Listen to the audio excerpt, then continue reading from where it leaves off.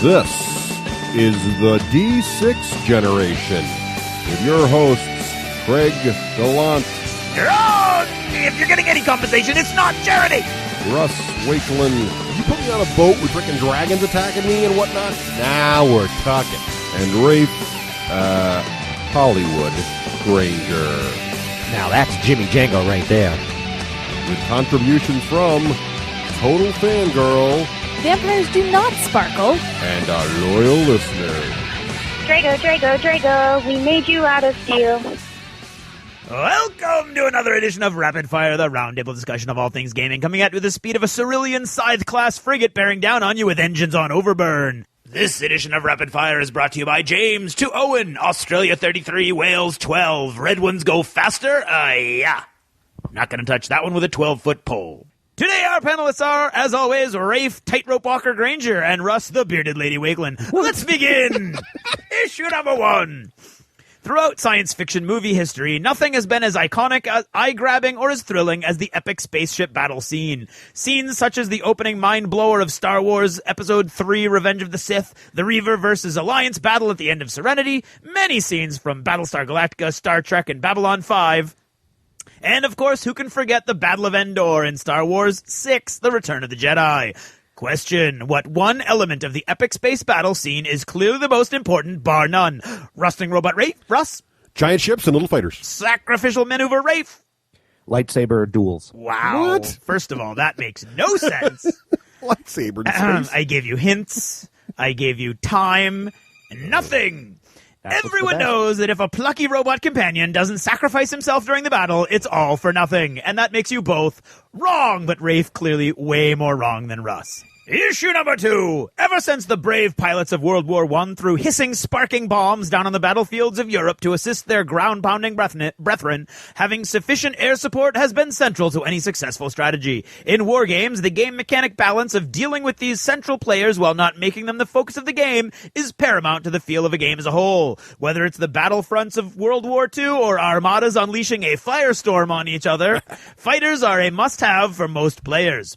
Question: if one would list all forces available to a commander, from the single soldier to the all-powerful battleship, between what two units would you find air support craft? Supermarine Spitfire Rafe?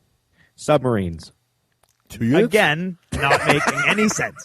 Earth Alliance Star Fury Russ? I'm going with ground and sea. Not enough, not specific enough. Well, with so many different types of units to choose from, it would be almost impossible to get the answer completely correct, but how wrong could you both be? More important than a fifth column, but far less important than a Lysistrata core. What? Please. Look it up.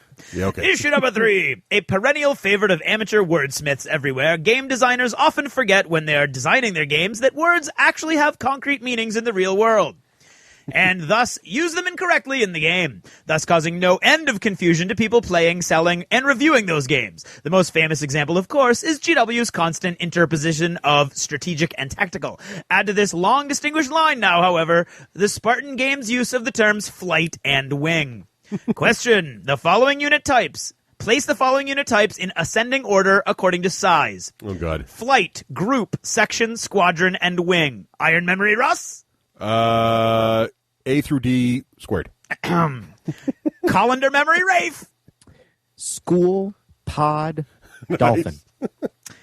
Okay, guys, whale, seriously. This is the only one that had a real answer. And thus, first it goes section, flight, squadron, group, and wing.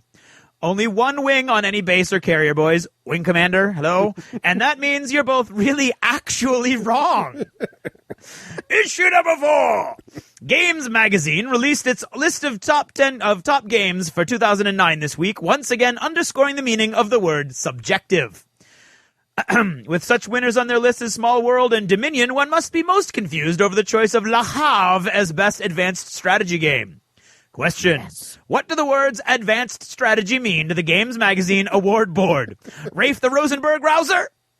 They mean the ultimate in seafaring economic strategy gaming. Russ, Yui unsuccessful? French town. Wrong! Clearly, the award board of Games Magazine thinks advanced strategy actually stands for advanced age and slipping in reason. Honestly, who in the EU actually bribed these guys? That's it for tonight. Thanks for listening, and good night. An even playing field. A clear set of rules. And a good roll of the dice. Dice are our vice. We are the D6 generation. Hello! Hello! Right? Nothing. Welcome to episode 46 of the D6 generation. That kind of goes together. 46, D6. I don't know why I like it, but I like 46. So we should celebrate the sixes instead of the O's. Yeah, ooh. Instead of like the 50th episode, Ooh, I like it. it's the 46th episode, That's which is right. as good as 50. That's We right. should. That's what we should do. There we go. That'd be Jimmy Django to do that. Then we're not doing it. No, I'm Russ Wakeland. All right, I'm Whatever. Craig Gallant. And I'm Rafe Hollywood Granger. Now on today's show, we've got a lot to do today. Complicated show. We've got to finish up that Giant Flames of War review we started last episode. You bet. Yep. And then we've got to cover a whole new miniature war game, Forge forward into space. Firestorm Armada.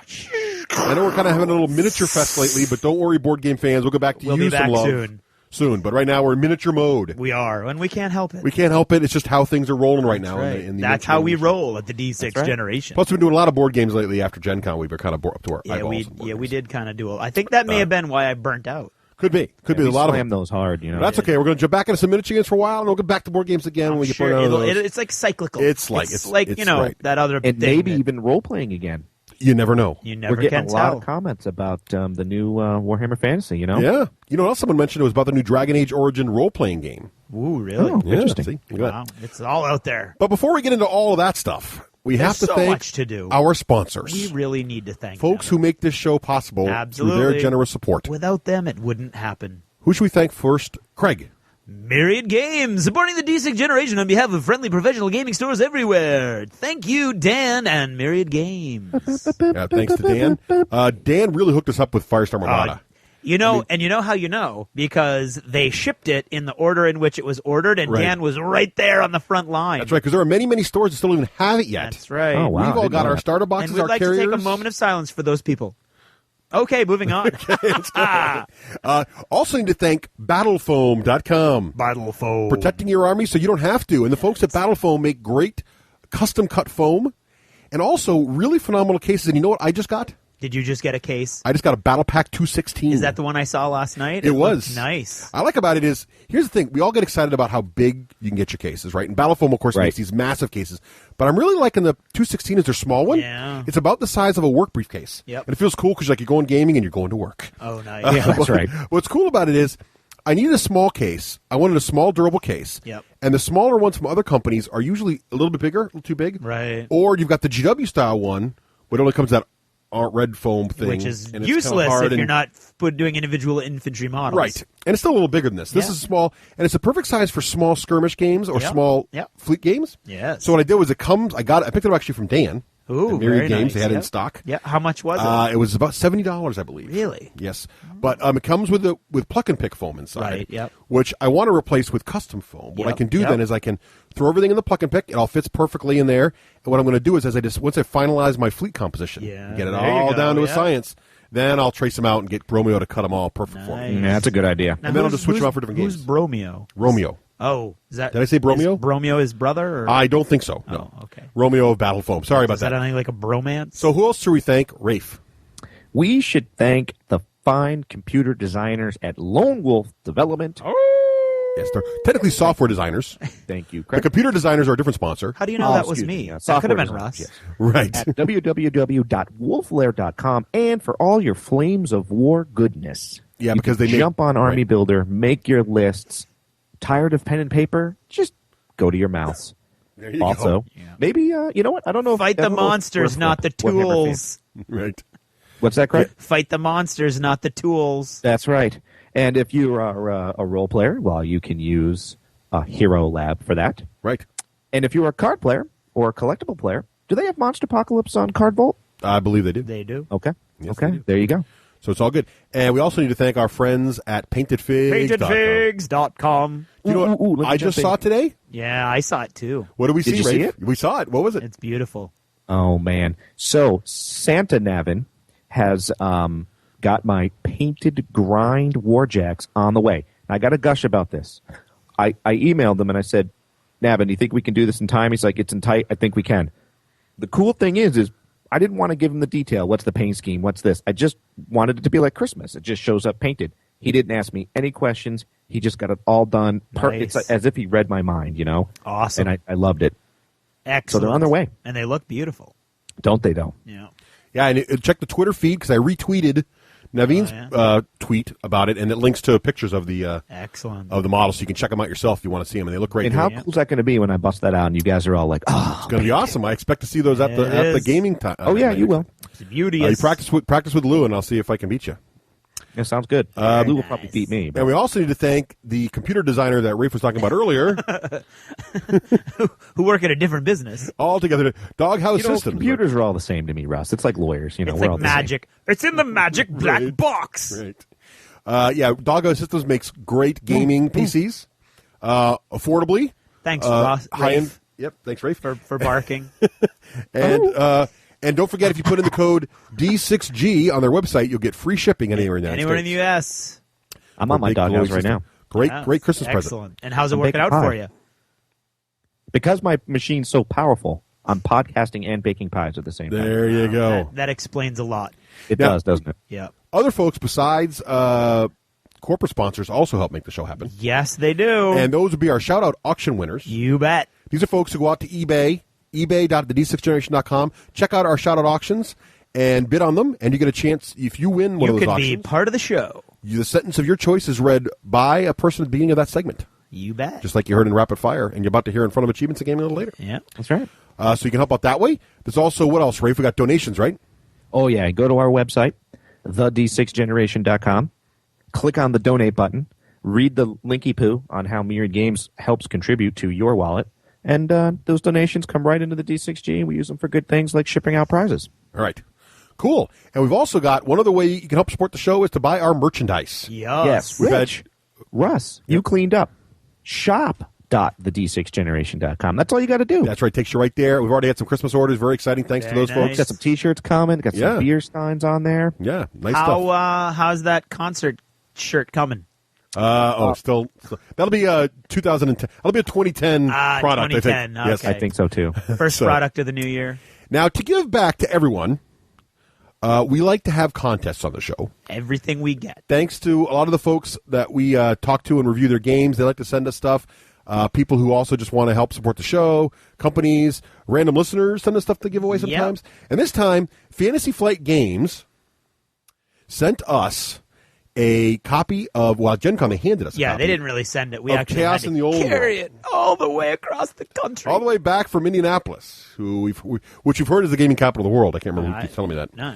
But anyway, so those games are heavy. Chaos in the Old World, great game, and we had a little contest. How did the contest work, Craig? Well, we asked our listeners to write limericks, and again, we expect you guys to be a little bit above your average podcast listener, so we're expecting some literary masterpieces from you, and we got a whole bunch of metric ton of entries. Oh, yeah. Ridiculous number of entries. I lost count. I can't even count that high. Some of them were amazing. Some of them missed the scale of amazing by a little bit, maybe, but we appreciated every one of the ones that you guys sent in.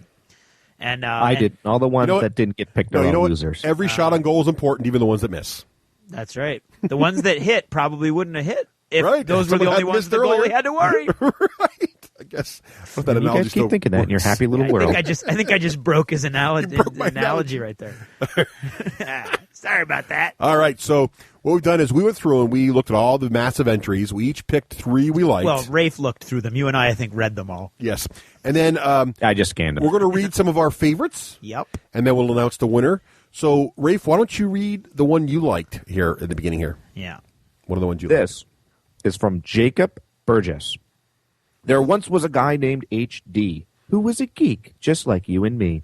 Though he would get distracted, he always acted for the betterment of that old D6 squirrel. Nice. That was a good one. I like that. Little humor is always good. Yeah. Craig, you know what? It still rhymed in the end. It did. That's what I liked so about it. It was so subtle. It did come back. Yep. So what do you got, nice. Craig? What's this one about? Let's see. Well, this one was about my favorite Chaos God, so that's probably why I liked it. Who sent it in? It's by Michael Sullivan. All right. It is said Tzeentch is mean and malicious. Neurotic, unstable, capricious. These lies are uncouth, for the pure, simple truth is that your human soul tastes delicious. That's a nice one. Good cadence, good rhyming. Yep, very nice. I liked it. That was a good one. Excellent. Why don't you go back to back here, Craig? What's the other one here? Okay. Is that R. Gielan? Sounds right. Gielan. R. Gielan. The old world sees bloodthirst and rot, perversion and devious plot. Man always aboard. Its use is aboard. Still, chaos gods play games a lot. Nice. That was a good one, too. And now the rhyme worked because aboard and board, not even close to the same words or the same spelling. But anyway. You liked it. I'm defending it. I liked it. Right. I got one from David Wines here. While talking one day with Korn, Slaanesh noticed his co-god forlorn. It's your own fault, said he, that I win frequently. I get points from your huge stash of porn. P-H-O-R-N-E. Yes. But I like that one worked. The cadences were good. Yes, you made it I had to work quite well. But he did send along a pronunciation guide to Yes, kind of make he sure did. I got the right hard syllables. Yeah, so yeah. so it worked out. Thank you, Dave, for that one. I thought it was very, very clever. Mark Hawkins sent one in of my favorite god that goes a little bit something like this. There once was a thief who would burgle from cultists who worshipped foul Nurgle. But a trap they had laid, in his face it had sprayed, and his scream came out more like a gurgle. Nice. I like that one. Yeah. That was good. I thought the last sentence almost was a little long, but it worked in the end. It did work. I liked it. I thought so, too. You had to speed it up there in the middle. Yeah. Yeah. Yep. I got one from Carrie Pymont. We know his obsession with flesh. For this reason, she often would thresh the skin of from bone, while the victim it moans. What a beautiful god is Slaanesh. Bleh. I like that one. It's tight, No, it's good, gross, but it's chaoasy, captures the feeling of Yeah, Slaanesh. yeah, I liked it. Very good imagery on I that didn't. one. Yeah, very I didn't visual. mean in a bad way. No, it's in a chaos right. of goodness. I mean in Yeah, the that best one- of all possible ways. That one was a good one. Now this one coming up next is our second place winner. Yeah, you go ahead. It's one of the ones that we both agreed on. Yep. So you'll take the final one then? Why don't you take the final one? Or what No, we're- because that's not my. Yeah, I've already done two. Okay, here we go. Go ahead. So I'll take this one then. This one's from Joseph Kraus. There once was a god named Slaanesh who had quite a thing for pierced flesh. Oh, not in the corn way, rather the porn way. Nipple rings and bare skin to thresh. That was a good that one. I liked it. And Rafe, why don't you take the grand prize winner? All right. Who sent it in? Drum roll, please, Craig. Thank you very much. And the winner is, liked by all three of us unanimously, Matthew Stanley. Yay! There once was a man of the Reich who oft found a girl to his like.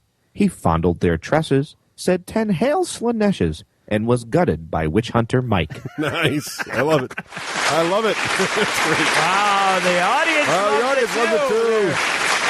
They're really loud tonight. That audience. That's a That was loud awesome. audience. That was awesome. So congratulations, Matthew. Make sure you send in your address to us. And we will have that shipped out to you pronto. Yep, and it's got to be from the same email you sent in your submission from, and we'll make sure you get your brand new, only opened once by Rafe, who was confused, copy of Chaos in the Old World. It lacks only the plastic wrap. Right. Is all it lacks. Actually, The box was never itself wasn't opened. even opened. Yeah. Was not open. He will get that nice fresh box smell and sound. Just all have by the shrink wrap removed. Right. Yeah. There we go. Okay, so That was more of an elephant, really. now it's time for Achievements in Gaming. with a shout out. The Walkinstown Gamers Guild wishes all our fellow gamers peace on earth and goodwill to men. Except, of course, on the gaming table, where we hope to leave our opponents crushed under a very heavy mountain of tiddlywinks. So what games have you been playing, Rafe? Anything? I did. I will save you for later. Craig, what have you been playing? We'll talk about Firestorm Armada in a second, I think. But I actually went over to Karen and I went over to Andy and Cherie's during the blizzard. It was great fun. Oh, yeah. And Joel was there. Jamie couldn't make it, but Joel was there. Nice. And they were playing Middle-earth Quest. Oh, yeah? Oh. That is a giant involved game. It does look giant and involved. Pieces look phenomenal, though. Yes, Components it's a are amazing. beautiful looking game. Yes. And from what I've gathered watching it, it's not as monstrously difficult as it looks like, but I still find it intimidating. All the bits and pieces. But Okay. anyway, so that's what they were playing when we showed up. We then played Small World. Oh, nice. We played Small World with for that. the Grand Dams expansion. Ooh, how was the expansion? Wait a minute now. Karen played Small World Yes, again? and she loved it. Yeah. Good. Congratulations. Yeah, give another yeah, achievement for that. yeah. Getting your wife back in. There you go. So how was the expansion? It was neat. It was Yep. really neat. It comes with 3 new races. Yep. The white ladies, who are like ghostly ladies. The gypsies are brutal, man. The gypsies, every turn you take everything off the board. Oh, and you leave wow. a coin behind. So you gain gold for every territory you held at the beginning of your turn. Oh, wow. It's crazy. So it forces you as a gypsy to keep moving around. Yeah, yep. It costs you those kept. They're brutal. Wow. You got to like kill them off fast. And then the priestesses, when the priestesses go into decline, you take all of the extra pieces off like you normally would, but instead of leaving one piece on every territory they own, you choose one territory they hold, and you stack all of those tokens up in that one territory as an ivory tower. Oh, neat. And you get that many gold every turn until somebody goes over there and Oh, kills them neat. all. That's cool. I like that. So they're That's really cool. neat. Now, is it priestesses or priesti? It's priestesses. Oh, okay. And and then it's also got 2 new abilities that didn't come into play, but we saw actually all of the 3 new races. It was really the gypsies. I'm telling you, that I was on the edge of saying like the gypsies were just too powerful. Yeah, but not after we knocked. Well, we were them out. that with the flying mages too. Once you learn some things, like just kill them. Yeah. Oh, And then yeah, no one picks them because now they know they're going to get exactly the same thing with sorcerers. Right, it's got After you nice see game them balance used that the way. first time, Yeah, right. you just smack them down. Right. So that was awesome. And then we played A Touch of Evil. How'd that go for you? Which again, I'm reminded that A Touch of Evil, I think it's a math problem with A Touch of Evil. A math problem. There's huh? not enough in the game to advance that shadow track. Yeah. So yeah. So when you we first played it, I remember thinking that was you feel all and it's a luck of the draw is 100%. And if you've got the right mystery cards coming up, you've got all the time in the world to buff up. And it got a little tense. Because Cherie tried to do a little conjugal king making. She got bored and she wanted the game to be over. Yeah. So she tried to. I don't even have a word for what happened next. So she used a card to try to help Andy, and Karen was like really mad. Like, you can't do that. We just played for 3 hours and you're just going to give it away. And she's like, nope, I am. And I had the card that cancels out somebody else's card. So I was like, oh no. Okay, fine. So for my wife, I made the game drag on. So you did conjugal unking making. I did. Yeah, I was going to say, you did reverse conjugal. I did conjugal king breaking. Yeah. Actually, I think you were just playing to ensure conjugation. Yes, because I like my grammar. Is that how it's working? I like my grammar. And so we had an absolute blast. It was a lot of fun. It was really nice to see Karen back into playing some games. Good. Because she loves A Touch of Evil. Yeah. It could drag on forever. She didn't care. You know, And she we would- had the expansion for that, guys. Yes, Did you tell her? You told her about Betrayal House on the Hill, right? Yes. Yeah. There's rumors it's coming back out again. Yeah, she's That's not a pretty big rumor person, so until she sees it, she's not going to. She ain't believing it. excited. Yeah, that's how I'm about Firefly. Yeah. Good egg. Yes. Describe briefly Middle Earth. Is it a Shadows over Camelot game? Is it a Descent game? Because people are recommending we play it. It's kind of like a combination of both because it's on one giant board. Yeah. It's all players against one other player, though. It's Descent kind of game because you're all playing against You're playing against Sauron, right? The One Ring guy. But you level your characters up and stuff. I guess. I don't that know goes that much more about it. detail. That And you don't play the party though. You play other heroes that were ancillary to the main quest, but they were still fighting important battles. When the main quest was it going on. occurs on the timeline between The Hobbit and The Lord of the Rings. Fellowship of the Ring. Fellowship, right. Oh, okay. And so it's it's how the heroes are checking Sauron as he tries to expand his power before the Fellowship. Yeah. Okay. I do want to try it. It's one of those games where you got to have a lot of time to do it. But they were playing for 3. I just can't. Not your thing. You're not in the big board games anymore. I'm Come not. on. The Harp goes for 5. I mean, let's go. Come on. Yeah, and good luck getting me to that without chains and shackles. So see, it's not a Euro game for you because you don't play the hard. Really you're not playing Middle Earth. I didn't really enjoy A Touch of Evil either. Yeah, see, that's too long. I mean, it's just. Battlestar can go for 3 hours, but it's somehow different. It feels like there's an end in sight. Yeah, I haven't played that in a long time as much as I would have liked to. Yeah. But so anyway, don't add on the Caprica expansion. That's another. Yeah. Well. All right. Anywho. So anyway. So I played really. Oh no! You wait. You just hang on. Hold your horses. Hold your horses. We got you covered, buddy. So I also played Firestorm Armada, which yes. I don't think we'll even. Well, let's just say this: I played 2 games. As did I. We both played. Last games night, Firestorm was a big game. Huge. I feel very fortunate that our game group got so into this game so quickly. Because it really. I think we blew away everybody at the store because there were 3 beautiful mats set up there, and we had a lot of stuff going on, and it was just wonderful terrain. All the fleets were represented. Someone had bought one of each of the new fleets. And I got to say, you guys were some very effective mobile Magpie Force, man. It was crazy. And almost all of them were painted. And it looked wonderful. Boards, terrain. It looked wonderful. So we'll talk about the game more and give examples from the battles. Unite. That's right. But it was fun, and I had a blast, and the game really. We'll talk more about that later. Yeah. So let's talk about modeling. But you know what? We had a special call. It's my turn. No. We got you covered, buddy. You've been helping out someone else with achievements, Rafe. And he wanted to help in the modeling section here. And this person really wanted to help you out. So let's go to the phone lines here and see who. Hey there, Russ, Craig, and Rafe. This is John Richard from Game On with Cody John. and John. And I'm just giving you a call to specifically thank Rafe for mentioning me on the show the last couple of episodes. You're welcome. And for, basically taking credit for my achievements in gaming. That was really nice of you to do that. And, you do such a good job on the show, Rafe, and you work so hard. I wanted to give you an opportunity just to sit back and relax, and I'll go ahead and just specifically tell you some of the things I've been doing in gaming, so you don't have to worry about taking credit for those things. Maybe I can get those achievements for myself. So just sit back, have a sandwich, pet your dog, whatever you want to do there, and I'll just tell you a little bit about what I've been working on in gaming. So the first thing I've been working on is, man, I've been playing a lot of Latro. I mean, I've just been going crazy. My character is, strangely enough, named Stony. Just strange coincidence. And he's really working on his pie making. He's up to level, 112, 113. I have kind of lost count after so many level ups lately. But he's gotten about as high as he can in pie making and is moving on to cobblers. We're going to try cobblers. We started with a low-level blueberry. Going to try to move up to some more complicated ones like some rhubarb and some peach, That is a challenge. And really having a great time with Stony there. We might even try an omelet. I mean, why not? The Latro world is so broad, so might as well try it. Also, been getting back into Flames of War. I don't know if you guys knew that I was interested in that game, but doing a lot of Flames of War modeling, especially. I know Craig would ask, so I'll just go ahead and say that this past week I have painted between 5,000 and 6,000 models of Flames of War.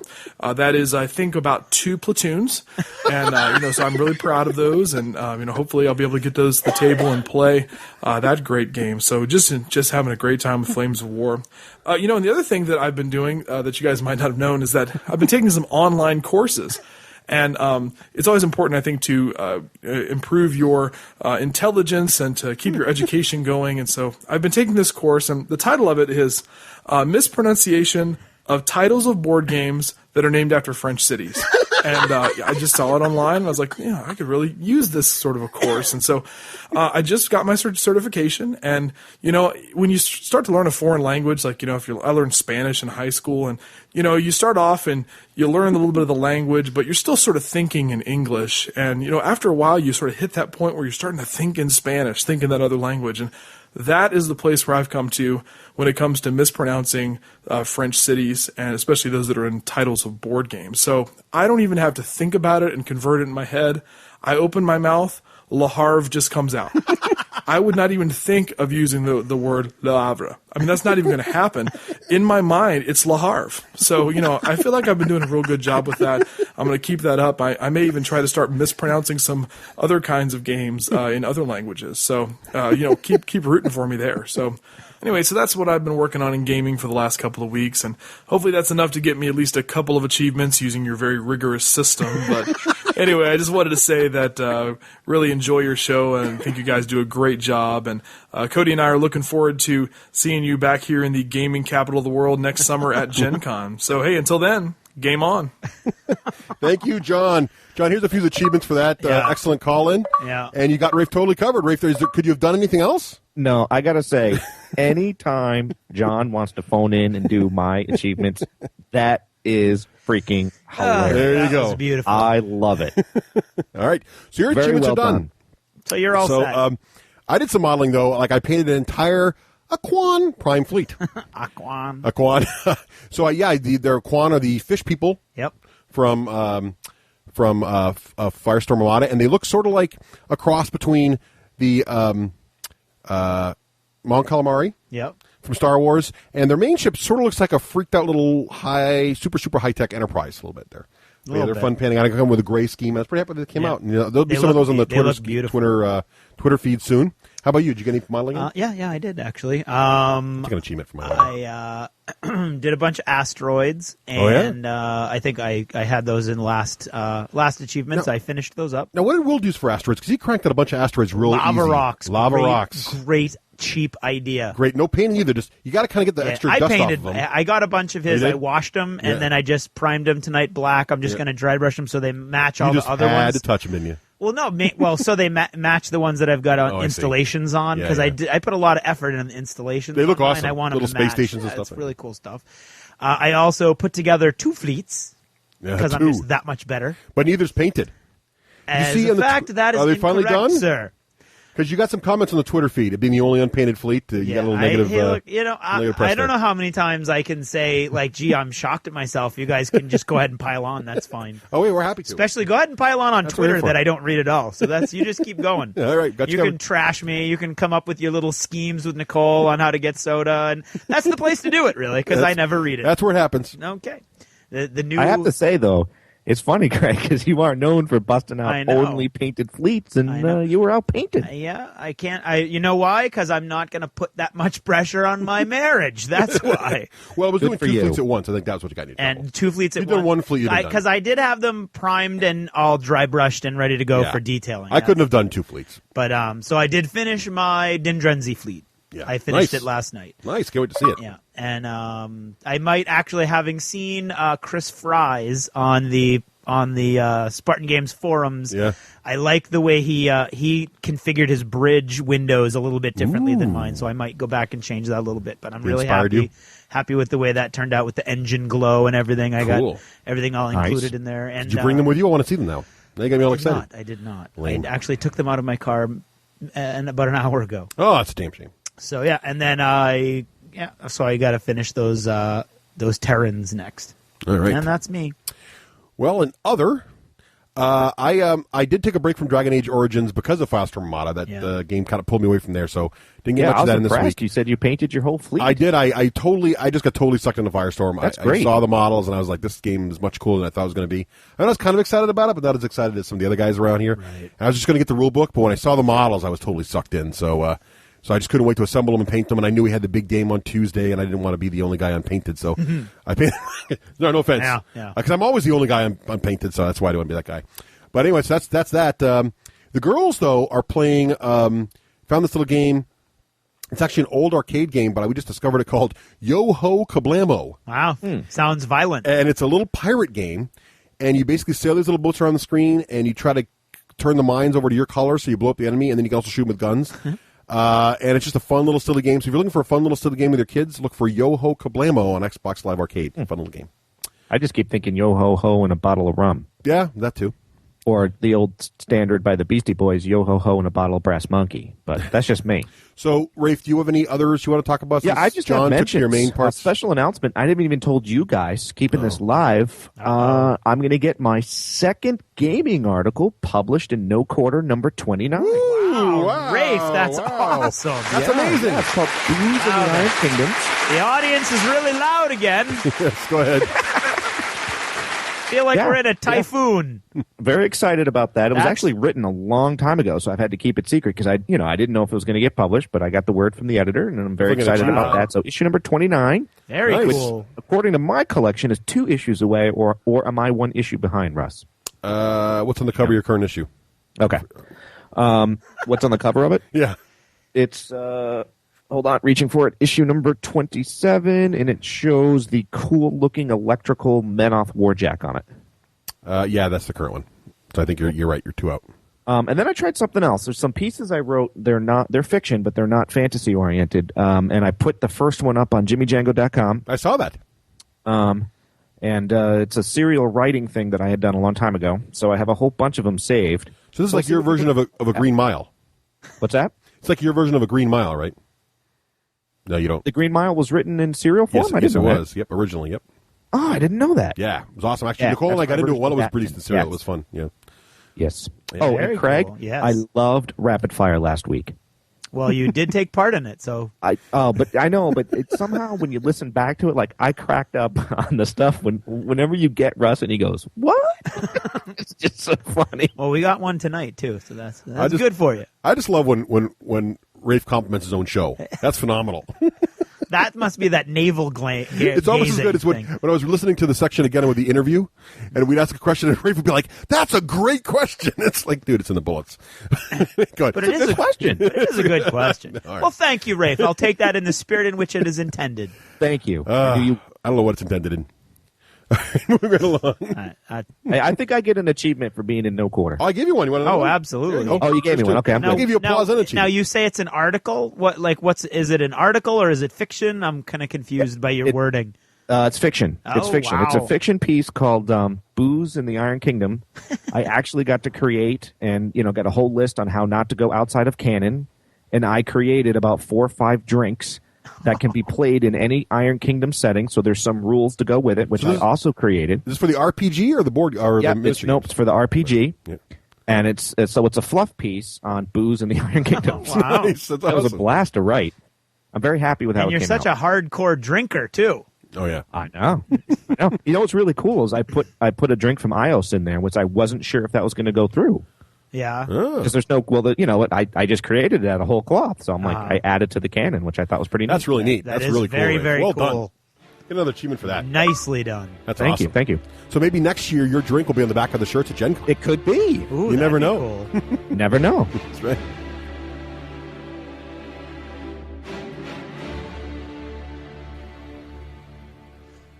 No one could have believed, in the first years of the 21st century, that gaming podcasts would spread across the planet like a strange red Martian weed. Striding among them, like a huge alien tripod, walked the D6 generation. The astronomer Ogilvy assured me that the chances of anything good coming out of New Hampshire were 1,000,000 to 1. But still, they came. The D6 generation, the greatest gaming podcast on this or any other planet, and the only one to feature words from Wales. I looked up, straight into the eyes of my beloved Carrie.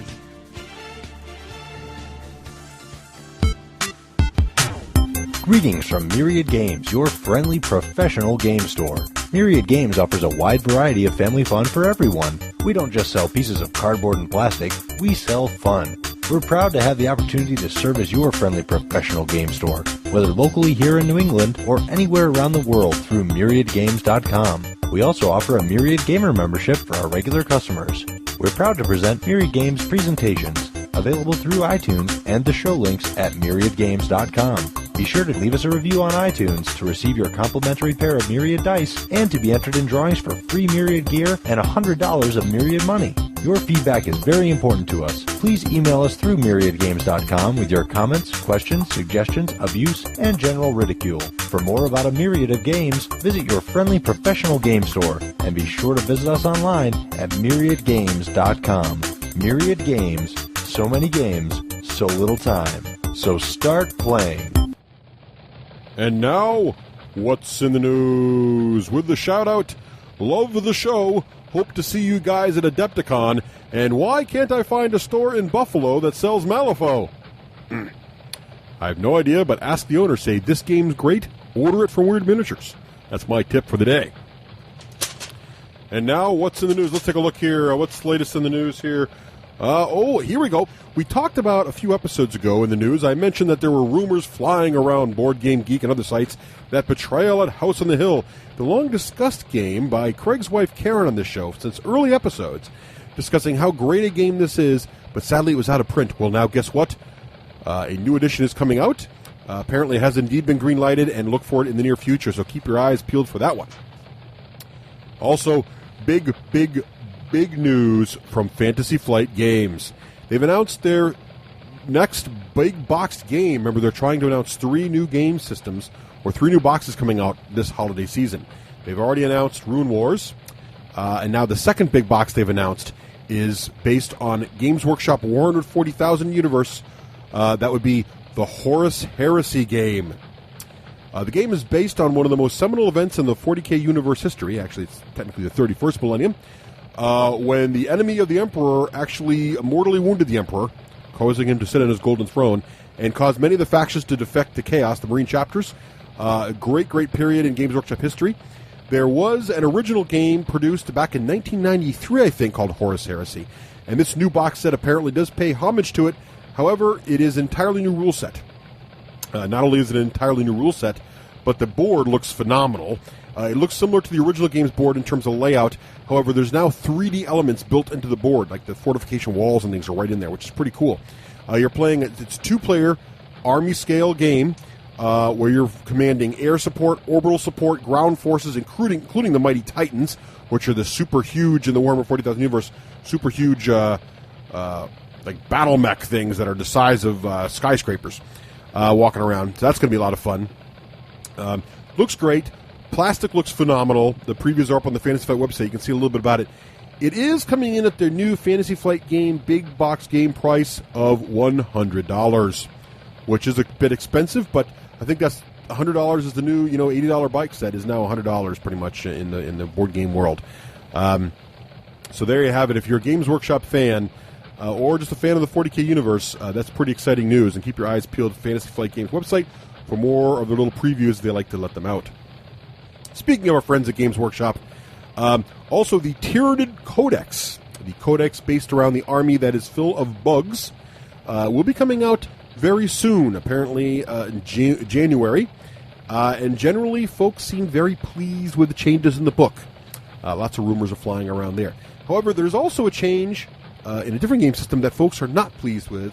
Apparently, Games Workshop also recently published a new version of the Blood Bowl Living Rulebook, and it seems that folks are not too happy about the changes. Apparently, it's just sloppy, and some things aren't very clear. So I don't know what happened there, but take that if you're a Blood Bowl fan, you might want to check out the new Living Rulebook. It is free, and see what you think of the changes there. On to War Machine. As we've been saying for a while now, War Machine Mark II is getting very, very close. In fact, Privateer Press's game of mechanized, steam-powered combat now has a street date for the Mark II version of January 6th, 2010, which, as you well know, seeing it is now Christmas when the time you hear this, basically, this is close, a couple weeks away. So if you're excited about Mark II as we are here on the show, you're looking for that. I can't wait. That's so exciting. I better finish up Dragon Age Origins. You're still not done with that game? No, but I got to get done so I can pin all those models. So get on it, Wakeland. Finish that thing up. Mass Effect 2 is coming out pretty soon. You better get... I know, too many games. Get on it then, man. All right. Speaking of video games, recently, one of the big annual events in the video game world is the VGAs on Spike TV, which stands for, of course, Video Game Awards. Now, I had a chance to peruse the... actually, Wakeland gave this to me over here. He can't hear me now because he's too busy playing Slaying Dragons upstairs. He got this list from Joystick. Thank you, joystick.com. The new stuff, of course, one of the big things they do at VGAs every year is in addition to announcing the winners of various awards, they also are sort of becoming the place to announce new things coming out in the following year, in 2010. So some of the big things announced at this year's VGAs include Batman Arkham Asylum 2, which is a big deal. Arkham Asylum 1 just came out this year and was by all accounts, stellar game. Got great reviews from basically an unknown publishing house. So it's great for a new company to get out there and do so well. And I think everyone's looking forward to Arcane Asylum 2. Or Arkham Asylum, not Arcane Asylum. Sound like Wakeland all of a sudden. Also coming out next year is Force Unleashed 2, the sequel to the successful Star Wars game, where you play Sith Lord's Dark Jedi Apprentice. And also another big game, hadn't really seen this one coming, Tron Evolution's trailer was shown. And, of course, the big news of the show, saved for the very end, was the gameplay trailer for Halo Reach, the new Halo game. Now, for those of you who are unaware of the new Halo Reach game, and it is a bit confusing because there's also Halo Legends. Halo Legends is not actually a new game. It's actually a new animated series, and some of the trailers have been on Xbox Live, and they're pretty good. But Halo Reach is actually the successor, the real true video game successor to Halo 3.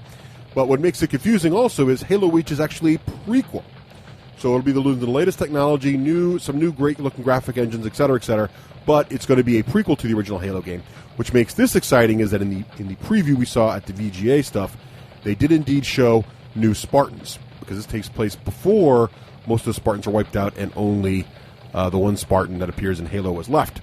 So now you have a whole team of Spartans working together. Looks really cool. You get to see some of the different armored suits. And so that looks pretty exciting. So if you're a Halo fan, definitely check out the trailer and get excited about fall 2010. Just to quickly sum up the big awards for all you game fans out there.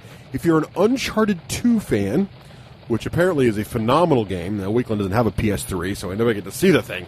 But apparently it's a quality game, one of the best titles ever made for the PS3. It did win, of course, Game of the Year, and it also won the Best PS3 Game. So that's Uncharted 2. The Best 360 Game category was won by Left 4 Dead 2. I know a lot of Left 4 Dead fans in our gaming group here, so I'm sure they're excited about that. Best Wii Game, no surprise, involved a plumber, Super Mario Brothers.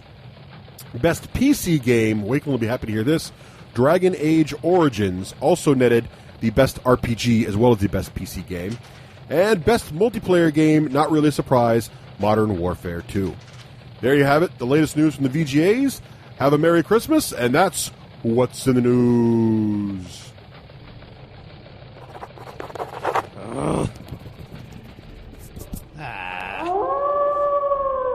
Tired of pen and paper? Take your game to the next level with Army Builder and Hero Lab from Lone Wolf Development. Army Builder has been the standard for Army construction software for miniature gamers since 1998. And coming out in July 2009, Army Builder 3.2 includes PDF support, streamlined user interface, mobile device output, and lots more.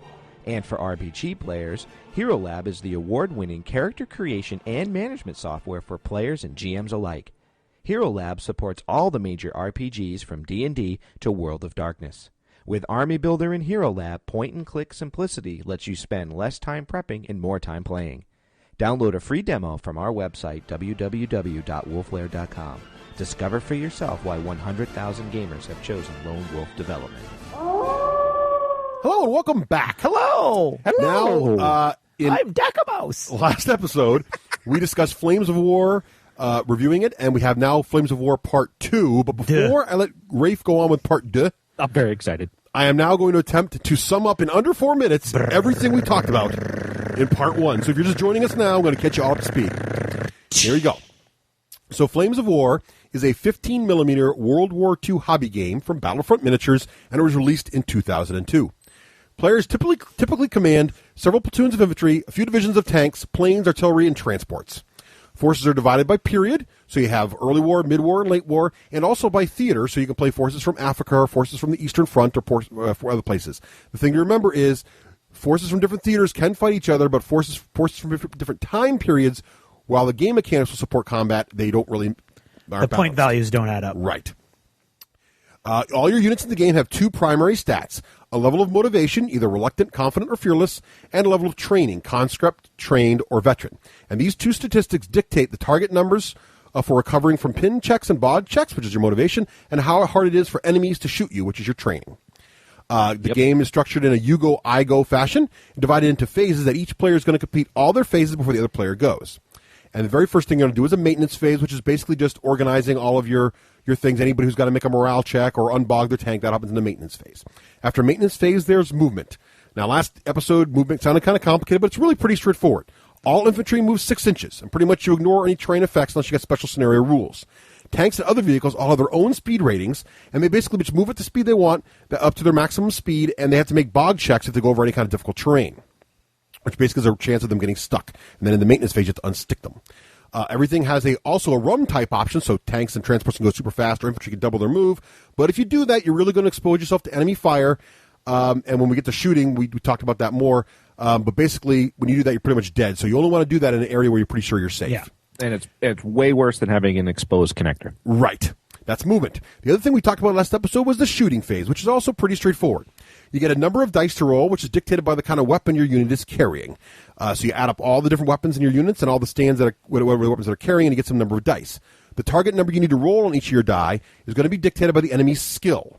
So you're going to look for some number based on if they're trained or if they're motivated. I'm sorry, if they're trained or veterans or conscripts. Right. You're going to roll the dice and count the number of dice that exceeded the number you needed to hit. Every hit you get, if the target was an infantry model, he gets a 3+ save against every hit.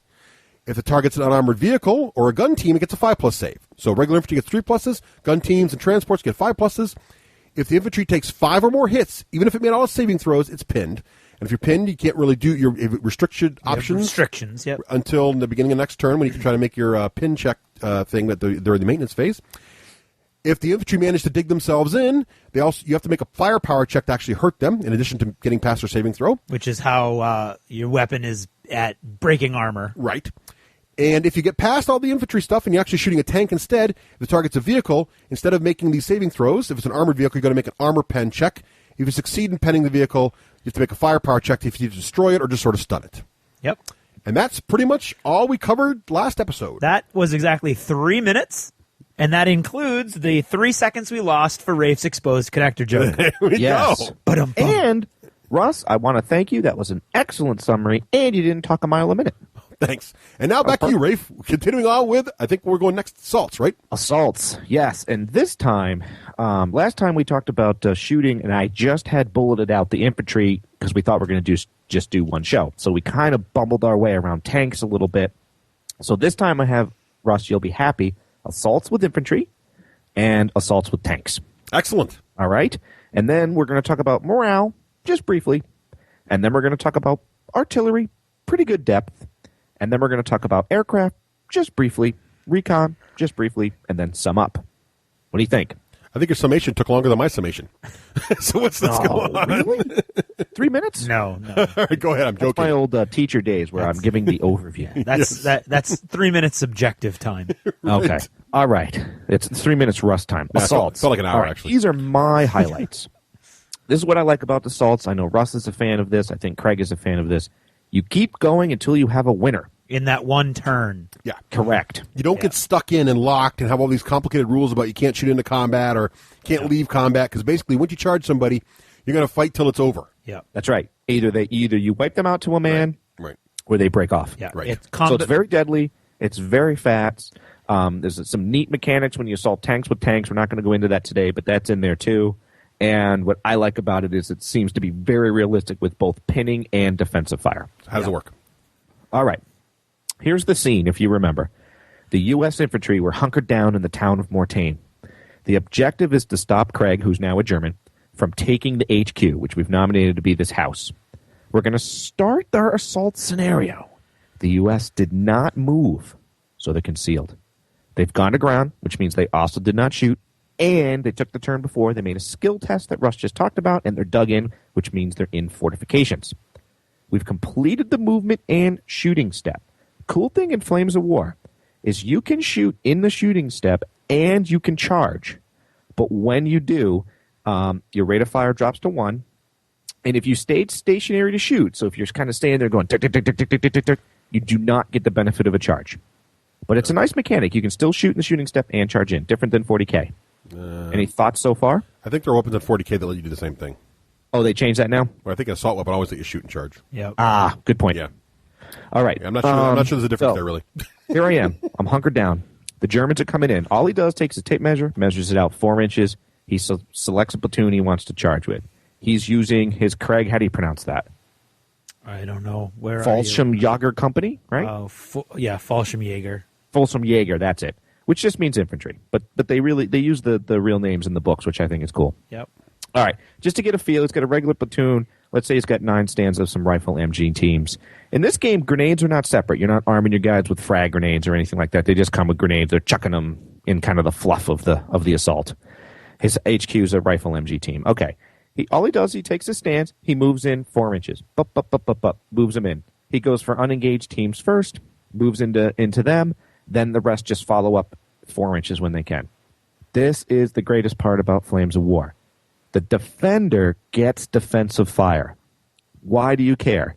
Russ, why do you care? What are you hoping for? Well, it's like fantasy, and that is that you get a chance to defend yourself before the guy charges you. Yes. And what you're hoping for is to pin him. That's right. If you pin him, he doesn't get to assault you, right? That's exactly right. So what you're hoping, there's always a chance, even if you don't kill anything, because he still gets the 3+ just save. hits. You just got to get 5 hits, which is not always easy, especially because here's the basic strategy of Flames of War. I'm going to take a version and give you tactics. That's what I have right here, actually. Right. I want to talk about tactics. Before you assault a unit, you have to pin them, or you're screwed. Why? Because when they get defensive fire, they're going to roll all their dice.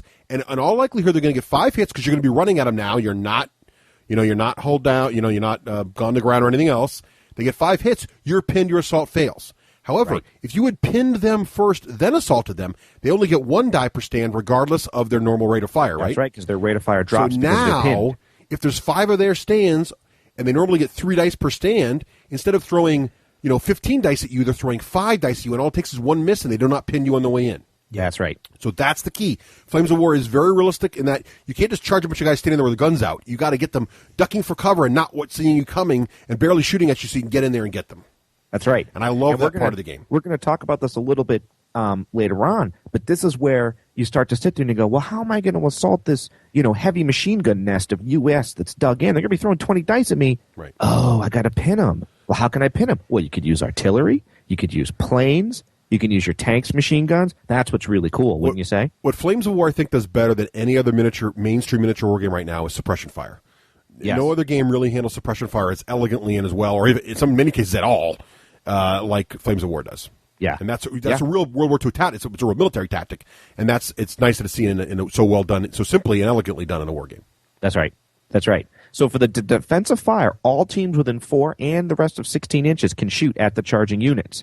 And as Russ described, if they're already pinned, their rate of fire drops to 1. But if they're not pinned, they opened up with all their dices. And the U.S., just to give a flavor of how the Army books work, the U.S. gets a special rule. Because they were armed with the Garand rifle and the, suddenly dropping the other name, can't think of the Garand, the Browning, I think. They get to re-roll misses in defensive fire or fire their full rate of fire if they're pinned due to the awesomeness of the U.S. Okay. Now, got a question for you guys. I shoot the Germans, and they're pinned.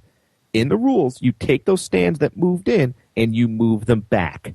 Do you guys have any, gripes about that to say, wait a minute, they might not go back where they were before? I don't know about much. No.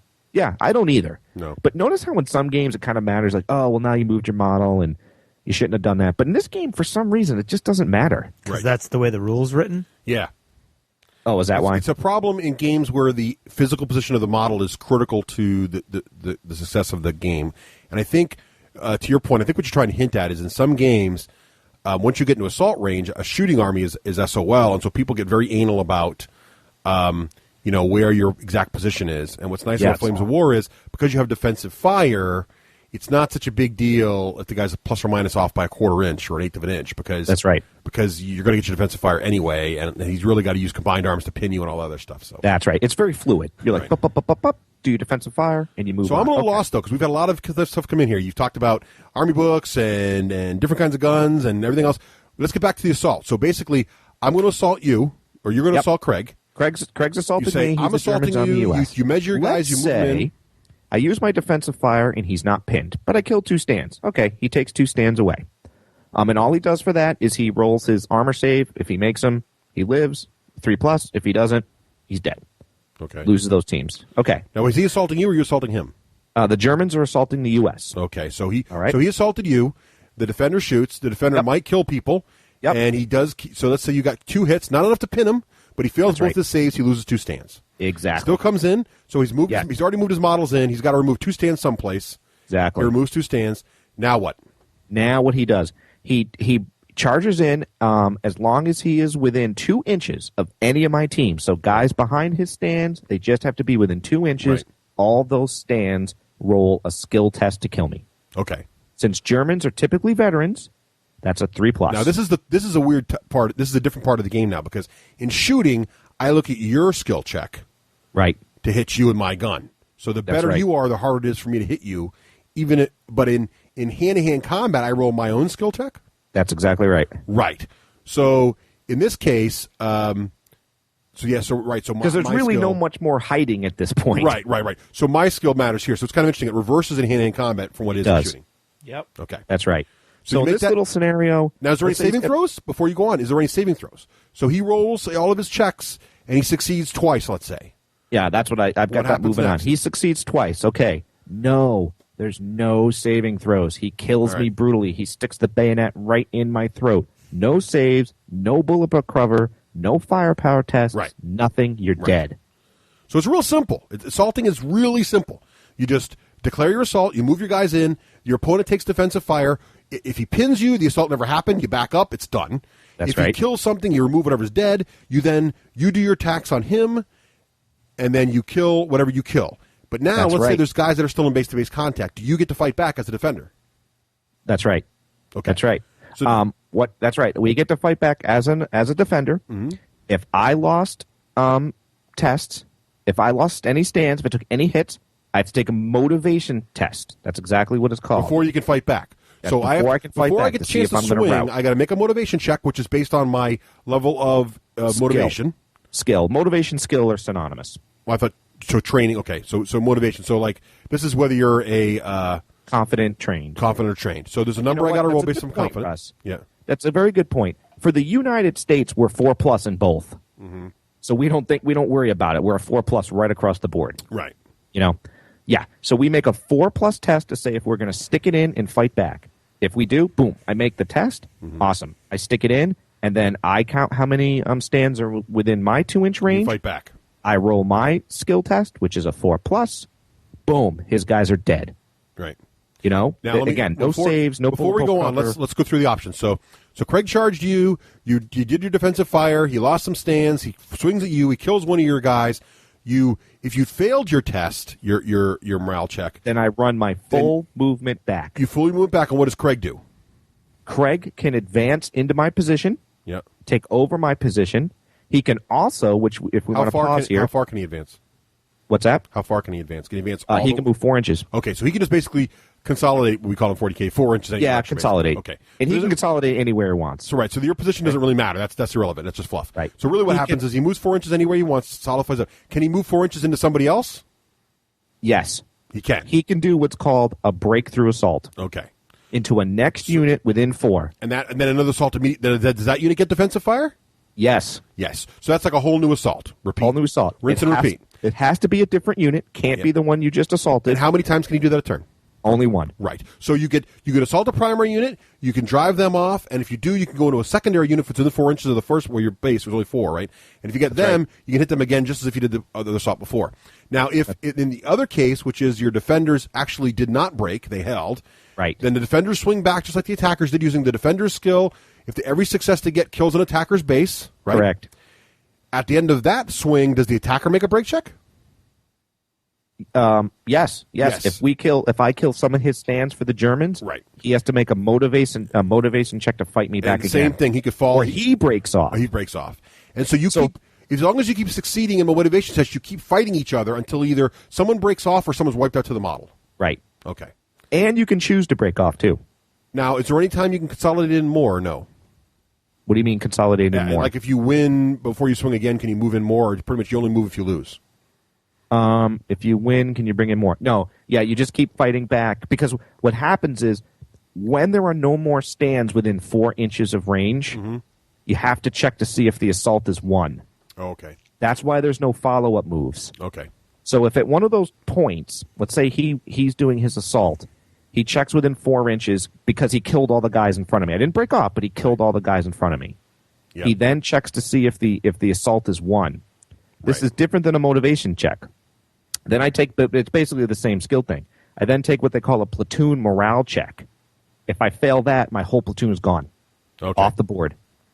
Oh, wow. Okay, so cool. So that's basically how it works. And then after that, if you win 2, you get to move in again and attack somebody else if it was your first attack? Yes. Okay. So is that assaulting? Yep. Yeah, you know what? That's pretty much everything. Great. So that's assaulting. And we're going to do tanks separately, I guess, right? Yeah, we'll do tanks next. Well, can we just highlight what's different? Yeah, well, first what I want to say is what I really like, let's talk about sort of the bird's eye view of this. Okay. What I really like about it is when those Germans come in, you may think you're going to be overwhelmed and die, but if you stick around, you pass your motivation check, and then all of a sudden Craig fails his for the counterattack, all of a sudden he breaks off. Right. And he's off the objective. And you can stay dug in and sitting on the objective. So it's not necessarily this sort of like I just got a squad of Terminators about to eat into my, Imperial Guard. It's not that kind of feeling. It can turn literally on the roll of a dice. Now, one thing that gets a lot of games bogged down is what happens if your unit assaults 2 different platoons at the same time. Yeah, I didn't, get into that different thing. Does it handle all that pretty clearly in the book? Because some books, games don't do that as well. I'm pretty sure it does. I mean, I think you just have to then divide what teams are hitting what platoons. Right. And they both there. fight back, and it's just like one big thing. But you basically can. I mean, you just have multiple assaults going on all at the same time. So they're all like mini assaults. Okay. Yes. Okay. Right. Yes. So the things I just wanted to point out is you take the motivation chest to counterattack, but then so you can like survive to like 3 stands, right? You think this is awesome. I'm still on the objective. But at the end of the assault, when nobody's around 4 inches of you, you got to take that platoon morale check, and all of a sudden you fail that, and poof, right. Your guys are gone. Do you guys remember that at all? I do remember that feeling. I remember that part of the game really brings the command and control into the game, where you got to have the right leaders near your units, because there's also motivation checks that happen, or platoon morale checks happen when you lose a certain amount of models from shooting, right? That's right. So you really want to make sure you've got command radius with your main leaders in the right areas, and if they die so early, you've got your platoon lieutenant near your HQ. Yes. You hope. So that's a nice feel for the game. I like that, and it adds a lot to the game. Yes, that's right. Now, can you just highlight what the difference between tanks and infantry is in combat, or is it a very, very different experience? Can I just highlight it? Yeah, I think I can. All right. The different experience is basically. Here, let me give you. You tell me where I go wrong. Or you want to go? Yeah, I'll go. Okay, so go ahead. Okay. The different experience is just like in real war, the infantry are going to be scared crapless about assaulting tanks. So if you're an infantry wanting to assault the tank, you have to pass a motivation check even to do that. And that also counts for defensive fire as well. Okay. The other thing is, of course, you got to penetrate the tank's armor. So the goal of the infantryman is, of course, to throw the grenades in the hatch, or shoot the bazooka in some sort of gun slit and try to blow the tank up. Right. So that's pretty much the difference. And of course, a lot of tanks are armed with a lot of machine guns. So a lot of times they're going to be able to shoot you in that shooting step and pin you down, which is going to drop your rate of fire down. So tanks are actually very deadly in assault. Nice. So and when you attack a tank, though, so it's basically like shooting. You just got to make their armor pen check, right? Yes. And your infantry's got some kind of flat armor penetration number, and if they've got the right grenades, it's higher. But if they don't, it's lower, right? So your units would have those grenades, right? I remember that. So my guys had a chance. It was I still remember being a long shot, like 1 and 3 kind of thing. But that's right. You had a chance, right? But it can. Right. I mean, and there's other things that can happen too, right? Because if you win but you fail to break the armor, you bail them. Mm-hmm. On an off chance they fail their motivation check right there, because they have to make that just like the infantry do. The rest of them have to move, right? And they have to move. And a bailed tank, if it's out of command with the rest of its unit, is dead in the maintenance phase. So that happened to Dawn in one of the games. So that happened drive too. them back. So it's not like it's not completely unheard of that you could. Yeah. It's a roundabout way to do it, but that's right. Repel them. Yeah, it's not easy. That's right. But you can. What's nice is even if those tanks roll up on just a rifle team, a rifle has an anti-tank too, and when a infantryman is assaulting a tank, you're using the top armor of the tank, which is usually only 1. So yeah, it's a tough chance, but you have a chance. He's not going to destroy the tank, but he could bail it. That's right, and stop in his tracks. Yeah. Of course, if you have Russ's troops which have the grenades, or you've got the guys with the bazooka, then now you're rolling an anti-tank 10. As long as you hit, you're going to blow that tank up. The reason the 1 is a chance is because the anti-tank of most infantry units is like a 2, right? Right. That's exactly right. And as we described last episode, when you make the armor check, so if the infantry hits the tank gets to make an armor check. He takes a D6 and adds his armor value on this top in this case, so it's a 1. So whatever he rolls on his D6 plus a 1 has to be equal to or less than a 2. Right. So the only way the tank could be in trouble is if he rolled a 1, right? Which plus 1 is a 2, which equals the rifle team's armor anti-tank rating, which means now the tank is just bailed out; it can't be destroyed. Right. That's right. But then if you manage to, like you said earlier, Craig, route the rest of the unit somehow, then you'd be okay. Right. I remember playing. I've seen that happen before because the tanks would get really bad luck and not hurt any infantry. Yep. The infantry would fight back and get lucky and just do one tank, so it forces the route check on the tanks. The tanks fail. They all run away, and the one tank suddenly dies. But it was something like that. So well, when it comes down to it, when you're looking at these motivation tests and everything, they're all one single D6. Right. That's exactly right. So, I mean, it's not that unreasonable that they're going to fail that. Right. Yeah, exactly. So, you've always it gives you the feeling that although it's unlikely, you've always got a chance. Yeah. Yes, that's right. So that's. Oh, and I should say one more thing too. Up in regular assaults and for tank assaults, when you break off, you become pinned. So if you do elect to come back, your unit is pinned, which may not be a big deal because you do get to check for that in your starting step when you start the next turn. Right. So, so the only other thing I want to say is when you have those tanks coming over, and they say this in the book, and you're infantry and you're in your dugout hole, it doesn't matter. They're rolling right up over the top of you. You have to make a morale check, a motivation check to even assault them. And if you don't, your platoon breaks off, you're pinned, you run from the fight.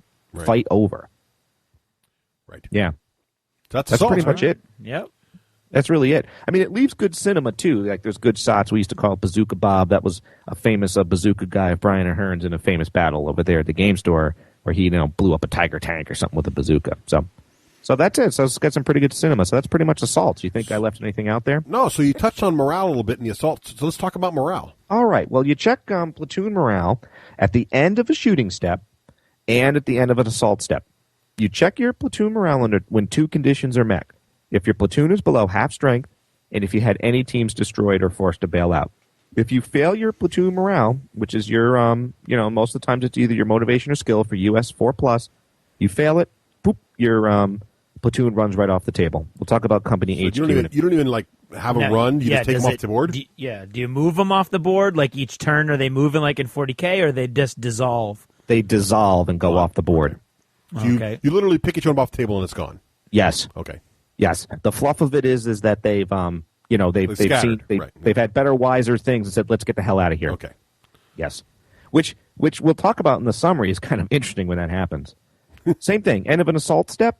So assault is over. You check if your platoon is at half strength, and if you had any teams or tanks bailed out, which you probably did. You take a platoon. If you fail it, you pick those models up and you move them off. And there's a very detailed section about what you count as being destroyed and what not destroyed. But the basic definition of when a platoon is at half strength is when you have teams fighting on the table that are less than what has been destroyed. And again, the book details how to count that because you have factors like what do you do with vehicles? What do you do with trucks? How do you count a bogged or bailed out vehicle? Again, I'm not going to go through that, but it's in the rule book. But it tells you what to count as destroyed and what not. And that's how you do it. If your platoon's at half strength, you make that morale check. Cool. The other thing we haven't really talked about yet is you have your platoon leader, which leads your platoon, and you have your company HQ. You have your actual company commander, and you have another guy what they call the 2IC. Right. I'm not going to get into two. There's ways where you can take your 2IC and you can attach them to different platoons. I'm not going to get into that here. Do you know what 2IC stands for, Rafe? Second in command. Very good. I believe, right? That's correct. All right. Good job, you. You tried to stump me, but it didn't work. I've had too much Hershey Kisses tonight. Excellent. So basically, there's these two commander dudes in your army, and they're important because either one can be used to help bolster morale for checks elsewhere. And yes. then also, there's some risks when you split them up. Again, I didn't write all that down, so I wasn't going to go into it, but you can. Now, isn't there some kind of condition that can happen where you got to make a whole army check, and if you fail, you lose the game? Yes. That is called company morale. You do that when you have more platoons dead on the side of the board than you have alive. So for old school players of games like Mordheim and Necromunda, this would be the bottle test. The bottle check. So in Flames of War, there's just a basic rule which basically says no matter how much you as a game commander would like your guys to fight to the death, at some point your army's going to look around and go, oh, dear God, we're losing badly and run away. That's right. And so that's what this check is, right? This is when it's gone so bad that but it doesn't really matter how bad it's going for the other side either, right? So if both sides are below half, you're both making checks. Is that how that works? Yes, you're both making company morale checks. So basically it's like things are falling apart. Both sides think it's bad. They don't know what's going on, and people are dying all around them, and they got to get out of here. Yeah, there's this weird cinema where you survive to the last bazooka team, and then over here you survive to the last stand, but then all of a sudden the enemy kind of kills them, blink, blink. Right. And you're like, oh, I'm below company HQ, below my company strength. You roll it. You do get one re-roll on your company HQ once per game. Yep. After that, if you fail both or you fail the next turn, your whole army, you pick them up, they're gone. You lose. You don't move them back, they're gone. And you lose right in that scenario. It's not victory conditions of the mission don't matter anymore. You just lost. Is that right? Well, that's a good question. Every game I've played, the person's on the objective at that point. Okay. So they also have the objective. Okay. Yeah. So, but that's interesting. So that's one. Now, back to strategy for a second here. It's sort of, correct me if I'm wrong here, but doesn't it sort of motivate the player to say, hey, I don't want my each of my platoons to die to the man. I want to keep, at least if they're doing badly, they got to fall back and keep a guy alive or two. So my overall number of platoons doesn't get below half, so I don't lose the game. Is that sort of how that works? Yeah, I mean, I think so, but I've never seen that happen in reality because somehow you, like I said, it's usually really decisive. Usually, like, you're on the objective and they forced you off, so you're like, unless I get a really good turn here, I'm done. Right. At every single battle, it's been like that. There's been no, like, hiding one little bazooka guy in the woods to win the game. Craig, what do you think in the games you played back in the day? Oh, I don't remember. You don't remember? No. I never remember that doing that little hiding the guy in the woods. It's always, but that could be the way I play though, Russ. Do you remember hiding a guy? I don't recall. I'm trying to remember if it's units, if it's platoons or overall model count period that matters for that. So if it's overall model count period, then it doesn't matter. I'd have to remember. But I just wonder if you remember utilizing that strategy. I remember being concerned about losses. I remember being concerned about attrition, which I like. Because a lot of games, sometimes you don't care about attrition. It's an unrealistic, I'm just going to throw my guys away, I don't care. Yeah. I remember in Flames of War being concerned about attrition. It wasn't enough to beat the guy and lose half my army doing it. I had to beat that unit and not take severe losses, Yes, I kind of like that feel to the game. You can't just mindlessly throw away your troops. Right, I like that part too. It adds a little bit of a realistic feel there. Yes. The other thing your company HQ can do is if he's near his platoon leader, it allows that platoon leader to re-roll certain rolls for, not for saves, but for pinning and for some other things. Again, I didn't break it into detail, but your company HQ does let your platoon leader make re-rolls too. Right. As long as they're in each other. All right, on to Craig's favorite thing. I remember he used to have tons of fun with all of his artillery batteries. I got lots of it. Mm-hmm. Yes. I had mobile artillery. Yeah, I had the ones in the back of little taff tracks driving around, launching big booms. Yes, I thought mine was cool till I saw Russ's. I had the Lorraines, and I had all kinds of cool stuff. It was fun. Yeah, remember the other annoying thing, Craig? I think we needed actual teams to be in our half-tracks and our armored vehicles to shoot the mounted machine guns. No, not the Germans. Yeah, no. They automatically get to even shoot their those. dog soldier driver wannabes can shoot machine guns. Yeah, actually, though, I didn't have those in my army because I was in Africa. Didn't have the half-tracks with that machine guns. Oh, they didn't. No. Okay. That only went with the hardcore Nazi party members up in Europe. So. Yeah, that's right. Well, this, again, artillery has a really neat feel. You can do bombardments. You have little observer teams sneaking away in the woods. You have little staff teams modeled at little tables with little clipboards. Russ, you remember those little staff teams? I do. Those are great to model. Those are fun. Those are fun, aren't they? Little stools that you model. And the cool thing is these things all have uses in the game.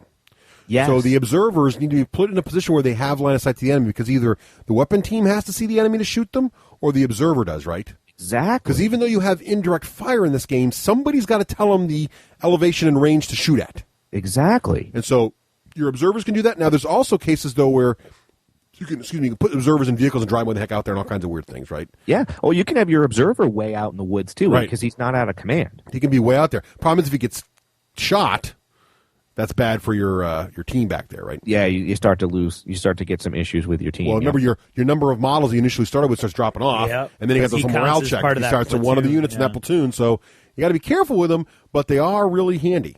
And it's cool that they have an element in the game. It's kind of neat. Yep. It's very neat. It's very realistic feel. And remember, we should remind everybody that we mentioned in the last episode, you can pre-measure in this game. So indirect fire is not guessing like it is in some other games. No. There's no deviation. You don't roll a scatter die. There's no scatter. There's this giant square template, right? Right. Which is really giant. Absolutely, yep. So giant square template, and you just it's huge. You basically, as long as you have line of sight to the enemy, you just put the template over the enemy where you're shooting it, right? Oh, yeah. And then what's interesting, though, is the difficulty of the shot, and you'll get into this in a minute, is you're going to get a number of guys under the template, but there's no scatter, but the accuracy of the shot's going to be based on how easy it is to see and the firepower of your guns and all that kind of stuff, right? Exactly. Okay, so how does that work? Yeah, and I want to add one more thing that's really fun. Craig used to love to do this all the time. Shooting smoke screens. Yeah, it's not as cool as it used to be, but it's still pretty darn cool. Yeah, well, I like the change they made. What Yeah, Craig's it's referring more to is in rule balanced. number 1, the smoke would stay around turn to turn to turn. Well, it had a chance of going away, but it might not. Now it automatically goes away next turn. Which, to be honest, I like more that better. balance. 'Cause, It's well, more not only that, balanced, it's less less distract- random. less the clutter. Yeah. It's more balanced, and it makes the play go a lot faster. But it was a whole hell of a lot of fun just dumping smoke in front of Russ's Yes. 88s. I remember that you well. used to love it. I You'd didn't lay have down 88s. so much cotton, we'd be like, ooh, it's Downey I just want for the Song. record say I've never used an 88. I'm not that kind of a German player. Going on record. Yeah, right. What did you have? You had something big. No, I didn't have 88s. Would you have the Pack 40s? No, I didn't have any. The only artillery I had was the Lorraines. I had them in the I had mechanized artillery. Oh, yeah, your little mechanized ones. Yep. All right. Well, Craig has his British-German battery sitting way back at the back of the table. They're behind a woods template. That's not going to confuse anybody. British, German. British battery is what I meant to say. And he's going to shoot Russ's Germans, and he's got his little observer up in a little building. Right. Way far away from the battery.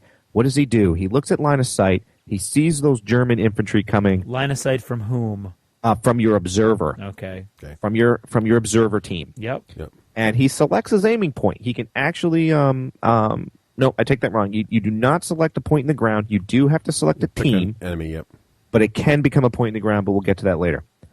Then what you do is you roll, and here it is again, you roll on your opponent's team's skill to range in. Right. Just like shooting. Yes, just like shooting. What's nice is you get 3 tries. Mm-hmm. So Russ is a German, so that means he's only seen on a 3+. Here's the thing. You're not actually shooting yet. Okay? No. You're just trying to see if you can acquire the target well. Exactly. You're basically checking to see how good of a coordinates your elevation and range your observer is giving to your team. That's right. Right? So you're basically, it's almost like 40K players, the Tau marker light's trying to roll to hit here. Okay, Right, so you're gonna, it's pretending these guys are shooting a bullet at you, but they're really just doing is trying to get the actual range to target. That's right. So you're gonna And roll. then you add some modifiers to that. You add +1 to the die roll for being concealed. Right. You add +1 if the enemy's gone to ground. Right. And you add +1 if you have your company commander or another spotter, not your observer, trying to observe. Right. So 2 guys got line of sight. You got a second chance. Right. And you get 3 rolls. Yep. So let's assume on one of those rolls, let's assume on the second roll, Craig has effectively ranged in. You place this big, huge square template. I'm talking, you could kill a whole platoon if they were all squeezed under this template. Right. It's huge for this size game. Any touch, corner, anything, there's no partials, they're hit. Right. Now Craig has to roll to hit. He has to roll to see how skilled is his battery, his men firing the weapon and hitting those guys. Mm-hmm. So now he uses his skill test to hit. He adds +1 to hit if it's his second ranged in. Mm-hmm. You guys still with me? Yes. Yeah. +2 if he's ranged in on the third attempt. Right. So and no although matter what, you always hit on a 6. So although you get 3 tries to range in with that observer team, there are penalties. If you don't get it on the first try, it's going to be less effective with each succeeding roll. Exactly. Yeah. So the effectiveness of your guns is going to be based on that. And again, the more rolls you take. Say if you don't get it by the third roll, you don't get to shoot at all. Right. Yeah, and I really like this because the cinema of that, the fluff of it is like, maybe they only caught the really like western side of the platoon, because they weren't quite in the right range or something. What's like nice that. too is you as the player can't just place a template anywhere on the table, shoot there, and scatter and still hit something. No. Right? You have to shoot where you want, and if your observer does not observe on 3 rolls, you don't get to shoot at all. It's not like it shoots and does little. It doesn't do anything. That's right. So, which makes sense because you as the player are omniscient. You have all the information on the table, but your infantry does not. Right? So that's where it comes in where, hey, if he looks over there 3 times and really looks hard and doesn't see anybody, he doesn't phone in his information to the guns, and the guns don't shoot. That's just that simple. Exactly. So I do like that. And if he phones in and goes, I think it's elevation, whatever, then it's a worse chance to hit. So yeah, there's no lucky scatter die. Because basically, if you make it on your first roll, your guns are going to hit on their normal to hit rolls, basically. If you make it on your second roll, they're going to hit with 1 worse. And if you make it on your third roll, they're going to hit 2 worse. Exactly. Which basically means in most cases they're going to need 6s. That's cases. right. So that's exactly right. right. You really want that first roll because that's you're going to hit on 4s for most people. Right? That's right. Plus or minus, depending on the enemy.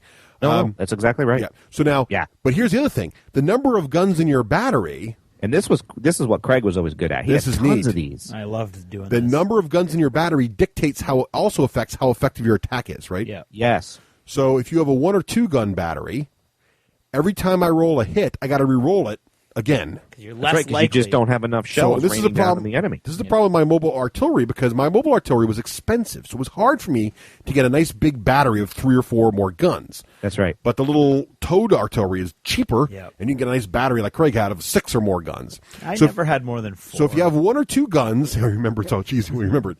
So if you have 1 or 2 guns, I got to roll hits, which is really tough.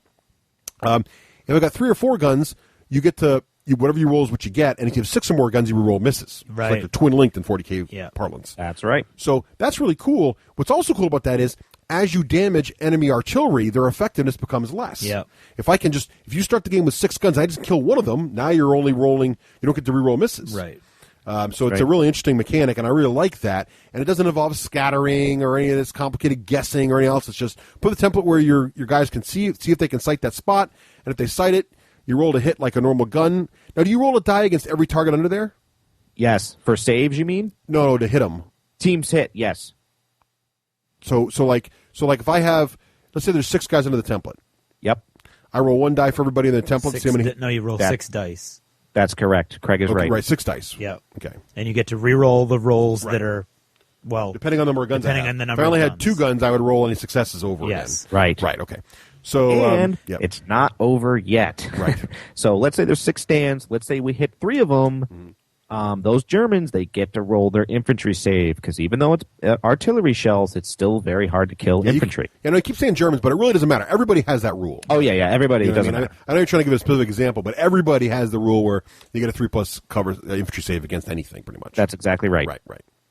Although, artillery is really good at trying to hit tanks.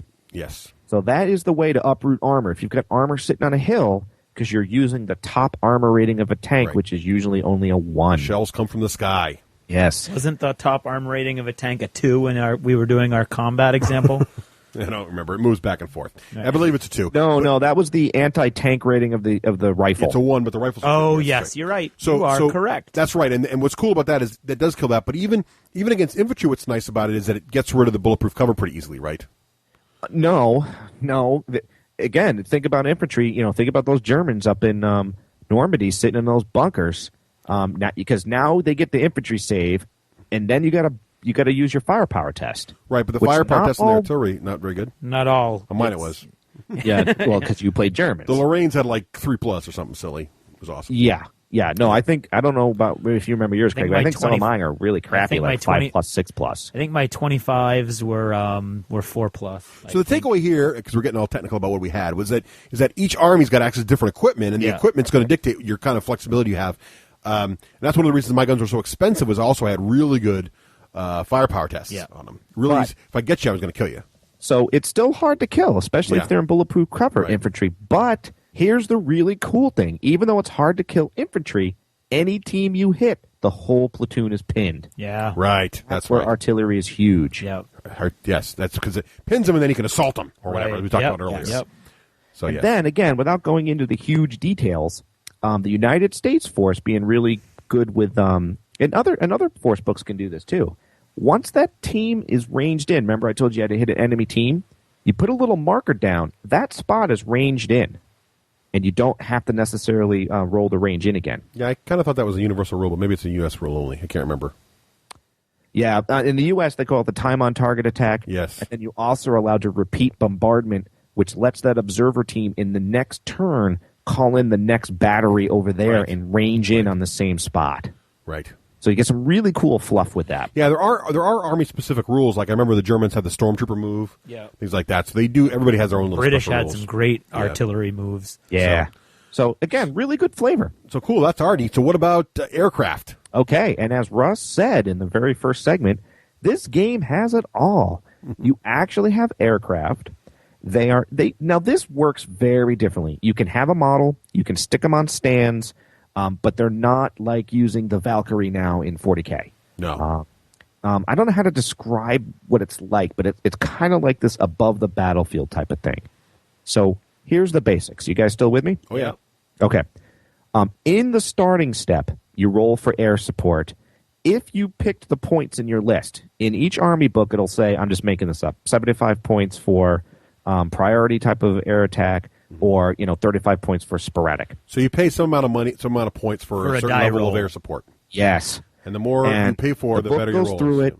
You use this pool of dice mechanic, kind of like Warhammer Fantasy. And in the starting step, you make a roll, and you might have 1 to 3 aircraft coming in. And when you do, if you have an aircraft model, but you don't need one, you can take your little aircraft model and stick them on the side of the table.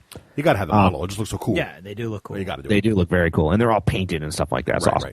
Right. And then you select your aiming point, and you position kind of how they're angled. And then during your shooting step, your opponent has a pool of dice, and he gets to let me go back a step. During the starting step, not the shooting step, during the starting step, when you're rolling for air support, he has the option to roll for fighter interception. And the rules go through how to do that. And his air support level is going to help him with his fighter interception, right? That's exactly right. So if he took no air support, he doesn't get to try to stop you. I can't remember on that. I'd have to look that up. I thought he had to have some. Pretty sure that, it's your fighter option that you paid for versus his. Right, and that's that why makes sense, because they do talk about using the pool of dice. And that's why I remember thinking you almost always you either want to have lots of anti-air on the ground or make sure you paid for some air support also, because if you're in a scenario where you've got no anti-air on the ground and you have none of your own air support, the turns that his air support comes in will be devastating. Yeah. It can be devastating. Yeah. I think it's a little fiddly, but we'll get to that in maybe this summer. Okay. So that's what happened. Air support, and then you can roll for fighter interception, and if the fighters fight the air support, this all happens off the table. You know, poop, you don't get your air support. But let's say some of the planes are coming in. During the shooting step, what Russ just said is true. If your guys on the ground have anti-aircraft, AA guns on your half-tracks, AA guns on your tanks, or you actually have anti-aircraft batteries, then you start shooting from the ground, and you have to hit them, and then you're making firepower tests to knock them out. And this is where the models matter. I mean, you could put a little marker and say my plane's here. But that's right. Normally you put the plane counter down, and now my anti-aircraft guns have certain ranges, and I get to see if you're in which anti-aircraft guns you're in range of, and I can shoot you, right? That's right. But if I do that, I am not allowed to shoot my own shooting step of that vehicle, right? I think something like that happens. So I'm not sure about that, but all I remember about that with the AA guns is your tanks become open hatched.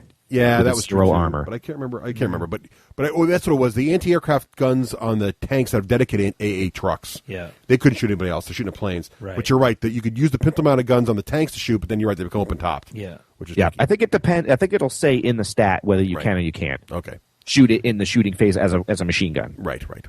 Yeah. So cool. Let's say some of the planes make it in. It happens very similar to an artillery barrage. Right. You're rolling the range in. You're rolling to hit teams under a template. You're rolling saves on the hit teams. Any teams that are hit are pinned down. Right. The platoon is, right? The platoon, sorry. Right. Yep. So as I put in a little sum up of this section, to me, I don't see a lot of people taking aircraft. But again, I only play like 1 or 2 players in Flames of War. But it was a little fiddly. You'd pay these points. You think your planes are going to come in. Oh, the fighter interdictions take them off. Or even if there's not that many AA and your planes swoop in, you still have to range in. Then you got to hit teams under a template, and if they've gone to ground and stuff for ranging in, it could be tough. They still get to roll saves. I guess you do get to pin them. I'd rather take artillery. Yeah. You guys have any thoughts on planes? Planes always seemed to me almost like magic in Warhammer Fantasy a while ago. Great analogy. Because it was like random, and it was an element that I'd just rather not deal with. They were random, but I do remember that. I think it depends on the army you're playing too, because I remember the German Stukas were pretty good because you could either put the template down and really mess infantry up, or you could have. There was one that had really good firepower checks and could kill tanks pretty reliably. Yeah, I think everybody has access to guns, to planes that have a really powerful effect when they show up. And I remember that being dangerous because you could kill large if you got the right. I mean, it took a little bit of luck. It was not reliable. Right. But you could wipe out really expensive tank units. My British Army was designed specifically so I didn't have to take planes because I just took a lot of those AA, which could work as giant, heavy machine guns if there were no planes in the sky that turn. And they're awesome models, too. And they're beautiful models. So, yeah. Bofors, I like that they're there, and they do make you – it's great because in – the air power doesn't dictate the game. Yeah. No. But it's enough there when you're making your list. A great you can't option. ignore it. You also can't ignore it. Even if you don't want to take it yourself. That's true, yeah. If you're making a tournament list or just a general league list or even just a fun list, you got to think, what if my opponent takes aircraft? Because all it takes is the one time you get burnt bad by planes and you realize, I got to have something for them when they show up. But the cool thing is, like I did, you don't have to, like in fantasy, you've got to dedicate points and they're not going to be good for anything but anti-magic. Right. In Flames of War, I want to dedicate points to aircraft. But if there are no aircraft around that turn, there's still really high rate of fire guns to use against infantry or light armor. Cool. Yeah, I agree with Craig. That's how I would spend my points too. Yeah, and I also am on record as loving artillery. So yeah, already for fun. So we got the planes, we got the artillery. We haven't covered recon yet, though. No. How does that work? Or just give us a brief synopsis of recon. Going to do it. It's going to be super quick. The lingo is the Reese platoon. And they get to do all sorts of cool stuff like sneak in, pull away. They have different terrain and movement rules. They have different ways where if you engage them with fire, they can actually pull away and kind of avoid the bombardment. And again, it's a great feather in the cap of Battlefront along with aircraft. You know, they leave nothing out. I mean, so recon's a huge part of any battle, and it's in this game as well. Cool. So that's it. I'm ready to rate the game and get a summary of thoughts. Okay. Alrighty. Do you want me to go first? Or do you guys want to go first? Well, you go first. Yeah. Me? Yeah. Yes. All right. I'm giving this. I'm really torn between a 2+. Are you going to rate it or sum up reroll. first? You're going to sum it and then do it?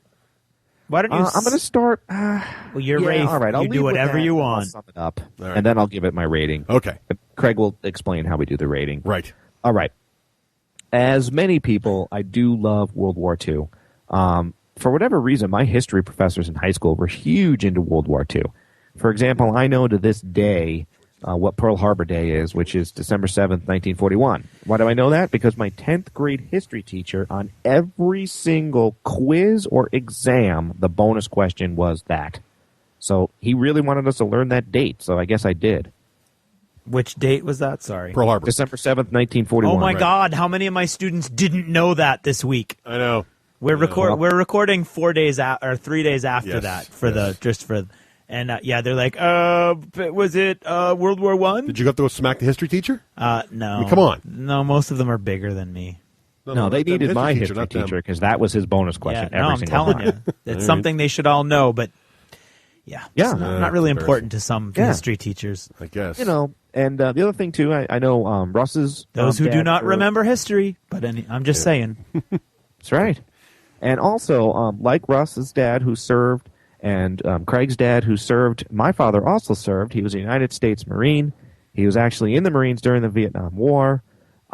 So, you know, I kind of have a fondness of, in some weird, bizarre way, you know, since I have not served, it makes me feel connected in that kind of way. Although, like Russ has mentioned before, you know, sometimes I feel connected and to think, man, I'm playing with toy soldiers and people really gave up their lives. But I also think it's an honor, too.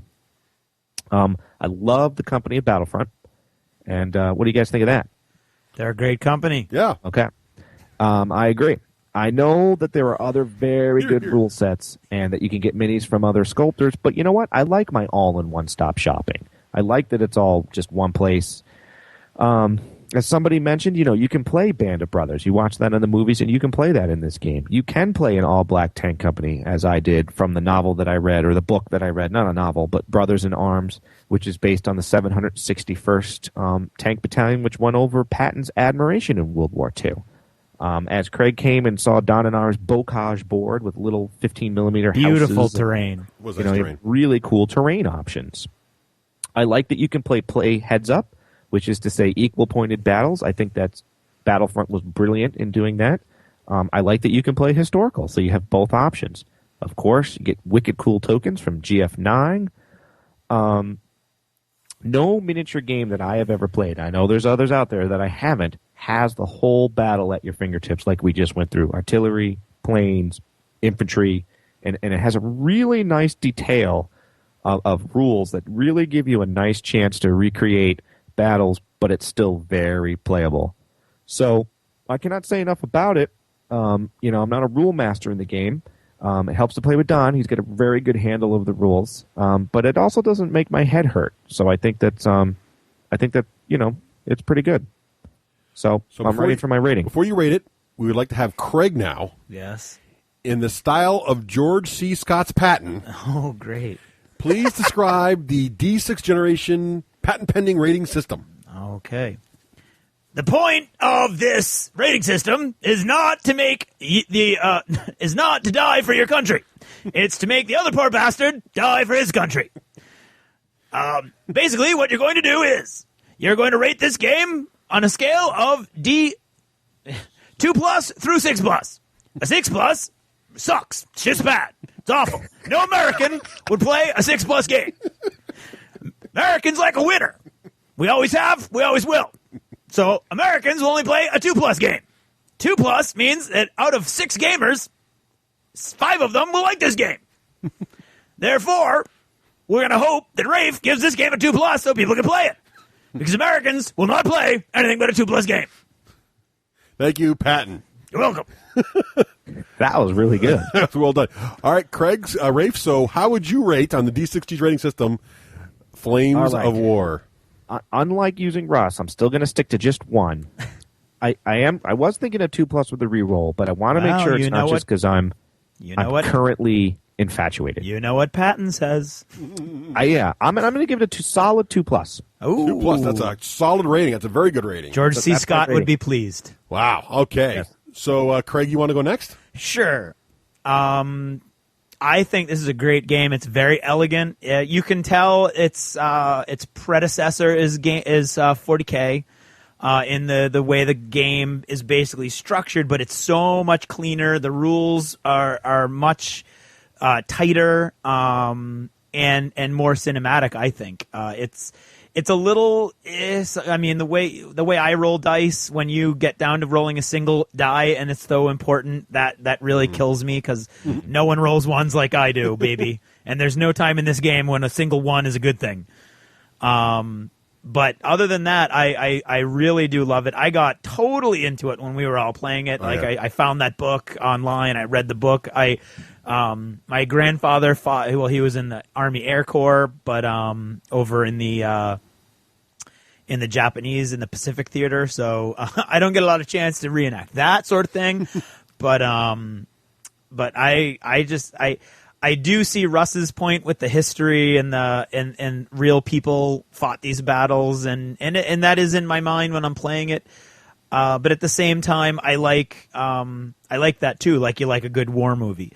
And I love, like Rafe said, the whole you can play even points, which I think is great, even though that's probably what costs the game, the endorsement of the hardcore historical gamers. Right. But the game system, I mean, you can't emphasize this enough.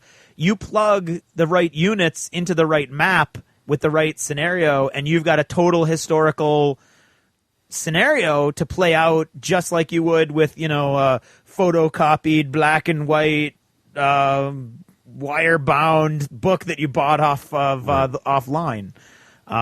So as far as historical army scale war games go, I think this is if I was going to go back into historicals, this would be the way that I would do it without a doubt. And I love, like Rafe said, having the whole battlefield at your fingertips. You really do feel like everything's in scale. I really, really like that. So put your dice where your mouth is. What's your rating? Okay, I would say that I'm going to give this. If you're into historical games, he's going to split. I'm going to split. I have to. If you are at all interested in World War II, take the plunge. It's a 2+. You are, I think 5 out of 6 gamers. If you like World War II, you're going to realize that this game is a great game. And it does everything you want a World War II game to do. Mm-hmm. If you're just a regular war gamer, I'd say a 3+ at the very least, because the system is still really clean. And you might have a few people that get weeded out because of the historical elements, and the role playing really is kind of hard when you're playing well, let's just leave it at that. All right. Well, that's a good rating. I like it. That is a good rating. 2 very good ratings. Boy, what am I going to say now? I don't know. Well, I'm going to look at the game quickly. I'm just going to sum up 2 ways I would look at this game. First way is purely from a game mechanics point of view. I think you can tell the roots from, we heard with the interview with Joe that the original origins of the game sort of started with a former Games Workshop guy who sort of made, Warhammer 20K, if you will. But I think there's a lot of innovations in here. I do like the trained and the level of, the concept. It would be Warhammer 2K. Yeah, 2K, right. I liked how they did the trained and the rating system there. Yeah. It's not really a lot of ballistic skills or anything to measure. I also think the game's interesting because we talked about it a lot. And I know parts of it sounded really complicated. We talked about movement and everything. Yeah, it's but not. the game's as complicated as you make it. If you set up a table like you'd set up 40K with like a couple of templates of trees, a couple of hills, the game's simple. I mean, all those terrain rules Rafe was talking about with bocages and everything else, that's all gone. It's just, here's a hill, there's a tree. So, but if you want all that level of detail, if you're like, what would happen if I put, wanted to do urban warfare with building to building fighting and little train, it's all in there too. Yes, So good you point. can get as deep as you want, and if you're starting out and you get the starter boxes of tanks and infantry, you don't need to know the artillery rules. You don't need to know the plane rules. Leave those out. Get to them later. So I like how the game can be gradually built upon. And the rule book's design is excellent for just that reason. So you can go from just a simple couple squads of infantry and a few tanks and build it up and eventually have air power and artillery and spotters and REC and everything else, but you don't need to start with all that. Don't feel like there's this overwhelming amount of rules you got to absorb. It's really pretty simple to start. In fact, there's a great page on their website that just the intro rules. It's like a half a web page. Boom, here you go. And you heard from my summation in the beginning of this episode. You can really summarize this game pretty straightforwardly if you leave out all the depth. But I think what Rafe wanted to show you is how rich the game also can be if you want it. Yes. And it does a great job of that. And the mechanics are pretty That's a great simple. point. The other thing I think they innovate very well, and I said this earlier in today's discussion, this game does suppression fire better than anyone else at this scale with this speed of play. I know Advanced Squad Leader and other games have it on there, but this game does it, and you can still play fast with platoon level and divisions and everything else. It does a really great job with that. So I really like that part of the game, and I remember thinking when I played it that was awesome. You got to be guys out there.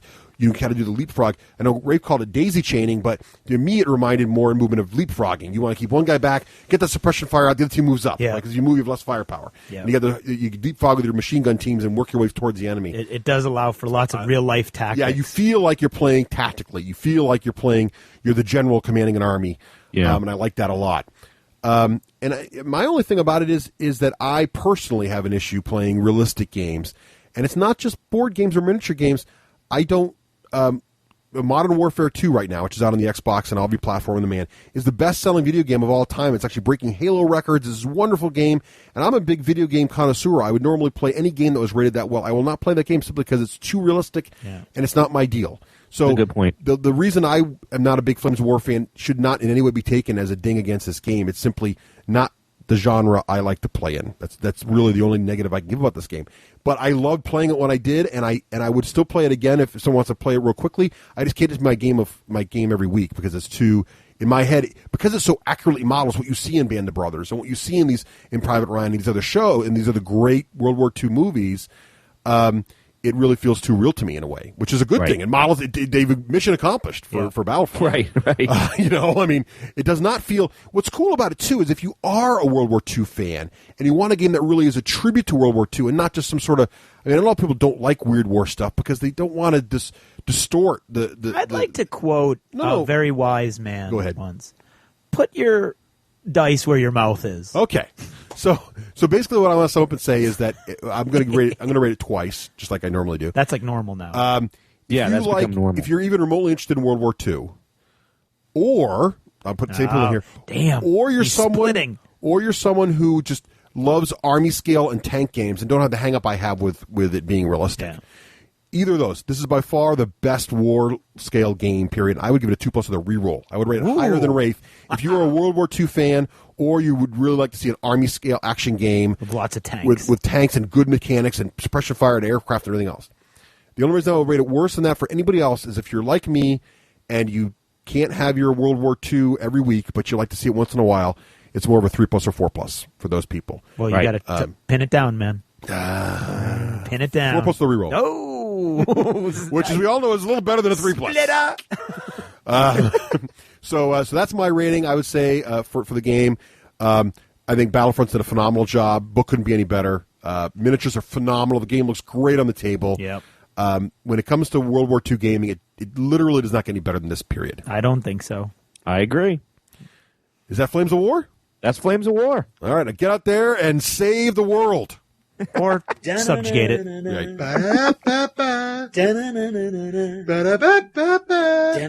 I'm Rafe Hollywood Granger, and this is the Hollywood Minute. Today's shout-out. James and Gretchen would like to welcome their twins, Hannah and Noah, into the world. looking forward to them in 2020 finally persuading their mum to try out the Battlestar Galactica board game that's been sitting around unplayed for the last year. James, my best wishes to you on that goal. Okay, folks, got a lot to cover in this Hollywood Minute. We've got the winners of the Great Hollywood Diorama Contest that'll be announced at the end of this segment. We've got an excellent article written in War Games Illustrated issue number 266 that we're going to talk about.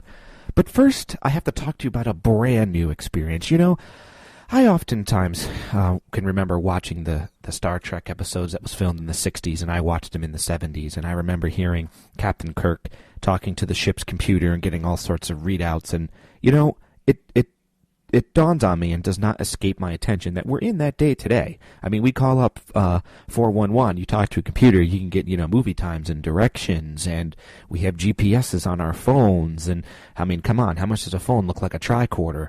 Or not a tricorder, excuse me, a communicator. I mean, maybe an iPod's more like a tricorder. So, I mean, really, we're living in Star Trek times, but it really dawned on me when my wife sent me out to this place that we have here in Northampton called Dream Dinners. Now, I thought it was the kind of place where you went and you'd pick up a fresh-baked lasagna or some baked shells or something. Oh, no. You sign up on the internet, and you pre-plan about 6 to 7 meals. I don't know if any of you guys has experienced this yet. So I show up 6:30 p.m. It's pitch black because we live in the Northeast, and there's all these women, and there's about 6 to 8 of them, and they're all standing around these stainless steel food stations. So I show up, and they immediately take an attention to me because I'm the only person with high levels of testosterone anywhere in the room. And I don't care. I dig this kind of stuff. I think it's fun to be unique and different. So they give me an apron, and my wife has the 6 meals that she wants me to make, and you go around station to station building your meal. Like one of my meals was, a Riz con pollo or something. So you stand at your station, and it says a quarter cup of ginger, and not a quarter cup, a quarter teaspoon, and then poof, there's the ginger all cut up with a quarter cup measuring spoon right in it. You put that in there, and then you put it in the bag. It'll say a tablespoon of soy sauce. Boom, you put that in, and then it says quarter cup of scallions. Boom, you put that in, and it's all pre-cut and it's all there. And so I would look around, and here's these women. Now, this is weird. Nobody's talking to each other. Everybody's very industrious. I think that's a Yankee thing. I think if we're in another part of the country, they'd be yapping it up and having it be a good social hour. But you go around station to station, and you make these home-cooked meals.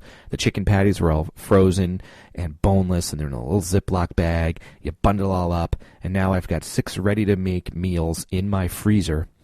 You pulled it like tonight we're having calzones, so I made the calzone, 4 days ago. It has a little sticker on it, and it gives you instructions on how to cook it. And so what struck me on this is it's like, this is one step away from a food replicator. Okay, maybe 10 steps away, but basically everybody's there using these, pre-programmed, pre-canned recipes, already pre-cut ingredients, and you're making your home-cooked meals. I thought it was pretty ingenious business model.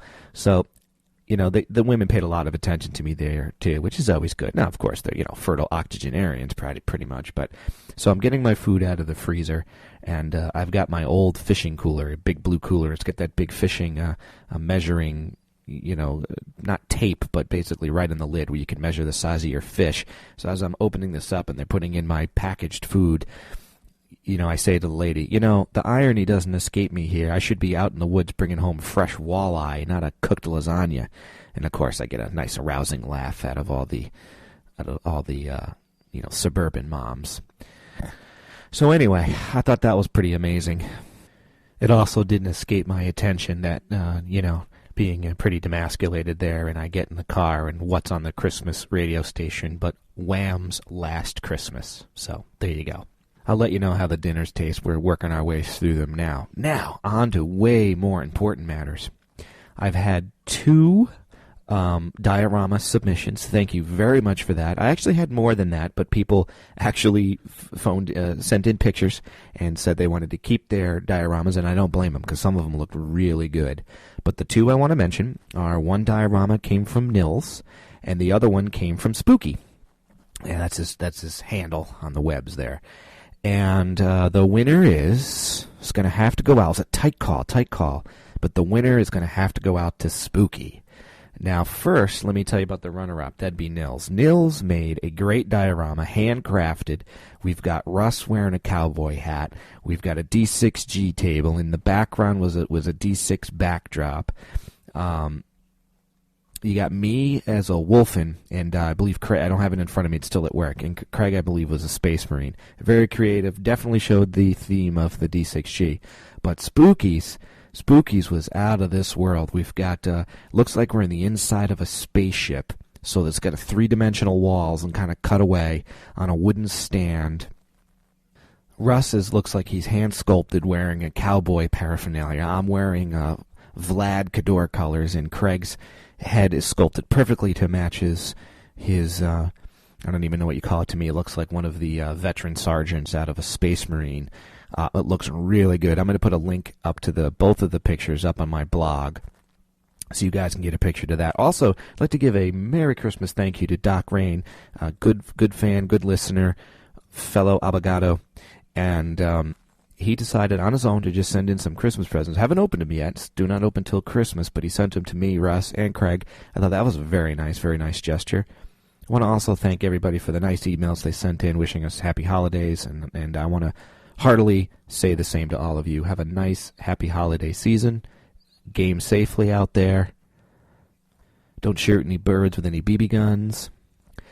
And I'd like to wrap up this last piece with a shout-out to a fellow writer in War Games Illustrated, issue number 266, which, by the way, I highly recommend, as it has the Vietnam rule set in it, so it's a must-have for that. But really, the article name is Warning, This Hobby May Contain Nuts by Barry Hilton, with apologies to John O'Farrell. So I just want to say to Mr. Hilton, a fantastic article. It touches on everything we've talked about here at the D6G, and it's great to see that the same elements of gamers exist even across the pond. So again, have a great new year, everybody. And last and certainly least, I have a Hollywood Minute exclusive contest number 2. Navid of Painted Figs was kind enough to make a hand-sculpted, hand-painted Jimmy Django large-size miniature. That is a giveaway, and the contest is, as you know, Jimmy Django can mean many things. I want to know, send in a voicemail recording to our voicemail number, which is, and I want to know, in your own words, what's Jimmy Django for you in the new year. The funniest and most well-spoken story in under a minute or so wins the prize. When I get industrious enough, I'll put a picture of the prize up on my blog.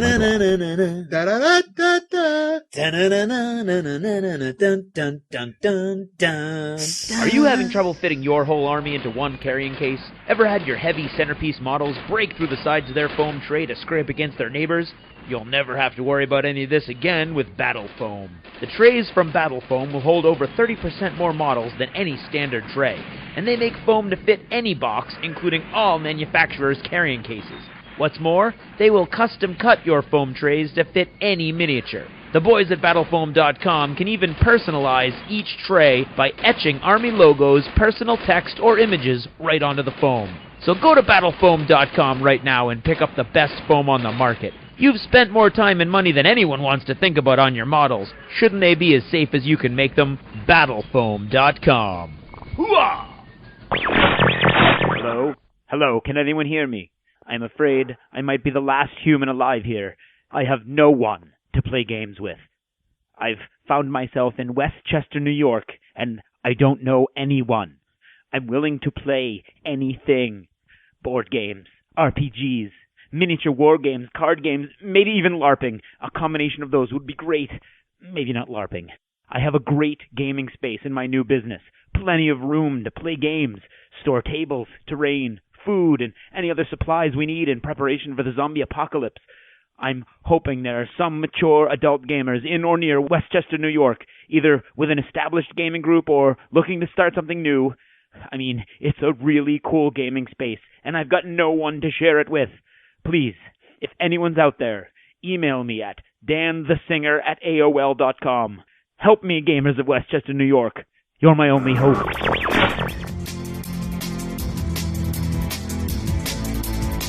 This is Total Fangirl. Regular Jane most days, total fangirl when the moment strikes. Han shot first. Starbuck is a guy. And Lestat now stares a vampire.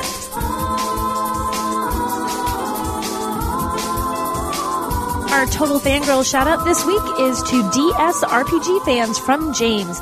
Check out Fighting Fantasy, the Warlock of Firetop Mountain. Awesome game and a fun trip down memory lane for readers of the book. Hey everyone, this is Nicole here, your Total Fangirl, and I have an interview tonight with one of my favorite authors. I have Jennifer Rardin here, who is the author of the urban fantasy series with Jazz Parks in it. She's a butt-kicking assassin, and she has a really cool, sexy vampire boss, right? Yes, absolutely. And the latest novel that's come out is Bite Marks, which is number 6, correct? That's right. And tell us a little bit, for those of the people out there who have not read the series, and if you haven't read it, you should go buy the first one tomorrow because it's awesome. Tell us a little bit about Jazz and what she's up to in Bite Marks. Okay, well, Jazz is kind of a complicated character, but she works with this vampire Vale, and they are assassins for the CIA. So each mission is about kind of taking down or attempting to take down a monster type who's trying to basically destroy the world in some way or another. Right. And so Jazz is pretty cool in several different ways. So she's kind of a smart-ass girl. She's a humorous character. She's a lot of fun. She's definitely a butt kicker, but she has her vulnerabilities too. Right. I think it's why people really relate to her because she's not some girl trying to be a guy out there. Right.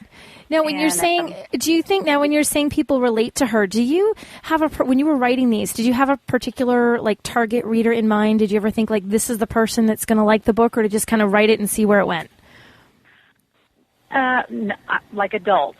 I mean, that was pretty much, that's a huge general audience, I know, but yeah, that was pretty much my target audience. I didn't have anybody in particular in mind, but I did have a sense of what I did not want her to be, because obviously I read a lot, or I used to read a lot before I became published, and I had become disenchanted with a lot of the heroines that I've been reading about and seeing also on movies. I'm a huge movie fan. And what didn't you like about that? What was it that was sort of making you disenchanted with the heroines? What's the sort of character trait? I just saw I wasn't seeing a lot of strong women who were women. Mm-hmm. I saw a lot of strong women who were trying to be guys out there. That's true. So I wanted to see that. I wanted to see a character who's a woman, which, women have a lot of family issues that they deal with. And guys do too, obviously. Right. But, coming from my point of view, I'm always dealing with my family, in addition to my work. And I wanted to see that. You don't see that a lot with heroines in literature and movies. So in Jazz, you see her, besides her work, she's dealing with her family issues.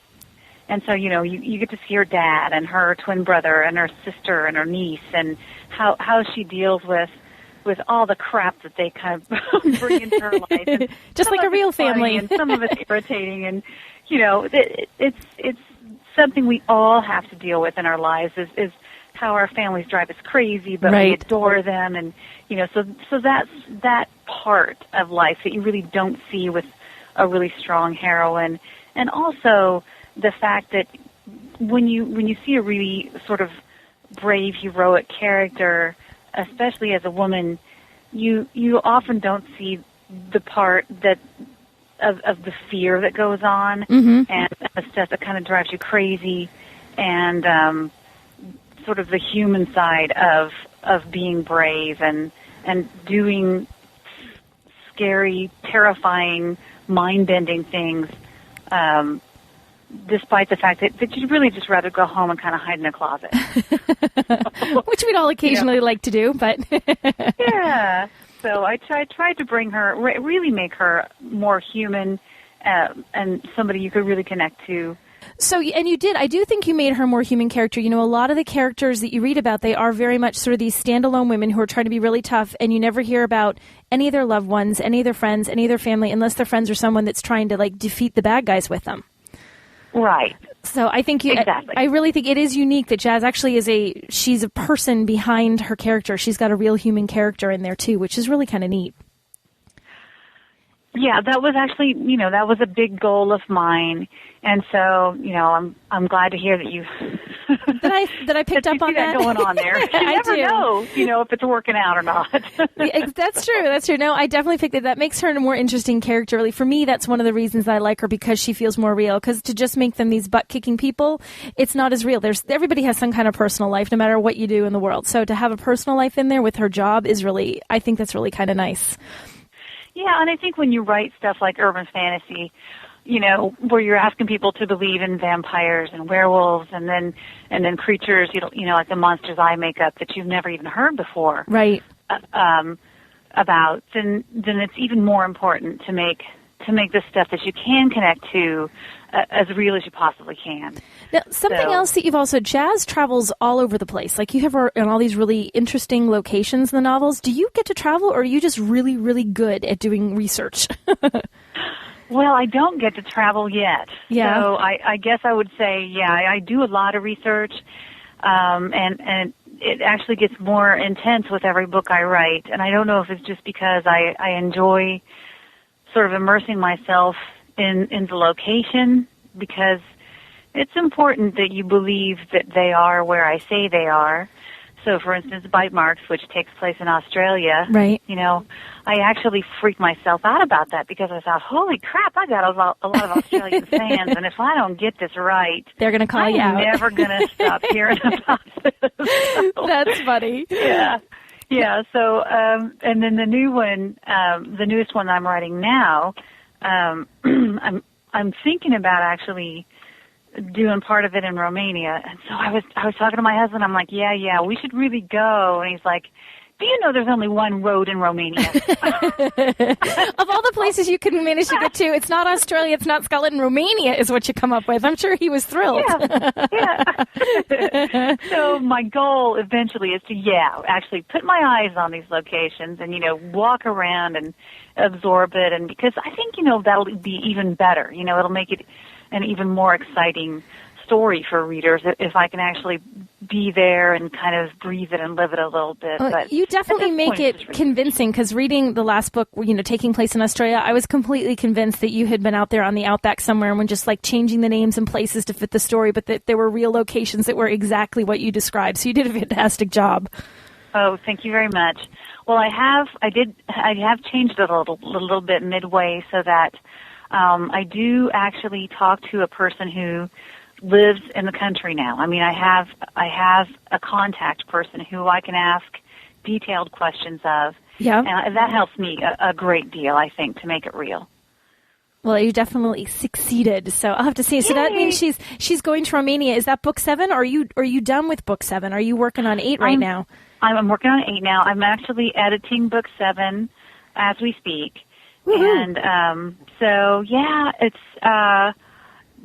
I think it's going to be pretty exciting. I mean, my goal is always to make the next book better than the last one, and so I feel that way. I feel like it is actually going to be a better story even than Bite Marks. I think people are going to be even happier with what's going on, and even more excited by the direction and the thread of the story.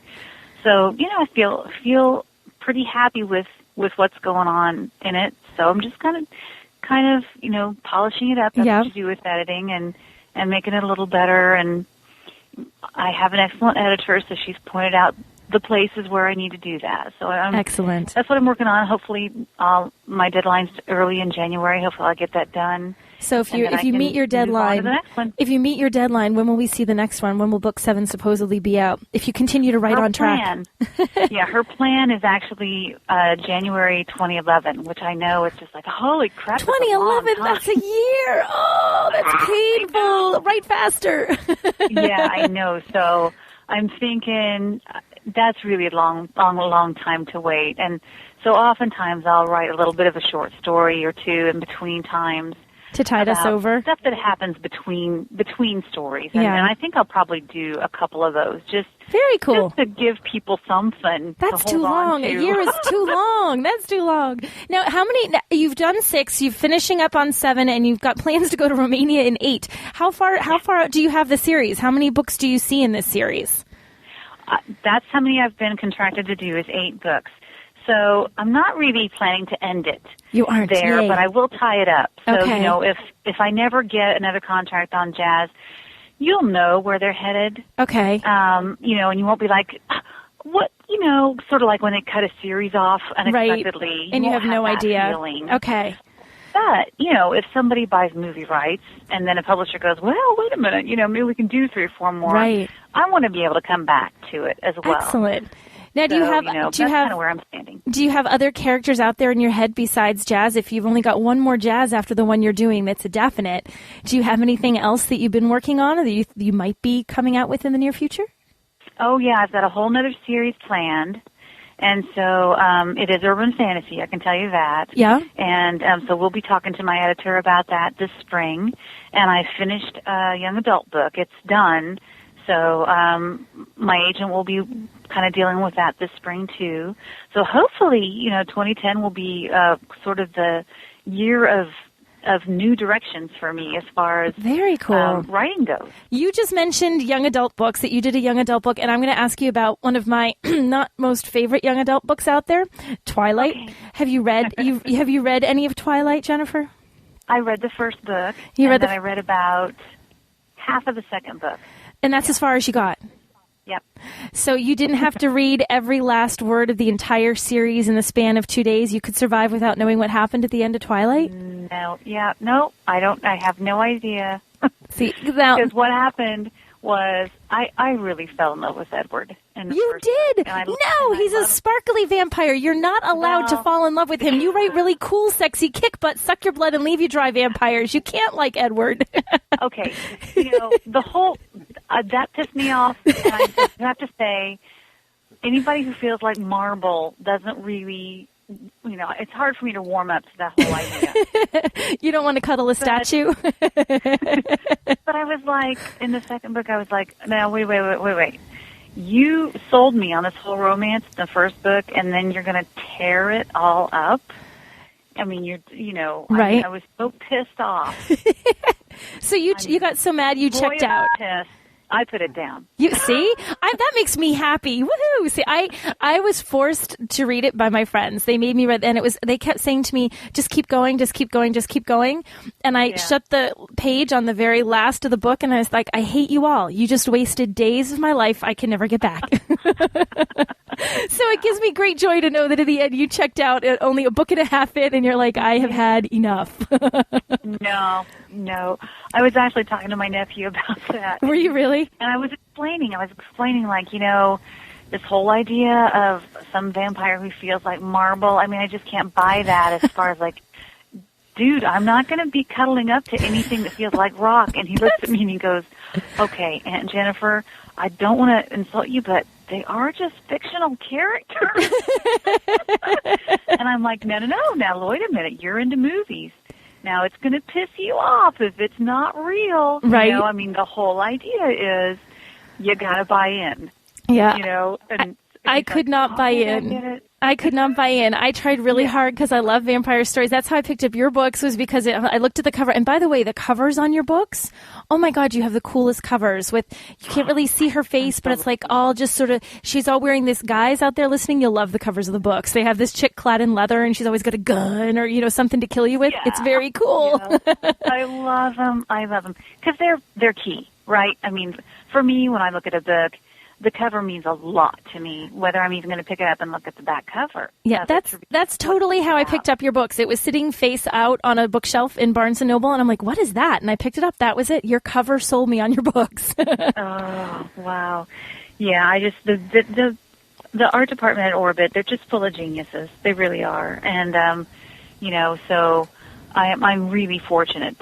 I'm really fortunate to be working with such high caliber people there. That's fantastic that you have that kind of support. That's really great. It is.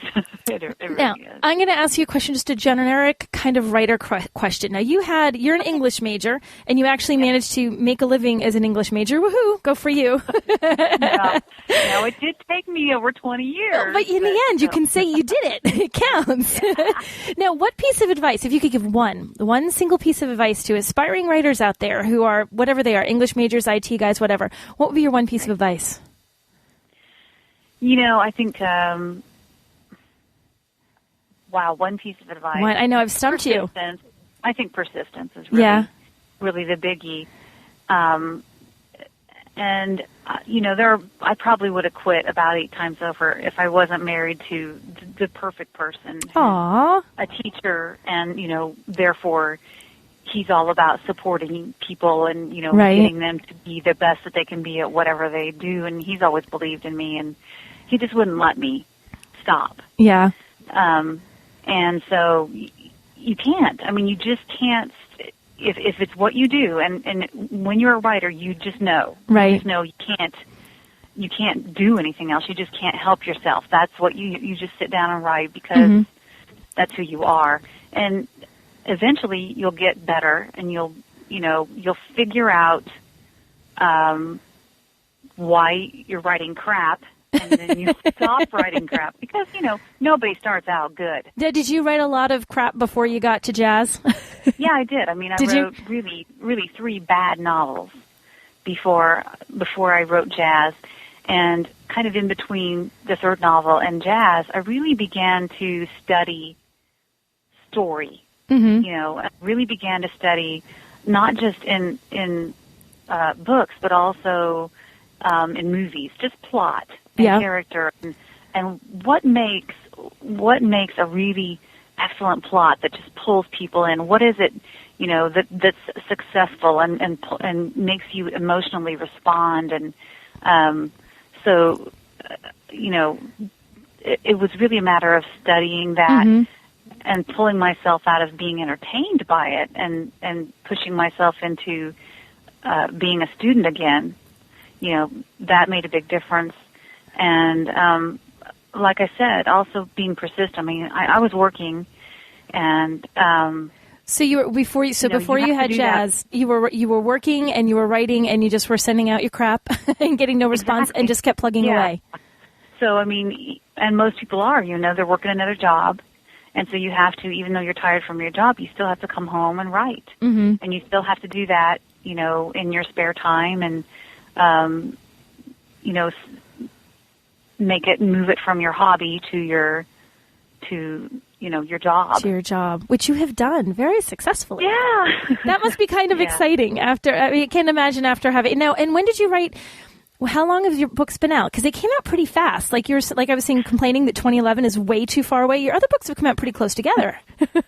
Yes, they did. I mean, and that was sort of their marketing plan. They said, this would be great if we could put them out 1 month after another, the first 3, and really try to start building your fan base. Because they said it takes about 5 years, really, to become known in the world of books. Yeah. And so all we had was the first book. And I really basically finished the second book in about 4 months. Wow. The first draft, which is intense writing. I mean, it was basically, I would say, about 12 hours a day of writing, 7 days a week. Yeah, that's a crazy amount. To do an entire book on a first draft, 4 months, that's crazy. Yeah. I mean, and I really, after the 3rd book, which was I did that one in about 5.5 months. Wow. You burn out a little bit after that kind of schedule, but that's how that worked out. And so, they've only been out for probably about 2.5 years now. Okay. Yeah, so we're working on the 3rd year that the books have been out, and I'm finally on a real schedule. So most authors take about 9 months to do a book, and so that's what schedule I'm on now. 9 months, which must seem like a luxury after having to punch one out in 4 months. It really does. But that lends to quality as well, I think. I mean, because it has happened to me where in like the 7th month, I've thought of this amazing change that I really needed to make, and I've had to go back to the very beginning and change the entire book. But really, you've made changes. You've made changes like that where you're like getting near, you're halfway through, and you suddenly think, "Oh, that wasn't where that character should have gone," and you rewrite a huge chunk of it. Yes. Wow. And I've sat there and thought for 2 days, "Oh crap! Oh crap! This is going to be so much work." Maybe no. You just can't. Yeah. You can't just do that and say, well, no, I'm not going to go back because it's just going to be so much better. And really, I think I owe that to my fans. I just owe the best to them because they are really the best. They're just the best people ever. Aw, that's so sweet. You're fantastic. It's been fantastic talking to you. I'm really, I'm going to tell everyone, I was so ridiculously nervous because I read Jennifer Rardin's books because I'm just a fangirl of hers. So when I emailed her, I was like, hey, would you want to come and talk on the podcast? And she said yes. I almost passed out in front of my computer. I was so excited. So you're too sweet. And it's so as much as you guys, you give a lot to us. You do a fantastic job. I love the universe that you've created. I will be sad, I think, when book 8 comes out, but maybe you'll have a movie and then they'll want like 8 more books. That would make me happy. Oh, wouldn't it be awesome? I would do it. That would be very cool. I love it too. That would be very cool. Well, Jennifer, thank you so much for talking to me tonight. I've really enjoyed our time together, and I look forward to hearing what else comes out with Jazz Parks. It's been a real pleasure. Thank you for having me. Thanks, Jennifer.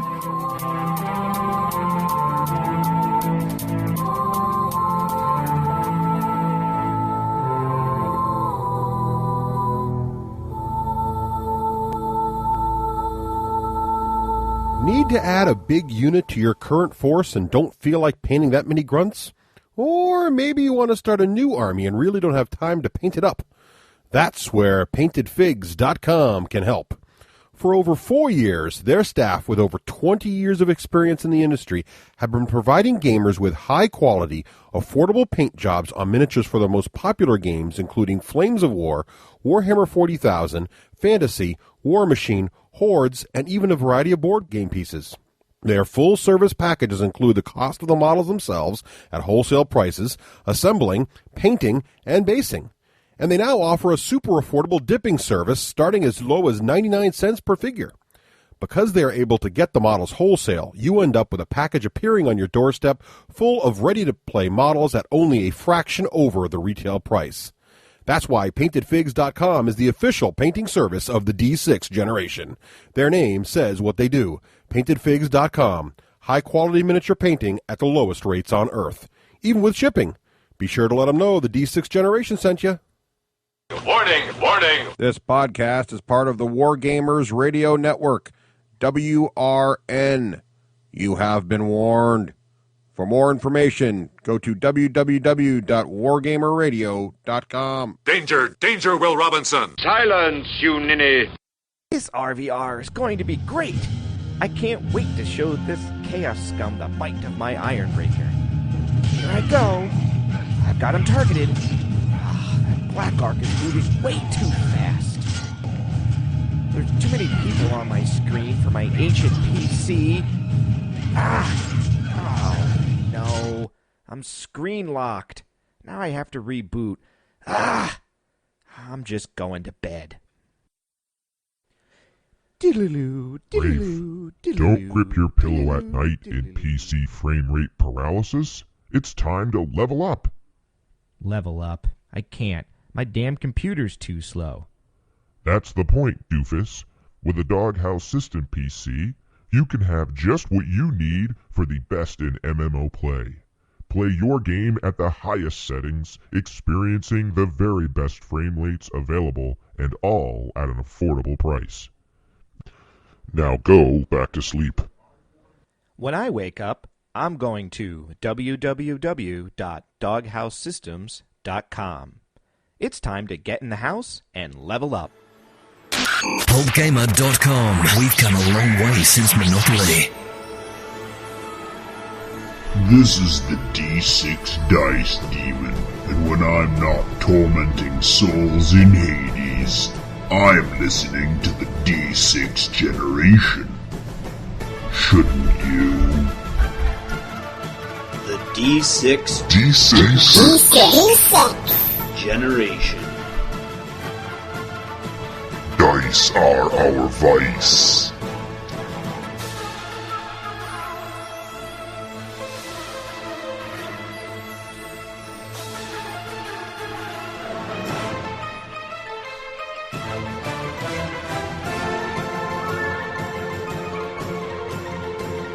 Back. Welcome.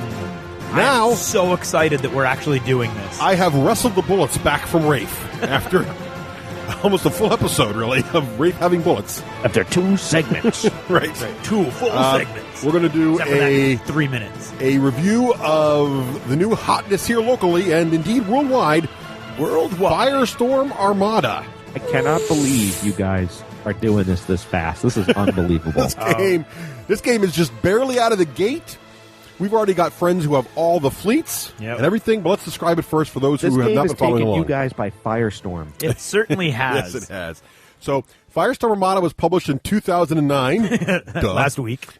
Last week, as a matter of fact, by Spartan Games, the makers of Uncharted Seas, who we've talked about quite a bit on the show. Yes. Based in the UK. And let's give the quick 30,000-foot patented D6 generation overview of the game.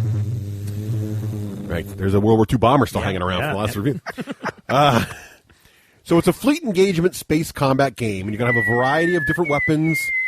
You're going to have capital ships. I don't think those kind of weapons sound that way in space. No, I was still on World War II. You're going to have... Okay, I'm back. Capital ships and fighter craft. And the design goals of the game appear to have been, we think, to be simple mechanics with a lot of good depth of strategy. So a reasonably fast-playing miniature war game, large fleet actions, and it takes about 1 or 2 hours to play a game with the starter boxes. Yeah. And the starter boxes are pretty good size, you'll find out. So this is not a small A lot of that's learning. I think I think a starter box game will probably get down to about an hour. I think so, once you know what you're doing. Yeah. And in the overview part, we should still, since it's sci-fi and it's a whole new universe, new races. Whole new universe. I'm going to ask Craig to briefly describe the 6 races included in the starter book. Well, first, that's great because the Uncharted Seas only started with 4. They immediately got a 5th one out, but it wasn't in the book. Yeah, there's 6 in the new book. If you buy the Uncharted Seas book today, there's 6 in there. 6 or 7. The Shroud Mages, there's 7 now. Yeah. But right off the bat, right out of the gate, Firestorm Armada's got 6 in the book. But the starter fleet's only for 4 right now. Yeah, exactly. But the fluff for 6. Okay, so for the 4 that are actually out model-wise, you have the Terran Alliance or Federation. I think it's the Alliance. Those are there's 2 humans. Yeah, right. Okay, and those are basically Earth, and it's your typical Earth expanded. Yay, everything's great, and then they kind of got decrepit and old, and they're the bad guys, right? In my mind. Well, not necessarily the bad guys. Remember, it's all point of view, and Craig's already played. Craig's not them. Let me give you one little piece of acting advice, okay? Here we go. You are never the bad guy of your own story. It's a very important piece of acting advice. Right. So then, after the Terrans, you have the Dindrenzi, which is my chosen fleet. And those are the breakaway humans. They broke away from humanity a while ago. They developed into this really militant, fascist sort of nation, Star Nation, and now they're coming back with a vengeance. They are the bad guys. Unless you're Craig playing them. They're not. No. They're the bad Darwinism has dictated that they're better than the Terrans, and they're going to come back. They're the plot device that's created the entire war. Actually, no, that's the directorate. I see. The Dindrenzi are actually the cat's paw for another one that hasn't come out. Okay, anyway. Then you have, basically the whole thing breaks down to alliances, 2 teams of 3. Which, interestingly enough, one team has all 3 fleets right now, and one team only has 1. So you've got the Terrans. Their alien allies are the Aquans, or as Russ says, the Aquans. And they're Aquan Prime, fish, actually. The Aquan Prime. Okay. We're the master race. All you air breathers just don't understand the true value of breathing water. They've got like liquid-filled ships and really cool stuff like that. No way, really? Yeah. And then you have the Ceruleans, which are reptilian in nature. And so there you go with your 4 fleets. You've got the Ceruleans, who are reptiles. You've got the Aquans, who are aquatic. You have Think Admiral Akbar, but still in water. There you go. There are no actual pictures now, so they're whatever you want. Right, and in Russ's head, they're all Admiral Akbar. We can't repel Terrans of that magnitude. No, you can't, actually. And the Terrans, and then you've got the Dindrenzi. So basically, those are the four races you have right now if you want to use the models. If you're going to use stand-ins, which you totally can, then you have the Directorate, which is actually the evil mega corporation, which is interesting in today's geopolitical day and age. Right. And they're actually they're an independent. They're independent of any other political entity in the universe. Basically, they've won their independence. They've paid for their independence from everybody, but their scientific advancement at any cost, their research and development, and then basically sell arms to all sides so that you've always got warfare. So you're always making a buck. And the rules for that race is in the book, just not the models. Exactly. Okay. So you can totally play them if you have other models you'd like to use as stand-ins or whatever. Yeah, the rules for all 6 races are in the book, which is nice. Completely. There's no, see our website for rules. The 6th race is a really cool race called the Relthosa. Right. And the Relthosa are arachnids. Unfortunately, I thought their ships were going to look like cool shadow ships and kind of arachnophobic, but they're not. They're actually the only vertically aligned ships, so they're like straight up and down ships, kind of like it big makes sense when you think about it, because human ships don't look like giant gingerbread men. That's very true. Why would spiders build a giant spider ship? That's an excellent point. Wow, good point. Although I wouldn't say no to a big gingerbread ship. Right. Unless you watch Spaceballs, in which case they look like giant maids. Exactly, like a giant maid. Gingerbread man? Is that what that is? Right. Exactly. And I have a question. Yes. What do the ships of the race before the mega corporation look like? They're awesome. They look like Star Trek inspired space saucers. Yeah, they're more armored looking. So those are the ones I've seen the pictures of. Yeah, we'll talk about the ships later, but there's different sci-fi. All the ships are inspired by things you might have seen a little bit before. But they're also very unique. But they're unique, and it's different genres. So it's not like they all look like Star Trek. Spartan Games has really done a really good job of making this game their own. Right. The derivations are there, but they're not kind of like direct. GW did. There's derivations, but it is also enough to keep it unique, which is cool. Fresh. Okay. Cool. So all the races? Yeah, there you go. The Relthosa are on the bad guy side, not so much because they're bad guys, but because they think they're better than everybody else and they want to be left alone. Right.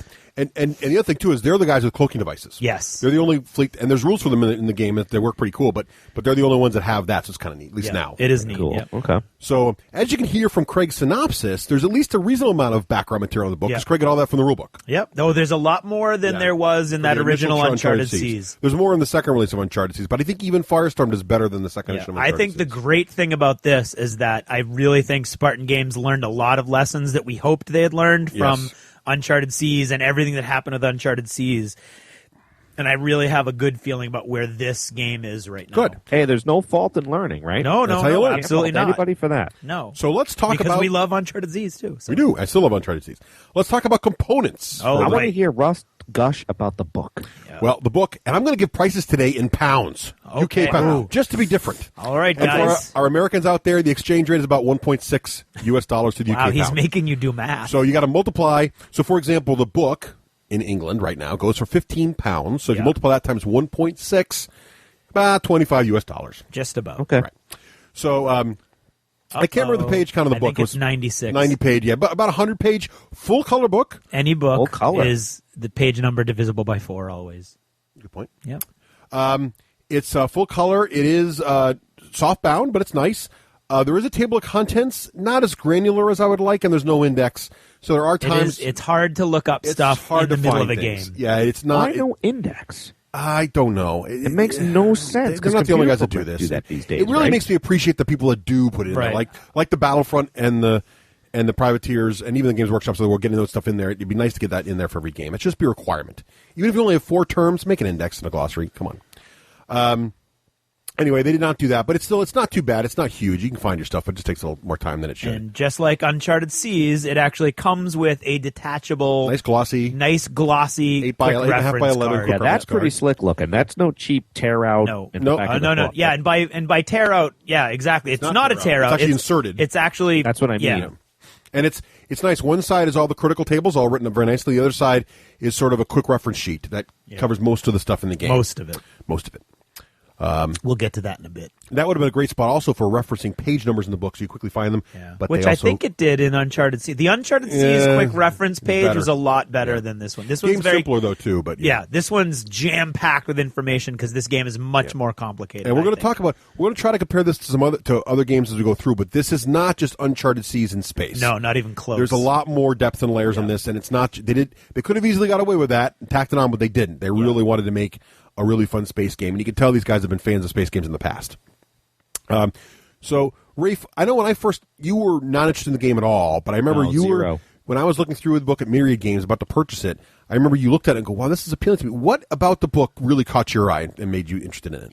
I like the cover. I like the fact that it was soft bound, and it seemed, when I was glancing over your shoulder, it seemed a rule book that I would enjoy just reading. Haven't made the decision, which we'll get into the summary if I'm getting into this, but I'm about 99% going to buy the book based on just its visual appeal. Cool. It looked like it had cool graphs, and it looked like little, and there were cool diagrams, kind of like when you buy those Star Trek books at like Borders. They had like the saucer ones you're talking about. It looked like some nice little diagrams. No, they had it was nice organization, and I do like the nice visual examples, and they have a lot of CGI of their original mock-ups of the ships in the book. Yeah, that was what caught my eye, and I liked how that quick reference card was a nice thick cardstock card too. Unfortunately, I don't think they got all the ships painted when the book went to press because Firestorm, Uncharted Seas is a lot more really cool, sort of like terrain staged pictures with the boats. They don't have that as much of that in here, unfortunately, but there's enough. Get you excited about the game. And there's some nice it doesn't have that color page with all the variations of the different paint schemes either, which I found would have been nice. Yeah, I eventually went with the traditional Dindrenzi pattern, which I think is a little. It's nice. It's stark, but I just didn't have any inspiration. I couldn't figure out what else. I didn't notice that at all. That So, was missing. You need more than just the book to play this game, though. So after you get the book, you also need to get. This is optional, but I would strongly recommend getting the deck of 52 cards. Yeah. What are these decks? In Uncharted Seas, we talked about this in Uncharted Seas. Each race has its own deck. Right. Okay. Kind of like Malifaux. No, not like Malifaux. When there's a deck, but there are different stats in the deck and different abilities in the deck. We'll talk more about how the cards are used in the game later. But in Firestorm Armada, there's only one deck that everybody has to have their own to play the game with. Right. But the cards are identical. Or you can have one for two players. You can say that you can do that.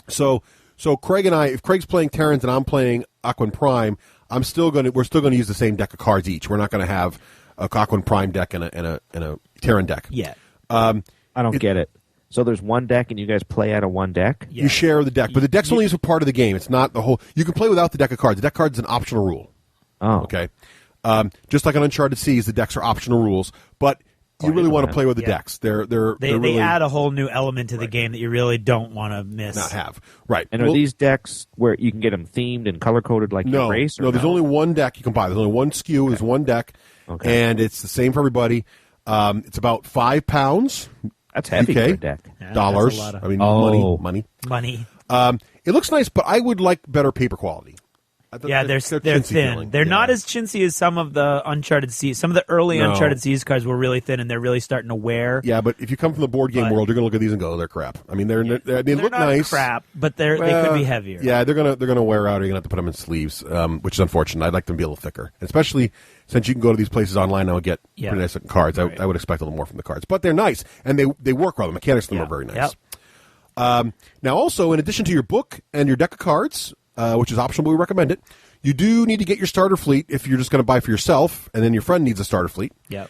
Now, there's, as we mentioned, Craig mentioned earlier, there's 6 different races to choose from, but right now, as of today, at launch, there are 4 starter fleets available. Yeah, and they're saying the last 2 probably not until like second quarter 2010. Yeah. So it's a little ways away than the other 2 fleets, but the first 4 are really nice. Now, you don't actually, I said you need to get a starter fleet. You actually can get away without them because in the book, just like they did with Uncharted Seas, there are pages you could photocopy and cut out the ships. You could play the game with cardboard, basically, if you wanted to. Okay. Now, the game's a lot more better with models. It's intended as a hobby game, but you could certainly try it that way. Better. A lot more better. Wow. Mo better. Can I quote you on that? You may. It's Mo better with minis. It's Mo better with minis. Mo better with minis. There you go. There's a shirt right there. There's a shirt right there. There's a shirt. Ding. All right, we'll take an achievement for that. All right, but anyway, so you want the starter fleets if you're a hobbyist, of course. Each comes with quite a bunch of ships. You 10 get ships. 6 frigates, which is you normally field in 2 squadrons of 3, but you can do to it start with. 3 cruisers, which is a medium-sized ship, and of course 1 big battleship. Nice. And the MSRP on this is about £35. Okay. All right. So and that's going to is that in dollars? 1.6 times that. So you're looking about what 60 to 70, it's depending $60. on. All right, I got to stop here. Yes. For $60, those ships look amazing. Now remember, I have next to zero interest in the game, and for $60 from the ships I've seen, even unpainted, I think that's an amazing. They're huge. value. How long are the big capital ships? The battleships, like 17 to 19 centimeters. Right, they're huge. And now my Queens, when I saw mine, I was like, well, they're pretty good size. Mine's actually the smallest battleship in the game, and it's still pretty big.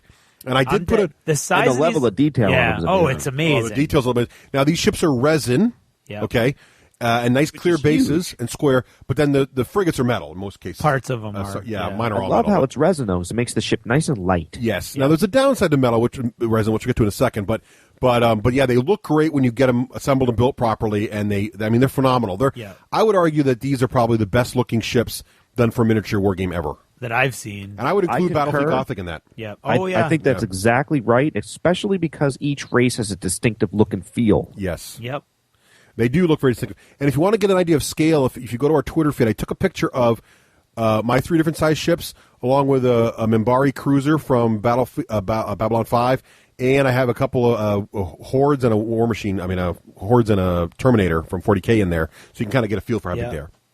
That's slick. That's better than a penny, nickel, and quarter. Yes. Now, also included in the starter box, which I did like, and they did not do this in Uncharted Seas. Now, in Uncharted Seas, when you got the starter set, you also got the deck, which goes with your fleet. And this time, you got to buy the deck separately, but inside the starter box comes with a nice, thick, glossy sheet that has all the race-specific tokens for your race that you can then cut out with some scissors. They're not perforated, but they look nice. And that's nice because you don't have to photocopy them. And the problem with photocopying the book, if everybody photocopied the book and used the books, they'd all be the same color, and your fighters are all mixed up in the game. Can you use a razor knife to cut them out? Oh, yes, you can use it every time. Okay, just check. Yeah, and they're not race specific in like art and logo and stuff. They're just color. But it's nice to have all the different mines around? colors. Yes. Okay. Well, no, there's no round tokens at all. No, but I mean, are the pictures of the mines round? Yeah. My mines are round. Yeah. I don't know if okay. So anyway, that's kind of cool. So I didn't. Now, you went ahead and did something already with the tokens. Well, right? we made our own. We'll talk about that at the end. But we had some old fighters from other games, and the tokens, because what the tokens are used for, we'll get more of this later. But the tokens are used for marking a lot of different things, but primarily they're used for marking your fighters in the game, and they're the size of to mark damage and stuff. Well, there's that too. But the fighters are roughly the size of they're exactly the size of the small Warhammer Fantasy base. Yep. The Goblin one. The smallest. So what we did was we replaced those we took them to the Goblin bases and we put our fighters from Babylon 5 on that. Yep. Which are roughly the right size. Or that. BFG. Yeah, any fighters you got lying around, you can put on there, yeah. So there's ways you could trick out your fleet and make it even have more coolness. Yeah, I was impressed with that. I mean, you guys already had those going on. Well, yeah. Well, we've been playing space. We like space combat. A big part of our group, and that's why we all get sucked in so easily. Excuse me, I've been space combat fans for a long time, and so this is the first real new one to hit in a while, and it really is firing on all cylinders, but we'll get more to that later. So let's talk a little bit, though, before we move on to mechanics. One more thing that's important for hobby gamers is how the models actually came, the starting condition, how easy they were to assemble. Right. Craig, what would you say about the quality and casting quality and everything from your models? Well, I would say that final quality is great. The detail is amazing, and I really enjoy working with resin. They had some issues with early batches, especially with the Dindrenzi, of course, where one half of the ship is like 3 centimeters shorter than the other half. Oh, nice! But they're extremely good at dealing with that and sending. And other little issues they had with the first run was like if you bought the Aquan starter set, you might have gotten the frigates from the Dindrenzi instead. Oh. And what they're doing is they're just sending you all the stuff you lost, and you keep all the stuff that you got by accident. So I mean, they're doing it very quickly. Apparently, I didn't have any of those issues. A lot of flash on. I had a lot of the flash. Dindrenzi. I took a picture of mine on the Twitter feed. There's a lot of flash. But relatively easy to get rid of for the most part. It is, but with resin, you got to be careful because if you're not. Yes, it's poison if you breathe it in. A, it's poison if you file it, so you got to be careful. But B, if you're tempted to just grab the flashing and bend it off. Yeah, you can't do that. That would actually crack the main model and actually snap it. Yeah, which you could do with plastic, but you can't do it with resin. Or take off some of the detail. So what you want to do is you got wear a mask or no, but I would just no. But I don't sand it. I didn't sand, but I used the razor blade. Right, I cut it off, and then I actually used the razor blade again to kind of carve it, almost like whittle it down to the right size. And that's a good tip from John on Cody and John, so that he knows not to breathe that in, being a new miniature guy. The other problem I had was that a lot of my ships go together top to bottom. So there's a dual cast. We have the top piece and the bottom piece, and they go together flat. And on my carrier, the bottom of the top part of my carrier that should have been flat was actually wavy. Oh yeah. And now, is there something special about the carriers because they're not out yet or something? No, they are out yet. They don't come in the. They're the only ships that didn't come in the starter boxes that are available. So you buy them in blisters. Yes, and they are out, but they're hot, so they're hard to get. I mean, the whole game is really hot right now, so quantities are limited. So I had to kind of. Mine didn't fit together well. I didn't really green stuff up. I should have, but so basically, I think these models they're awesome. But they're not beginner models. No. I mean, this is your first attempt at modeling. You're going to be, I mean, you can do it, but you want to get a veteran in the room with you to kind of give you some tips. Yeah. It sounds like you could poison yourself, cut your thumb open. The Terrans, too. The Terrans are well, it's interesting. The Aquans are like top and bottom. Yep. The Dendrenzi are side and side. Mm-hmm. And the Terrans are like sectional, like an insect, like there's a back part, a middle part, and a front part, and there was a lot of work to try to shave those down and try to get them all to fit. Really? So there's there's a lot. I mean, they look. I know they look great on the table, and they beautiful. do. And it's not. If you're a real hardcore modeler, what we're talking about is not that hard. No. I mean, people are going, I green stuff my War Machine stuff all the time. It's no big deal. But if you're not modeling and you're thinking, a fleet game be easy. I thought Uncharted Seas was easier to build than this. Well, most of the ships were one piece, and the sails just kind of. So if you're trying to decide between the two, and you kind of like the both, and you're not a big modeler yet, I might start with Uncharted Seas and work my way in. Yeah. Just from a modeling point of view, just because I think because then it's trickier. Also, and now I don't get why somebody hasn't fixed this, but every spaceship battle game we've ever played, the flight stands, there always seems to be like ridiculous amounts of work to get the flight stand to mate with the ship. Yes. You've got to drill extra space into the hole. I can see a lot of floppy ships. Yeah. I had a floppy ship. My cruiser broke on the way over the stand, and I had it. It was followed by an asteroid the whole game. It's keeping its tail up. So, but that's the most. But when are you're HD, gorgeous. You don't have that issue. But I did notice that out there on the board. Nice. And also, John from Game On, clearly stay away from this man because you're just a noob. Wow. Nice. Okay. A little bit. But size-wise, I was almost turned off when I saw how big the battleship was for the Dendrenzi. I wasn't turned off. It's awesome. But it's so big it almost goes into toy territory. I was surprised you said that. Really? Because there's so many 40K pieces that are the size of toys. Oh yeah, but that's a different scale. No, but I mean like a Land Raider is the size of a toy car. Right, that's it's like a model. It's a totally different scale. Well, that's what I mean. This is a Model 2. Okay, I'm not going to be able to. Clearly, I'm not going to be able to explain this to you, so I'm not going to try. No, but they are big. All right, they are big. I want to learn about these mechanics. They're huge. All right, they're huge. So let's get into how the game works. Okay, so first I want to go over some basic core stuff before we get into the actual play. So there's the cards, which Rafe was asking about earlier. So let's talk about these briefly. These cards, they work exactly the same essentially as Uncharted Seas, but those who are not familiar, they describe them as star cards in both games. And the reason they do is because along the top of the card, there are little circles. One's got an S in it, a T in it, an A, and an R, which spells star. Just like Uncharted Seas. Yes, the S stands for squadron, T for turn, A for action, right? Yep. R for response. Or reaction. Or reaction, sorry, thank you. That's and okay. one of them is going to be highlighted, and only one. So it's all cards are either a turn card, a squadron card, an action card, That's or a reaction nice card. acronym. Okay. It is. And these cards, basically, you're going to have a hand of these cards you're going to hang on to and use them during the game to affect different things at different times. And the size of your hand is going to be dictated by the number of squadrons in your fleet. Yep. So, and the max is at 5. Max 5. So if you have 5 squadrons, you get to start 5 cards. But as you lose squadrons, you're going to lose cards and going to lose abilities to be tactical. So that's and is part your of the big battleship, even though it's one, squadron of one? Yes, exactly right. The only thing that doesn't count as a squadron are the flights of wings in terms of getting cards. So if you have lots of flights of wings, little flights of fighters, they do not count towards your hand limit or giving you cards. So that's the star cards. And we'll give more details about those later, but that's that one mechanic. So keep in mind you're doing some hand management. The other thing you get is the exploding dice mechanic. Oh, yes. Okay.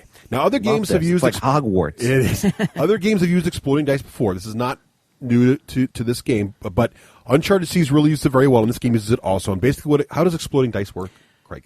Anytime you roll a maximum potential number on that die, you get to re-roll that die. So in this instance, in a game that only uses D6s, every time you roll a 6, you get to roll that die over again. And keep going. And every time a 6 comes up, keep going. Every time you see a 6, you get to roll again. Like the axe of corn. Daisy chain. Exactly, like the axe of corn. The axe of corn is exploding axe. We used to be. Right. So basically, yes. So if you roll 4 dice, 2 comes up 6s. You get to roll 2 more dice. Those come up whatever they are. They add them to result set total. Okay. And basically, this game, you're looking for a success number on all the dice. We'll get more of that later. But basically, there's a target number you're looking for. If you get equal to or higher to that number, you get a success. A 6 counts as 2 successes plus it explodes, so you get to roll again. Yeah. Okay. So that's in this whole game, you're looking for successes. It's kind of funny because when this game first came out, a little side story real quick, I wrote up a little blurb on Daka Daka about my initial impressions of the book. Yeah. And by little, you mean 8 pages? Yeah. It was actually only a page and a half. Yeah. Anyway, the single-spaced, 8-point font. Zach at Tabletop Gaming News is kind enough to put a little post up on his website and link to the Daka article I wrote, because everybody's excited about hearing it, which I was very flattered by. And they had some comments on Zach's post about it. And one of the guys was, "Oh, great, another handful of dice miniature war games. Bo's mechanics haven't changed in 25 years. And I said, I don't think things have changed. He said, no, they haven't changed. It's just another game where you look at your stats, you look at their stats, you get a target number and roll it. Well, that's not how this game works at all. No. In fact, the target numbers are not based on my stats or your stats. No. So at all. So he got it totally wrong. So they have changed a lot. In fact, 25 years ago, it used to be you had these tables in the books. Yeah. Right? And I'm going to do a rant here. Stand back. There's tables in the books, and you look up my stat, and you cross-reference it to your stat, and it says you need a 3, and then you roll it, and if you get a 3, you hit the guy, right? Right. Most modern war games do not use that at all. Tables are dead. In fact, there's only 2 major miniature war games I can think of that still use tables, and I'm on record saying the games are 25 years old and they show. Right? Because Warhammer Fantasy and Warhammer 40K still technically have tables. These per skill. Nobody else does it anymore. They all have mechanics where you simply can do some kind of math to figure it out. In the case of this game, you're just looking for successes. Okay, so there's math. You can do math. The tables are based on math too. They just don't emphasize that in their rules. Right, yeah, that's what they're teaching you. Yeah. Okay, I'm with you. That was good. I liked it. So now, innovative mechanic alert. I did my rant on it. You got only one more. One more thing. The game has integrated turns. Love it. Okay. Oh, the integrated So we just talked about Flames of War, which was you go, I go, right? So there's a turn. You got a bunch of phases. You as player 1 do all your phases, and then when you're done, it's Rafe's turn. He does all his phases. Now it's my turn again. This game is integrated, meaning that during a phase of the turn, we're both going back and forth doing small things. Yeah. Okay. So basically, I'm going to move my ship, shoot my ship. Then Craig's going to pick one of his ships, move his ship, shoot his ship. We're going to rinse, wash, repeat until all our ships have moved, and then we do the end phase and then go again. Okay. Love it. So let's talk about how the phases of the turn go. How many phases are there? There are 4. 4 phases. 5 is right out. There are 4 phases.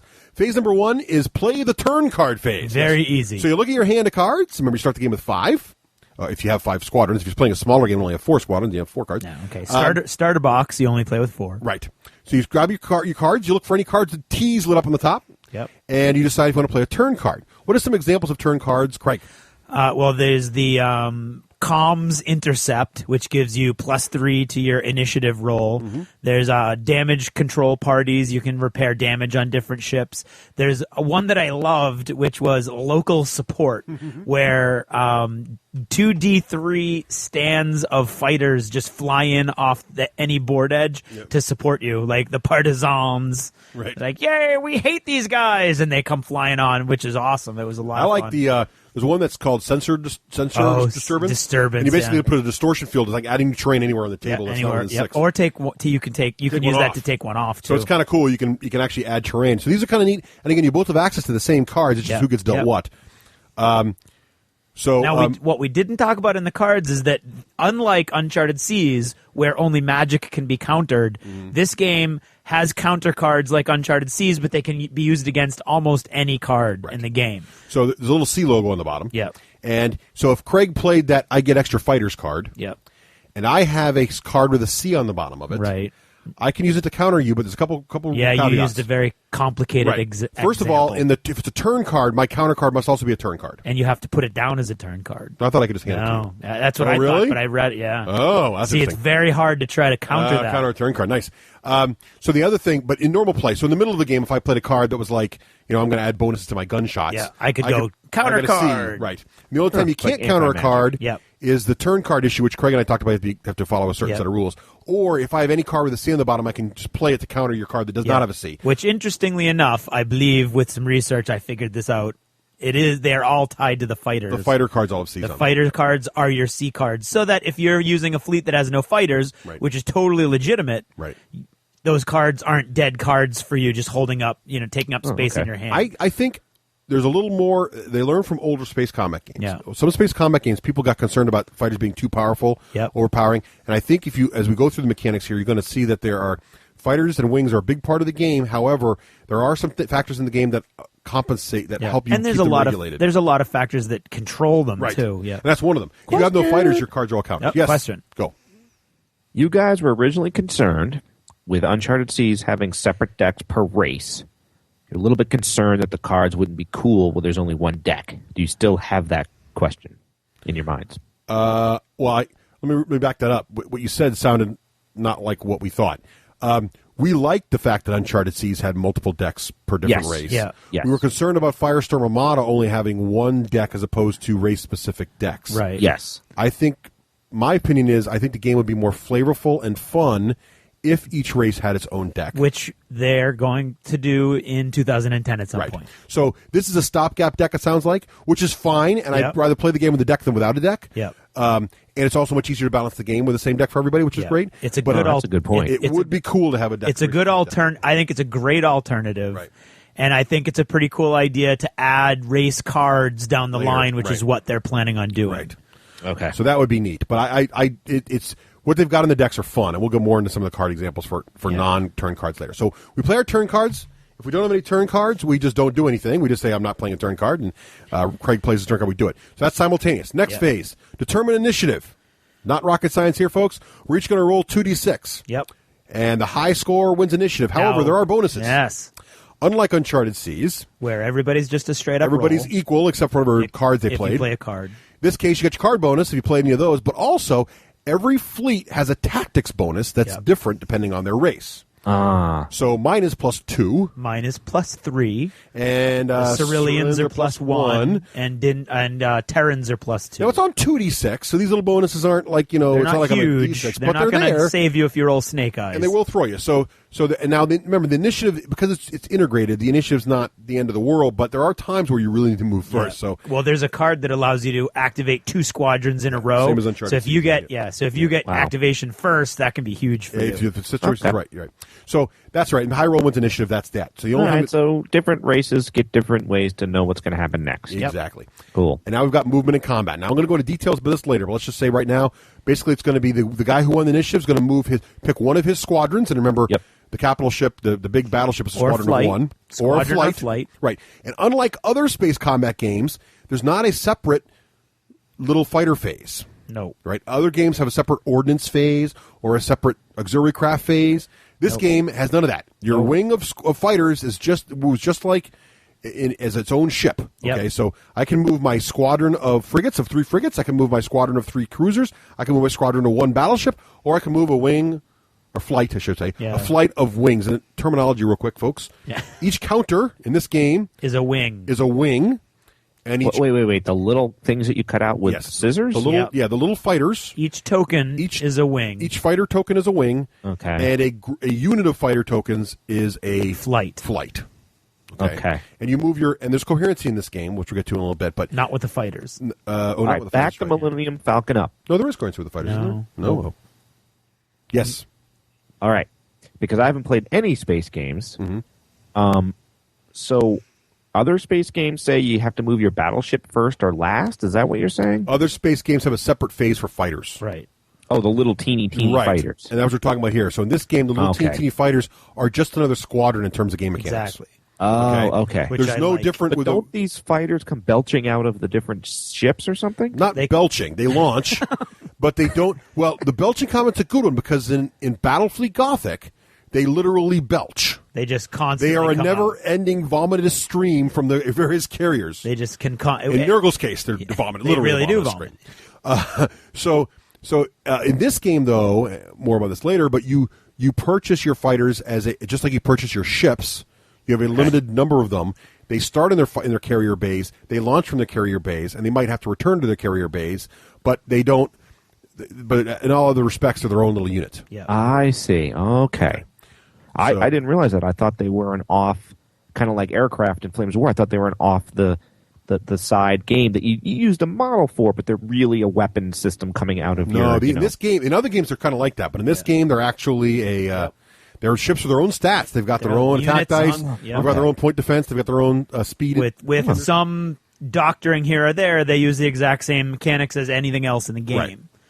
Which is great. It's kind of neat. Yeah. I do like. That's one of my favorite parts of the game. Oh, okay. I didn't realize that. So basically, you're going to pick something and move it. It's going to be it could be a flight of fighters. It could be a squadron of ships. It could be your battleship. Whatever. You move it. So you move it. We'll get an exact time movement works later. Then you make your attacks. All the weapon systems on the ship can fire if they can see something. And then once you're done with that phase is over. So once we've alternated back and forth. Yep, and everybody's moved and fired. And moved on fire. All their ships going back and forth. We move on to the end phase. And this is my favorite part of this phase is the hand management portion of the phase. Yeah, it's important. So you can discard any amount of cards from your hand and redraw back to your max hand size, which is based on your current condition of your fleet. Yeah. That's always nice to be able to do that. Yeah, I like that too. And there's certain cards that really benefit different fleets differently. Yeah. Question for Craig. What? Yes. A quick rundown of the type of things you can shoot. You mean the weapon systems? Yes. I'll say that for combat. Yeah. That's coming later. This is just a quick overview, but it's a good question. There's a lot of different Hold options. that thought. Don't lose it. There's a lot. It's not. No, it's a crap load. It's crap time. Oh, okay. So then we got to check for victory conditions. That's the end phase. Yep. So let's get into the details, though, because Craig, I can hear Rafe is chomping at the bit. I can hear to him. Get more. He's just so excited. He can barely contain himself. I'm interested to know. All right, so let's do movement first, and we'll get to shooting. Movement's pretty straightforward. Yep. Okay. Each ship's got a little stat card, and when you get Which your starter also fleet, another nice thing that comes with the starter fleet is a nice glossy starter fleet. Yeah, great glossy card that includes the stats for all the ships types in the box plus the carrier, which Plus is the nice. carrier. It's not there. These are different cards than the deck. Yes, this is like almost like a reference card. Yeah. Okay. It is a reference It is card. a reference card, and it has all the stats for each of your ships. And it has the instruction manual on the back on how to build the models. Right, assembly instructions. Okay. So and there's lots of stats in your ship, and we'll go through them as we need them. But basically, one of the stats on there is a speed. Okay, this is the maximum speed your ship can move. So for example, my battleship moves 8 inches a turn maximum. My frigates move, I believe it's 12 inches, 11 or 12 inches a turn. Yeah. All right. Now there's two parts of the speed you got to worry about: the maximum speed, you can't move farther than that, and the minimum distance they must move is also indicated on the card before they can make a 45-degree turn. And that's based on the size of their ship, but it's printed clearly on their stat card. Yeah. So, for example, my battleship must move 2 inches. All battleships. Every time. But the way they've done it, it could be changed by fleet. That's So true. It's on the card. Yeah. It happens to be all battleships released today have the rule that they have to move 2 inches, then they can make a 45-degree turn, right? So I can move 2, make 45 degrees, move 2 again, make 45 degrees. That's as fast as that ship can turn. Cruisers can move 1 inch and make the 45-degree turn. Yep. And frigates don't have a minimum distance; they just have to use a 45-degree turn template. So Right, which is interesting because I saw a lot of people just kind of moving like they were can't spin them fighters. around. No, they're you not can't fighters. just move them like freebie. They do have to use the template still, so they're moving in 45-degree increments. Right. But they don't have to move an inch between. Yeah, we caught that, but that still gives them. So there's nice maneuverability in the game that keeps you from just zipping all over the place. Yep. Now, of course, your wings of fighters, as Craig alluded to, don't have to worry about the turning radius. They just go whatever they want. They just go zipping around. And they don't have that minimum movement either. So basically, you've got to move your minimum distance. You can't just you can, just like Uncharted Seas, you can basically drop anchor in space. They call it cutting engines. And then in my current turn, I have to move my half my distance. I say I'm cutting my engines, and on my next turn, I don't have to move at all. Right. But I have to have set that up for the prior turn. Right. Oh, okay. So And just to prove that we know physics, Russ in particular hates the term cut engines. it should be hold station. All right. You cut engines in space, and you're not going to stop. Right. So that's how movement basically works. And the other thing we should mention here while we're talking about movement is you got to watch your coherency. Now, coherency is not as nasty as it is in Uncharted Seas. No, it's not. One thing we should say, though, is coherency is not consistent from fleet to fleet. No. Each fleet has its own command distance for its fleet. So That's mine cool. might be larger than Craig's or Right. smaller. I can't remember Yep. which. And other fleets as well. So mine's, I think, 7 inches. Some might be 6. Some might be 8. And so that's going to let you deploy wider or narrower depending on the fleet you play. If you get out of coherency, it's not the end of the world. The ship out of coherency can do whatever it wants, just like normal. The downside, though, is you can't play any cards you played in your squadron, like a squadron action card, only affect the majority of whatever your main part of the squadron is. Now, is that at the end of its turn if it's out? No, it's yes. It's when you're playing the card. Yeah, it's whenever you can't link fire with the rest of your squadron in the when you're shooting it, and you can't use a card. You can't affect it with ability. a card. Right. Okay. So link fire we'll get to in a minute, but basically, and there's other advantages to staying close together. So you really don't want to get out coherency very often, but you can do it in this game without ill effect, without too many bad effects. Yeah. In Uncharted Seas, you can't shoot and you just go for 2 inches, right. which is rough. Now, so that's out of command. So that's movement. Does that make sense, Rafe? Yeah, that's pretty simple. Okay, pretty simple. Hey, can you? What if you want to suddenly turn about, or do a Immelman type of maneuver? Only special maneuvers for movement that would come into this game would be in the cards. Right, and right now the only special thing in the cards is extra speed. Extra speed. You can there's burn engines or something, and you can move an extra D6 inches straight ahead. So even straight ahead? No, you can turn. No, you can turn. So it can give a battleship the ability to do a 180. Right. Okay. If you roll well. Well, there is one D6. other. There is one other ability, Rafe, which you're alluding to, which is the I forget what it's called. It's called you can go inverted. Oh, it's bottoms up. Bottoms up, which is an interesting move. It doesn't really affect. You put the token next to your ship, and what it means basically, your ship is rolled over and is now its top is down and its bottom is up. Port is starboard. Starboard is port. Right. And this is great if someone's on your starboard side and they've got a critical hit and taken out your starboard guns, you can then roll over and fire your port guns at that guy because you're in space. Because you're in space. So that's you can't turn around real quickly. Yeah. No. But you can't. But this is a common misconception, people too. I heard people the other night when we were playing this game going, "This is stupid because there's no inertia in space." Oh, there's totally inertia in space. The only thing there isn't in space is drag. Right. But there's plenty of inertia. Yeah, of course. So having a giant, massive ship, you can get it eventually going very, very fast with a lot of thrust, but stopping that thing or turning it is still going to be a lot of force. Take exactly as much force as it took to get it up to that speed. Exactly. So it's funny physics works that way. So big ships in combat wouldn't really go that fast if they wouldn't have any chance of maneuvering at all, because if they did go up to the speed of a fighter, they'd never be able to turn in the length of a table length. Right. So that's why the capital ships move slow, even though in theory they could probably get the light speed at some point. So wait.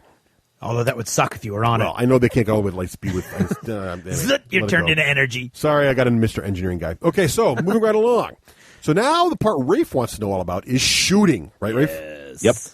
Now, one of the things I like about this game, I'll get more to in the review, is a lot of the space combat games in the past that have tried to make games play faster.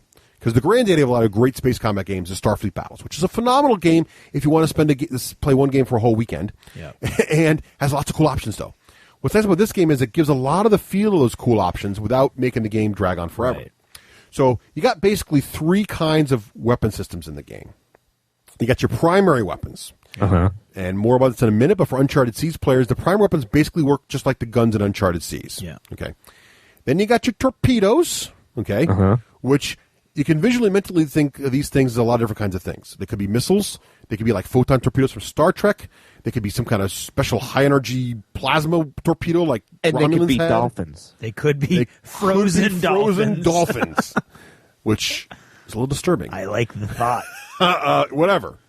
And you also, the third type of weapon, and I'm putting these here in weapon systems because I think it helps you think about it later with modifiers and stuff, is your point defense system, which is technically a weapon system. Yeah. Because it can lose damage and take damage. Yeah. Okay. It's right, generally, yes, go ahead, Rafe. In the fluff, does it describe and give names? So Craig says, I'm shooting my 105 laser beam, and you say I'm shooting my battery cannons or something.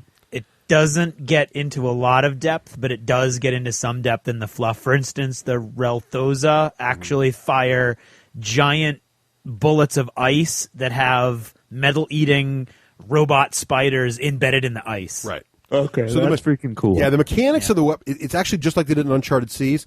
The shooting mechanics of all of our weapon systems are this, because all the races have these weapons we just described in different quantities, but they all have them. And so what the difference, though, is the fluff around the weapon. Just like in Uncharted Seas, some of the ships fire magical beams, some of the ships fire ballistas, and some of the ships fire cannon. Yeah. In this game, too, they have different fluffy weapons that are sort of hinted at in some races that I'll probably expand on later with more depth, which I can't wait for. Yeah. But basically, there's a nice core, simple mechanic. Yeah. And do the different races have different? Does Craig shoot longer than yours? Oh yes, More damage. And, yeah. So but they're just called primary weapon. Yeah, exactly. Okay. So let's get into the primary weapons. We'll talk about that a little bit. So the primary weapons, these on the card for each ship, is your primary weapons are going to be divided into the firing arcs of the weapon. So you've got a starboard primary weapons, port primary weapons, forward and aft primary weapons. Turret. And there's also two more types. There's a turret primary weapon, and there's gun racks. If you're Okay. Drenzy. So the other primary weapons only fire in the arc they're in. The turrets can fire in any direction they want. Yep.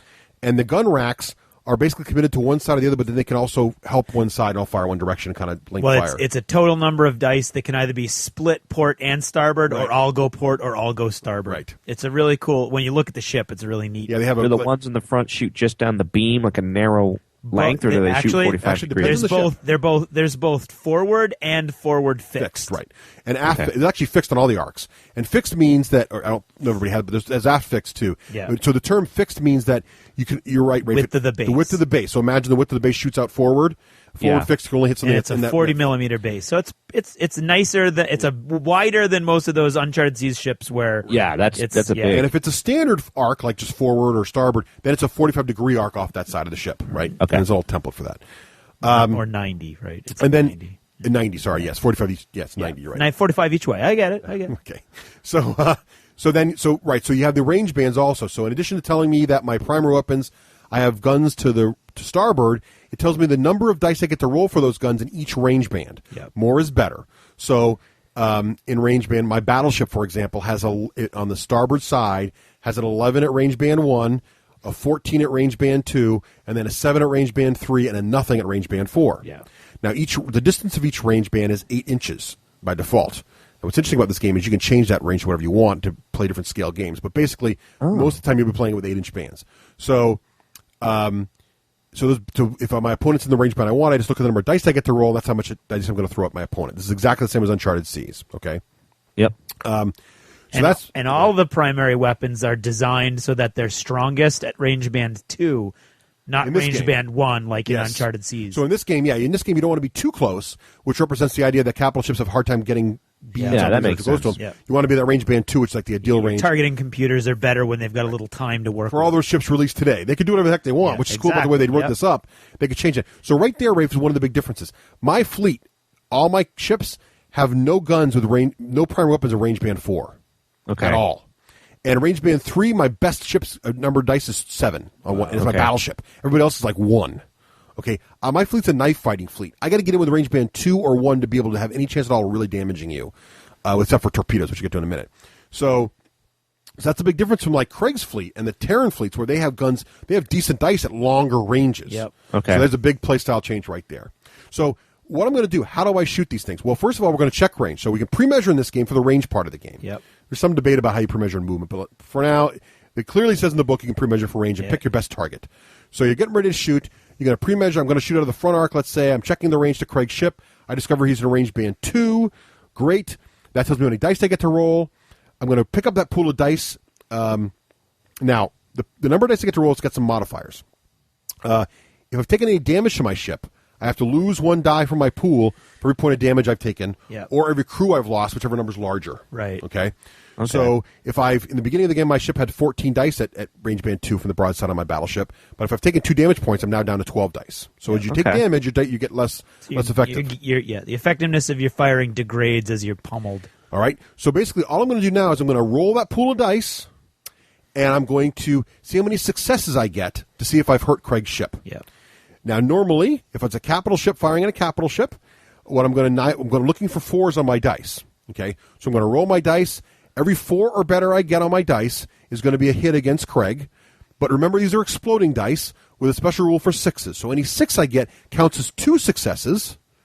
Plus, I get to roll another die and see what the result of that is. And if it's a 6, I keep it going. It counts as 2 more and keep going. Yep. So if I roll 14 dice and 5 of them come up 4 or better, that's 5 hits, but let's say one of those was a 6, so that's 5. That's 4 hits plus the 6 is 2 more hits, so that's 7 hits. Yep. Plus I get to roll again. If I get another 6, that's 2 more hits, or whatever. Yeah. I think I did that right. There may be some math. There's some math issues there, but that's trying to go. You get the I idea. know what you mean. Yeah. So that's how you roll it. Then what I do is I take the number of successes I got, and I compare it to two numbers on Craig's ship's stat card. The first number I'm hoping to equal or exceed is his damage number. Yep. Okay. If his in most battleships, it's like a 6. Mine's better than or 7.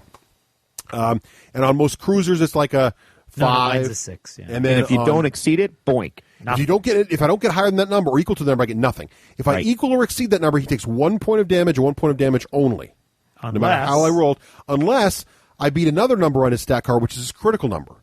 His critical number is usually higher than his damage number, almost always is, and it's a bit of number. It so would like, have to be. On your ship, on your battleship, it's probably like a 12 or 12 on 12. mine. See, what's interesting with my ship is my defensive number is a 7. It's better than yours, Yeah. but my critical number is only a 10. Right. So my guys are more maneuverable and harder to hit, but if you do hit them well, you really critical them. Yeah. A critical rolls in a special critical table, which basically puts long-term effects on the ship, like knocking out a broadside or damaging your engine. Usually does 2 points of damage. Yep. And if you roll really well on the critical, like you roll snake eyes or box cards, you wipe the ship outright.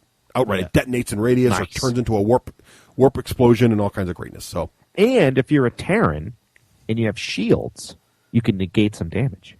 actually, yes. So let's worry about shields for a minute. So I skipped the shields. That was if you're firing on a ship with no shields.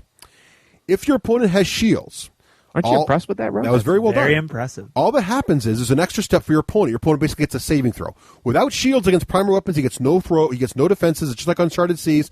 I look at my successes. I compare against his numbers. Yep. I do a regular hit or critical hit or nothing. Right. Right. If he's got shields, though, before I see what I meet on his numbers, he gets to roll his number of shield dice. Every ship's got a shield rating. A lot of people it's 0, but some of the ships have a 2, Yep. even a 3, I think, in some cases. Mine are all 0. Okay. My guys have 2s in the capital ships. Mine are real men. If Once I have again, proving. If I have a 2, I roll my dice, exploding dice again, hoping for 4s. Yep. So I roll my 2 dice. If I rolled 2 4s, I would subtract 2 from the number of Craig's successes. Exactly. So if he had just got enough successes to damage my ship and I took 2 off of it, he now doesn't succeed. Yep. Right. It won't hit your damage rating. Yep. And remember, if my shields roll a 6, it counts as 2 successes and explodes. So even with 2 shield dice, you get really, really lucky and block a huge hit if you get really lucky. Right. But remember, you don't need to block every success he gets. You just got to get enough of them off of there to get below your critical number or below your defensive number. Yep. So a lot of times you'll see shields reduce a critical to just a hit or a hit to nothing, which is really nice. Now, most shields block most weapons, but there are some rules in the game like ramming and stuff or fighter attacks where they go under your shields. Now, how does link fire work? Good question. Linked fire is really important. Linked fire is a big part of the game because you're trying to beat that damage or critical number. So if you've got a single ship in your squadron, linked fire doesn't really happen, except that battleships with turrets can link their turrets to another weapon that's firing. Yep. How linking works is ships in a squadron that are shooting at the same target can link their fire.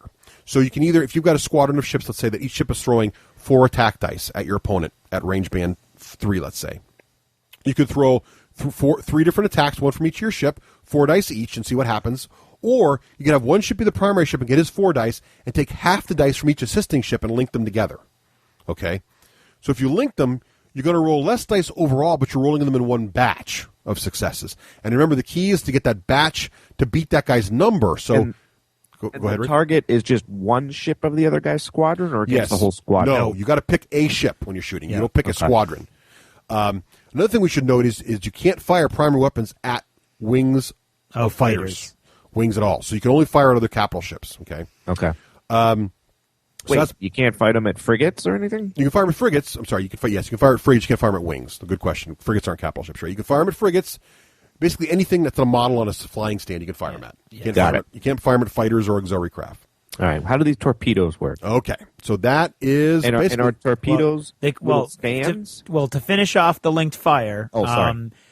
I thought I got it. If you've got 3 cruisers and one's the primary firing all 4 of its dice and the other 2 are firing 2 dice, those other 2 don't get to shoot those. The lost dice are just gone. Right. Yeah. They can't spend those dice elsewhere. They're busy focusing fire. Exactly. But it's a huge rule, and linking is a big deal. Yep. Because you really want to get to beat their number, and even those 2 extra dice can be a huge thing to help out. Yep. So on to Rafe's question about torpedoes. Right. So torpedoes. First of all, are they modeled? Are they little chips? No. They're not consistent. All other shooting in the game from other weapons works the same as what I just described. They just have special cases around them.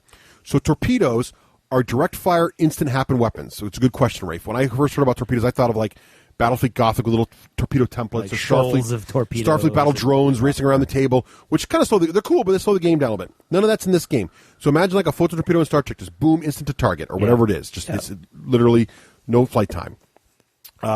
So basically, it's going to be the same as your guns, but there's a few big exceptions. First of all, in all the fleets released to date, the torpedoes either are the same dice strength at all ranges, or they get better at longer range. Yep. So torpedoes are even the Aquan Prime race, which has no guns, regular primary weapons at range band 4.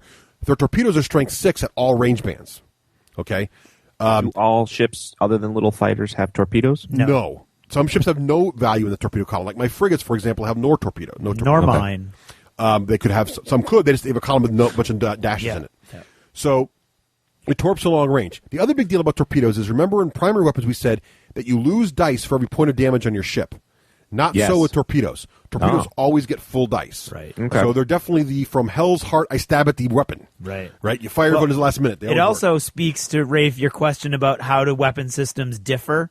Yeah. Because the Terran's torpedoes, the stats work the same as everybody else's torpedoes, but if you look, their dice go up the further away from the ship they are. Right. And the fluff behind that is they're actually just big solid projectiles that are just accelerating straight for you. The longer they have to accelerate, the more powerful they get. So the more damage that they'll do. So his go from like 5 to 6 to 8 or something. Yeah, like it's that, crazy. Right? Yeah. So What do you roll, like 5 dice or something? Yeah, you're going to roll how many dice dice at each range. It's just like primary weapons, except that he's rolling.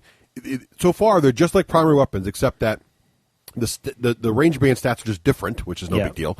But also they don't lose dice for damage. Yeah. And are they easier to hit big ships? So you hit them on a 4+ or something? Nope. The stats are the same. Oh, we should mention one other thing when we were talking about shooting. If a big ship shoots a little ship, he only hits it on 5s. Right. 4s don't succeed. That's the same as uncharted seas. Yeah. Torpedoes have that same rule. So if far, it's one scale lower than that, right? Right. No. It's only capital against frigates. It's only when you're shooting frigates. Well, no. It's a class. No. Yeah, because I thought if a battleship goes against a cruiser. No. What you're both wrong. Okay. Okay. It's not how many class sizes you are below what you're shooting at. It's or above what you're shooting at. Right. It's per class. It's per class. There's small class ships, which include frigates, but are also escorts, right. And then a certain type of transport. And then there's a really tiny, which were shuttles and drones. They're not out yet. And those are only hit on 6s. They're not out yet. They're not out yet, but you're right. You're right. The mechanics are set up such that it's one per class size. Spartan Games is really good at building a rule set that can be easily expanded on as the game develops. The term we like to use in IT is extensible. All right. It's an extensible rule set. All right. So anyway, sounds impressive. Good word. Does you like that? So anyway, I like cloud sourcing better though. There's one other important difference between torpedoes and primary weapons. Now, torpedoes can also be blocked by shields. Yeah. But before we get to the shields, there's this little problem of point defense. And remember, we said that ships have a point defense rating, and I classified it as a weapon. So if you think about this for a minute, your point defense are the little tiny laser in Star Trek. It's little tiny pulse lasers. In Babylon 5, it's those little deck guns that fire, and then Battlestar Galactica had it too. Yeah. These are weapons that are used to shoot down incoming fire, okay? Yeah. Or ultra small craft like fighters, okay? So what happens is my point defense basically works just like the shields do, but it's an extra layer of protection against torpedoes. Yeah. There's more to it. There's more to it, but we'll get started here. Yeah. So basically, if my point defense is very high. Remember, my shields are only a 2, but on my battleship, my shields are 2. My point defense is a 7. That's a lot. A 7 dice I get to roll, and every success I get will reduce the number of successes you got your torpedoes by 1. But there's a trick. First of all, because the incoming fire is so small, point defense only succeeds on a 5 or 6, not a 4, which we messed that up in the game we played.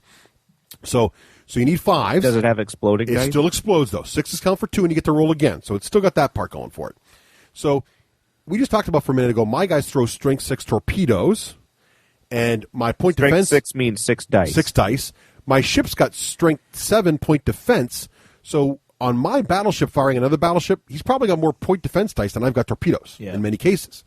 Now, it gets even worse for the poor torpedo guy, because point defense actually is a bubble that stretches 4 inches in radius from your ship. From any ship. That has point defense. That has it, yeah. So basically, when you fire if you fire at another ship that's within 4 inches of my battleship, it gets its own point defense plus the battleship's point defense against any torpedoes coming at it.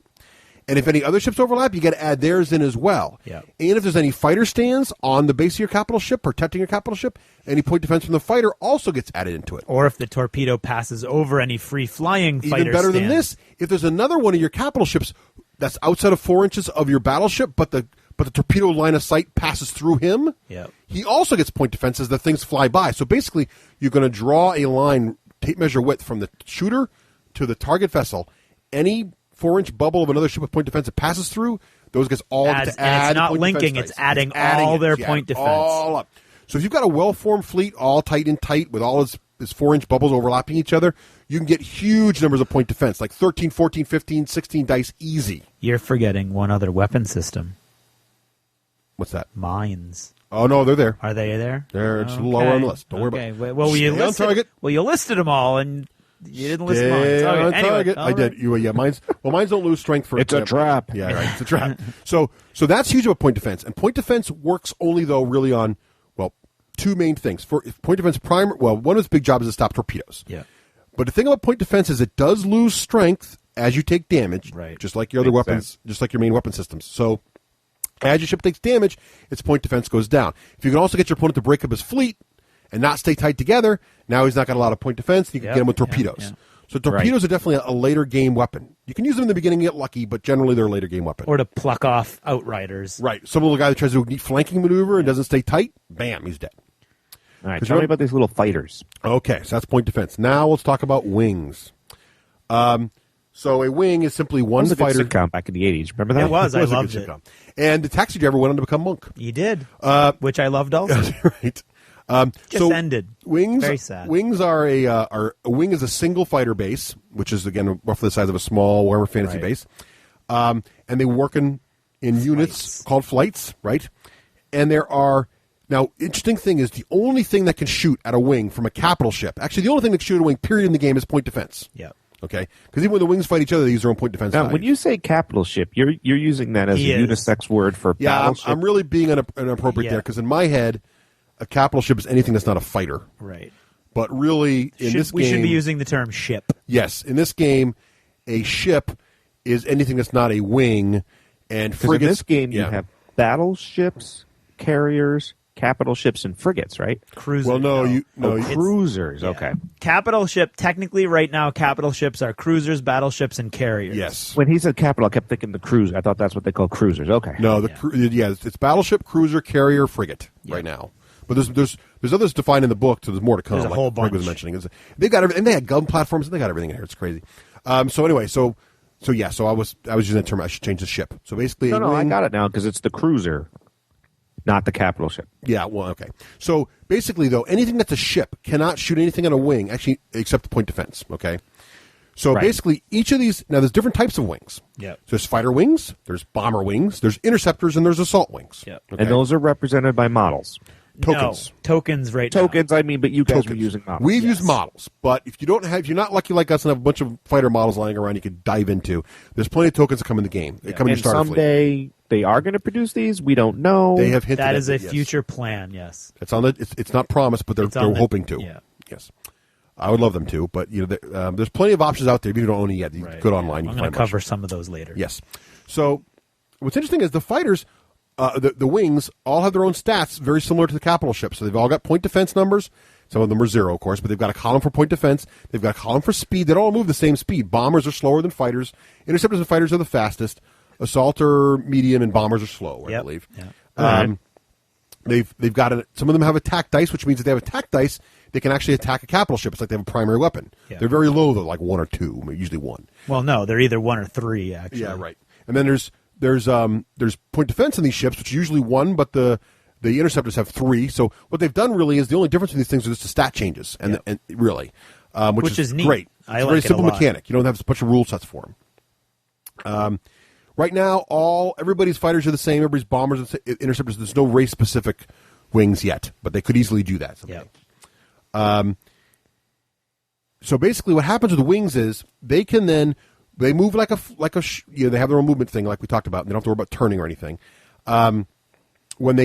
Whenever they get within point defense of an enemy ship, though, the enemy ship can attack them with its point defense. Yep. Which is bad. In either turn. Yes, in either turn. In either turn. Wow. If my ship So if my cruiser floats past your wing, I get to roll my point defense against your wing. Anybody who's in there. Now, one thing we should mention about point defense, which we didn't mention in the torpedoes very carefully, is if multiple torpedoes come in at once or multiple wings are there, the point defense must split its fire. Yeah, you don't have the option. It's all point defense is supposed to be an automatic weapon, so there are rules designed to make it so you can't finesse your die rolling. So what that means is when you have a squadron of ships with torpedoes on them, you're better off not linking your torpedo fire. You can link; it's a perfectly valid option, but you're better not linking and firing, 4 shots of 6 dice each, because the guy's got to split his point defense amongst all 3 of those shots. Right. So you might get through that way. The fighters are the same way. If you send in a large squadron of fighters, if you send in one fighter against the guy, he's going to roll all his point defense. He's going to get 6 dice. He's going to blow this guy. Now he needs 5s to succeed. Yeah, because it's tiny. 6s explode, but in this case against fighters, a 6 kills them. Yeah, and a 5 drives them off. Correct. And driven off means the fighter just doesn't make his finish. The movie just moves back 4 inches or 5 inches. 5 inches back. So there's a lot of driving off in the game. Yeah. However, so one fighter going against point defense 6 would not do very well, but 6 fighters going in, I got to put my point defense now 1 die on each guy, and I'm going to miss some. Yep. Because I need 5s, and the ones I miss are going to get in and do whatever they want to do. And if they're 1 attack dice each, do they link themselves? They can. Yes, they link. Yes, and you always link. You always get 1 no matter what. Yeah. So if 5 fighters got through, that's 5 dice. As long as they had a 1, then they always get a 1. Right. So 5 fighters get through is 5 dice. That's pretty good. Yeah. Or bomber. If bombers get through, the first guy's got 3, and then they're linking one each for the next. Because when you link, you take half and you round down. Right. Yeah. So bombers. Yeah. So 5 bombers got through. It's 3 plus 4. Yeah. 7 dice. That's a lot of dice. Yeah. And that sounds like it could be brutal. And there's a lot of people on the web, on the forums that are like, "Whoa, the sky is falling. Bombers are awful." First of all, the largest flight right now you'd have available to you is 8. Right. Your point defense is going to stop some of them. No, they're totally easy to shut down, and here's how you do it. First of all, point defense. But point defense is not your main line of defense against bombers. Unlike Flames of War we just talked about, where fighters are kind of optional, you got to be going to battle with some aircraft yourself in this game. And the ones you want to bring are the interceptors. If bombers scare you, bring interceptors, because here's how your own fighters work. If your wings can sit on the base of a ship. Yep. If they're there, they add their point defense to the ship they're sitting on for anything, torpedoes or other bombers coming in. But now, also, does that add it to the 4-inch balloon? No, only things shooting at ship. At that ship, right? Because the thing we should mention is the point defense of wings doesn't radiate out 4 inches. Now, any torpedo shot that passes directly over the counter that the wing is does get point defense against it, but it's got to pass right over you. But if you're on the base of your ship, any torpedoes fired at that ship, you have the intercept. So think about it this way: if you've got a frigate and he's only got a point defense of 2. You put 1 interceptor on his base, now he's got a point defense of 5 for 1 interceptor. Because an interceptor's got a point defense of 3. Right. Which is huge. So that's huge. 5 dice is a lot, because remember, I'm only throwing 6 level torpedoes at you. You're probably going to shut me down, because I don't have to reduce your attack to 0. I just got to reduce it lower than my damage rating. Yep. It's an important thing to remember. So that's one thing. The other thing that happens is whenever your wing flies within 4 inches of my wing can intercept you. Okay, I just move to touch your base, you stop, and we're going to have a dogfight. Yep. Okay, so that's huge, because if I've got interceptors floating around, you've got bombers trying to sneak in on me, I just need a few interceptors. They don't have to kill all your bombers. They just got to reduce you enough so my point defense can take you out when you get to my ship. Yep. So if I've got 2 or 3 interceptors hiding in the back of my fleet, worried about a random bomber fleet going to show up, they come in, I move to intercept you. We now roll our point defense dice. The bomber rolls his point defense dice, which is 1. The interceptor rolls his point defense dice, which is 3. And here's an interesting little rule. In fighter-on-fighter combat, successes are 3+. Yep. So if I get any 3s or better, you're driven off, so the bomber doesn't finish his movement. 6 to kill, yeah. And if I get a 6, you're dead. And with the interceptors rolling 3 dice, pretty good chance. Okay. So interceptors work great. They're my favorite little ship for my Aquane Prime guys because of the it's really a Quan, but I keep saying Aquane because it's StarCraft. It's a long story. So that's how that works. So it really is easy to shut them down if you want to. Yep. You got to play the game, but you can do it. Okay. The other thing about wings that's interesting is their point defense can be used against mines. They're the only ones that can use point defense against the only guys that can actually mines. Yes, capital ships cannot. Which brings us to a nice segue into the other weapon system I forgot to mention earlier, which is mines. Lovely. Mines. Mines are one of my favorite weapons. Moria. Now, there's a mine column on everybody's ship stat card, and most races have some mine access. There are some races that have no mines, but most races have everybody's some got some. The Terrans only have it on their carrier, I know. So I have a lot of mines, and my cruisers have mines, My cruisers drop mines of strength 4, and my battleship, my carrier, drops mines of strength 5. Brutal. Mines are without limit. So all you basically do is while you're moving your capital ship, at any time during your movement, you may put a mine in his direct rear arc up to 4 inches away from his pin. And we should mention earlier, I don't think we mentioned this, all measurement and range checking is done from the flight stand pin to flight stand pin. So it's like your ships are a single point. So I put the mine behind my ship. Interesting thing about mines is mines do have friend or foe detectors. That's the good news. They look for a 4-inch radius, and the mines will say, hey, if you're a friend, I will not detonate. Yep. If you're a foe, whether it's a wing or a capital ship, and you start or end your movement within 4 inches of the mine. By the way, you can float through there. You just can't start or end. You can. Yep. You so can if you fly start, over it. Yes, you can sort of see it and get around it. But if you start, the game's full of little nods to 3D space. Yes. So if you start or end your movement within 4 inches of a mine, it goes off. And if it goes off, it's like you're getting shot by a primary weapon, essentially. The strength of the mine, which is, again, on your stat card, so some mines are 4s and some mines are 5s, so you want to make sure you somehow mark it on the table. And there's counters that come in the game that have numbers on them. If it's strength 4 mine, I'm going to roll 4 dice against you. If it's a strength 5 mine, I'm going to roll 5 dice. I roll once, count up my successes. 4 pluses succeed, and 6s are exploding with double points. Then I just apply that result to every ship within 4 inches of the mine. Okay? Yep. So if it's a wing, if it's a capital ship, you just took, let's say I rolled 6 successes, I look at everybody. If 6 is enough to damage you take a point. If it's enough to critical you get criticaled. If it doesn't do anything, it doesn't do anything. If it's a wing, now you do get your shields against this. Yeah. So if you don't get your point defense, but you get your shields, unless you're a wing. If you're a wing, you get point defense against it. Right. Really, and that's all there is to it. So again, what I really like about this game is we're using the same exploding dice mechanic for primary weapons, torpedoes, shields, point defense, wing dogfighting, wing bomber assaults, and even mines. Yep. Yeah, that does sound nice. Isn't that nice? And it even works the same thing for boarding actions. Yes. Okay, boarding actions are pretty much the same thing. I think I might have skipped boarding actions.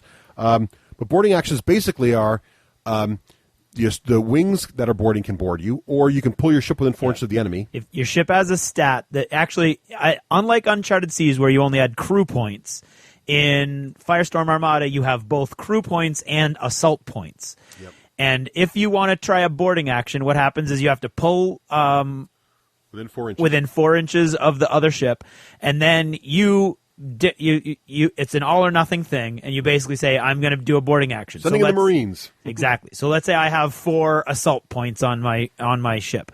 I'm going to try to get my 4 assault points onto your ship. Now, your point defense can actually stop them. Because these are little like breaching pods or little ships coming in. They're, so there's a chance to shoot them down on the way in. Yep. So that's your first line of defense. So let's say you take 1 out. So only 3 of and they work on 5s. It's the same as shooting wings. Same as shooting wings. Yeah. So you need 5. So let's say of my 4, you kill 1. So I've got 3. Now, my 3, this is why you don't want to do this in the late game after you've taken out some of his crew. Because now my 3 assault points are attacking your crew points plus your assault points. So that's going to be a lot more usually. And it's, again, exploding dice roll, so he's going to roll his dice against mine. Every success is a dead guy on the other side. Right. Now, do the assault points on my ship defend against yours? Like defending Marines? Yes. If you haven't sent yours away on a boarding action, you've kept them for defense, then yes. Now, here's the neat part. These are a usable resource. Yes. What's interesting, too, about this is if Craig assaults my ship with some Marines, and he kills some of my guys, I kill some of his Marines, but I don't kill all of his Marines. Yeah. We have to mark his ship to let us know that all of his Marines have left the ship. He's got assault point 0. Yeah. But we mark my ship that he's still got Marines left on the ship. Yeah. And what happens is there's going to be a combat again in my turn in there. Yep. But until that happens, my ship is firing at half attack dice for all its weapons because it's even point defense. Because I'm busy repelling borders. Yep. So it's kind of cool. So you can get this persistent fight going on in these ships. Yeah. And I did that. I did a successful one against Will on Tuesday, which was awesome. It actually caused his ship to do a death dive into a planet. Nice. It was awesome because he just couldn't kill this one last point of Marines. It was like, no! And then I totally whiffed it. Can you not steer either? Or No, you can. But he was so busy, like trying. He had so few attack dice because everything was halved. He was trying desperately to get into an arc where he could do some good before he died. And he only had 1 damage point left. If you take out all the assault points, you don't kill the ship. But if you take out all the crew points, you do. If you take out all the assault points and the crew points of the ship, you capture it as a prize. And so a prize is worth double victory points. That's the big thing there, which is huge. Yep. Oh, wow. So that's pretty much the whole everything, right? That's all the mechanics. Yep. So that's the whole game in a nutshell. Let's briefly talk about some other things in the game. We didn't talk about how you build your fleets. No. So real quickly, use points to build your fleets. Yep. Typical ship point values between 100 and 200 points. Yeah. A lot more granularity than the original Uncharted Seas. Yes. They fixed that, so that's good. One thing that's different about this game is you do pay for wings in this game, which is great. Remember in Battlefield Gothic, your ships just sort of keep making them. And in Babylon 5, you don't have an infinite number, but they're all free. Right. They come on whatever. In this game, you can field your carrier with no ships. Like my battleship also is fighter base. Yep. I can fill it with no fighters. I can fill it up. I have to choose, though, to either fill them all the way to the max or have none. I can't do both. You can't just take your change in fighters on your carrier. And what's also one other thing that controls the fleet building aspect is you have a percent ratio, so you can have no more than X percentage of your points in battleships. Right. No more than X percentage of your point in carriers. And these percentages are different based on the fleet. Yep. So they can tweak the races to have this race be more carrier-based, this race be more battleship-based, or whatever they want to do with that. Exactly, yep. How does that sound, Rafe? Yeah, it sounds good.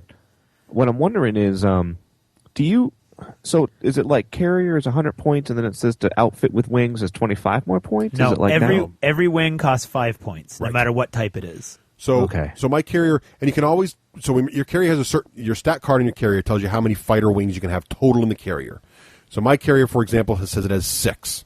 Okay. And I can choose to go with no wings at all, so the carrier just costs its base points, or I can fill it. I have to fill it all the way, which would be 6 times 5 is 30 more points. Yeah.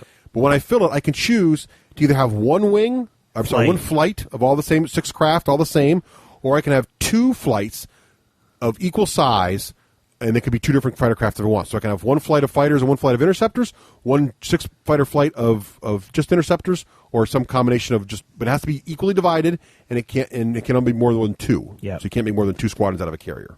Why? Why? You have 6 bays. Because you can have 6 fighters, but That's only one flight. of the ways that the game is balanced so that the fighters don't overwhelm it. Because remember, they're an activation. Yeah. So if you could have 6 separate, if each little stand was its own activation, you could totally manipulate the game so that your opponent, it would be really crazy. So, and that's one of the things I like about the game. No other game has ever done that I can think of has done fighter squadrons before. I mean, in other words, a unit where you have to. I thought you had to keep coherency, but I guess you don't. No, you don't. But so you can play a command card on that squadron. It affects everybody no matter where they are. Yep. Okay, but it's still but the activation thing is nice. Right. Yeah. So I do like the fact there's units in the game even for fighters. So you can have fighters and bombers. And interceptors and assault boats. Yeah. Assault ships. But not all in the same carrier. No, you could. You could have but only 2 only 2 different types. Yeah. So I can outfit my carrier with 3 assault boats and 3 fighters, or I could go 3 interceptors and 3 bombers, or I go but I have to pick. Or 6 of all of one, or 3 fighters and 3 fighters. Right. I mean, the key is it's going to be 6 or nothing. It's going to be 3 and 3 or 6. Yep. And it's going to be a maximum of 2 different types. It sounds complicated, but it's really not. Each flight, I got it now. Each flight has to be, and what I like is that you can take your change. Like, let's say you're playing an 800-point game and you can't quite get to 800 points. The game allows you to take up to 6 flights, up to 6 wings as a single flight without a carrier. Right. So So if you're short on points, like my fleet with everything in the box with a carrier fully loaded out is 675. Yeah, mine's cheaper. Craig's is cheap. Much cheaper.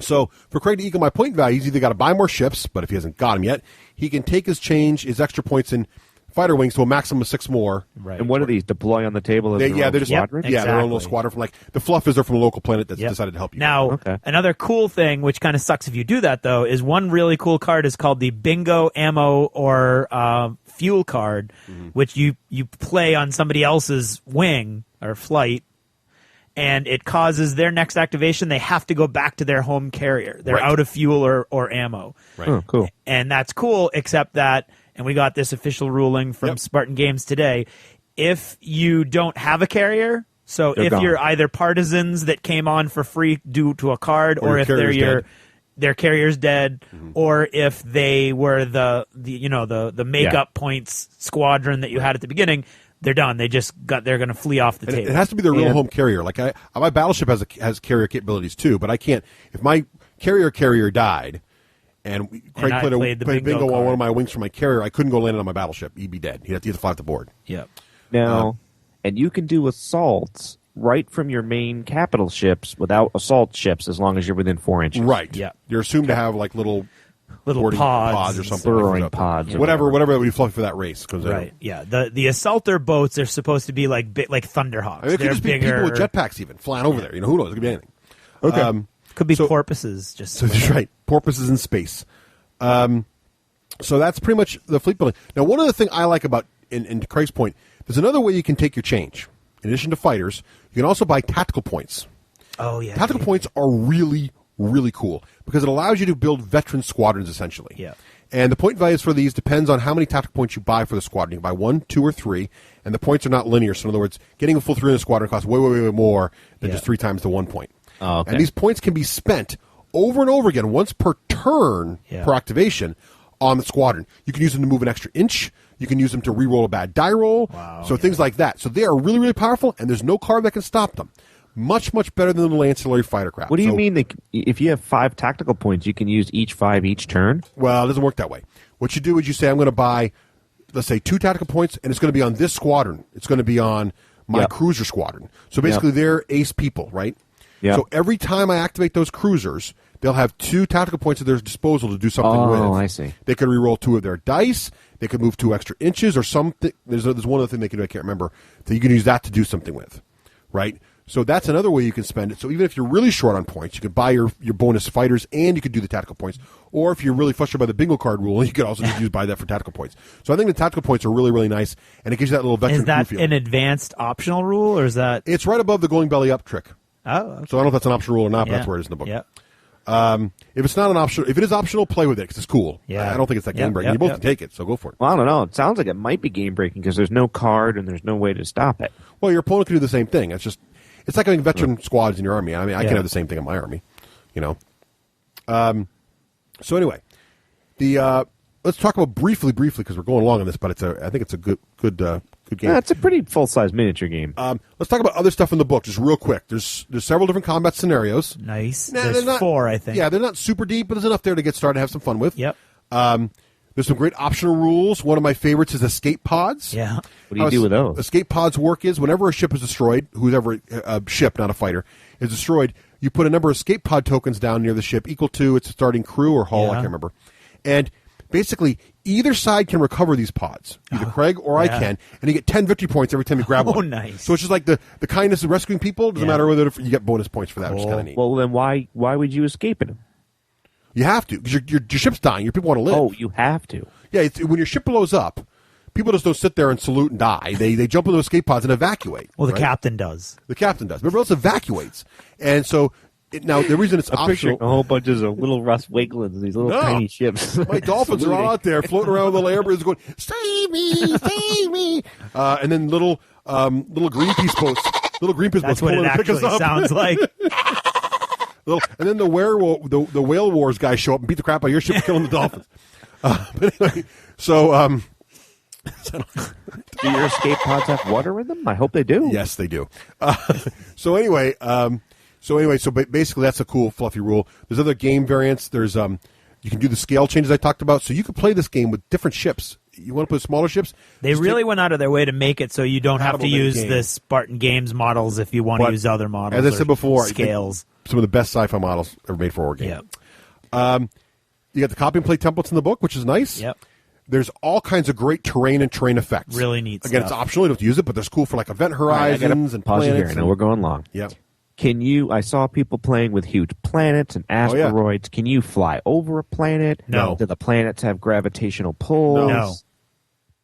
No. There's no. I know in Battlefield Gothic there was some gravity slingshots. There is a in the gravity games. well. There's a gravity well, which is not a terrain. It's an effect of one board edge. There's also an event horizon. So like a black hole is off the board on one board edge. So there's a lot of really neat variations. There's that stuff in there. And there's a lot of great terrain effects in there. There's also, which is surprising in a starter rule book, build your own ship rules. Yeah. Now, they've already tweaked these on their website, so check there for the more advanced, finalized version of them. But that's really, really cool because you could essentially take your Battlefield Gothic ships or your Babylon 5 ships and come up with a rule set for them and play them against Craig's Terran fleet. Right. And because everything's measured from the center pin, it doesn't really matter their scale or size, although they would look pretty good against it. And again, so that you can use anything for this. So that's just not a lot of options in the basic rulebook for $25. Very much, yeah. Not a bad deal. We're We're going along. I think we covered a lot of tactics in the game as we went through. Yeah. So each fleet definitely has its own feel, its own tactics, and things you're going to have to develop as you play. In fact, when I played Andy, he brought his Solarians like straight at me, and we went right in each other's teeth. And I wiped him out to the model and lost one ship. Yeah. You cannot play the fleets the same way as each other. Right. They play totally different, and if you play to your opponent's strength, you really get crushed. So I like that part of the game. Yep. I think they're balanced. They're just totally different. Yep. So let's rate this baby and sum on up on it. Before we do, though, I think we should. Is there any kind of quick thoughts we have about how it compares to Battlefleet Gothic or B5? Because people have asked us that question a lot. It's been a long time since I've played Battlefleet Gothic. So I can't really speak to that. Why does the game call to you more than BFG did, or does it not? Than BFG did? Yeah. I found BFG was a long game. Yeah. There's a lot to track. Yeah. And it's felt like it ground on a little bit. Yep. And I hated just waves of Thunderhawks coming out of those marine, like the whole concept of the auxiliary craft. Endless fighters sucked. I didn't like that either. I really didn't like it. What about B5? B5, I still like. This game it's a little more simplistic, I think, which actually is a good thing. It tightens it up a little bit, and I think the balance between the fleets is much stronger than in Babylon 5. I think the same can be said for BFG. I think both Battlefield Gothic and Babylon 5 suffered from some balance issues with the later fleets. Yeah. And this game, at least at this point, is extremely well balanced, I think. Yep. Some of the fleets are more straightforward tactics than others. Right. But I don't think you can look at this and go, that is just a really broken mechanic. And I think in both the other games, there are some fleets that have things like I remember how the Necrons worked and how the Minbari worked in B5 with some kind of brutal.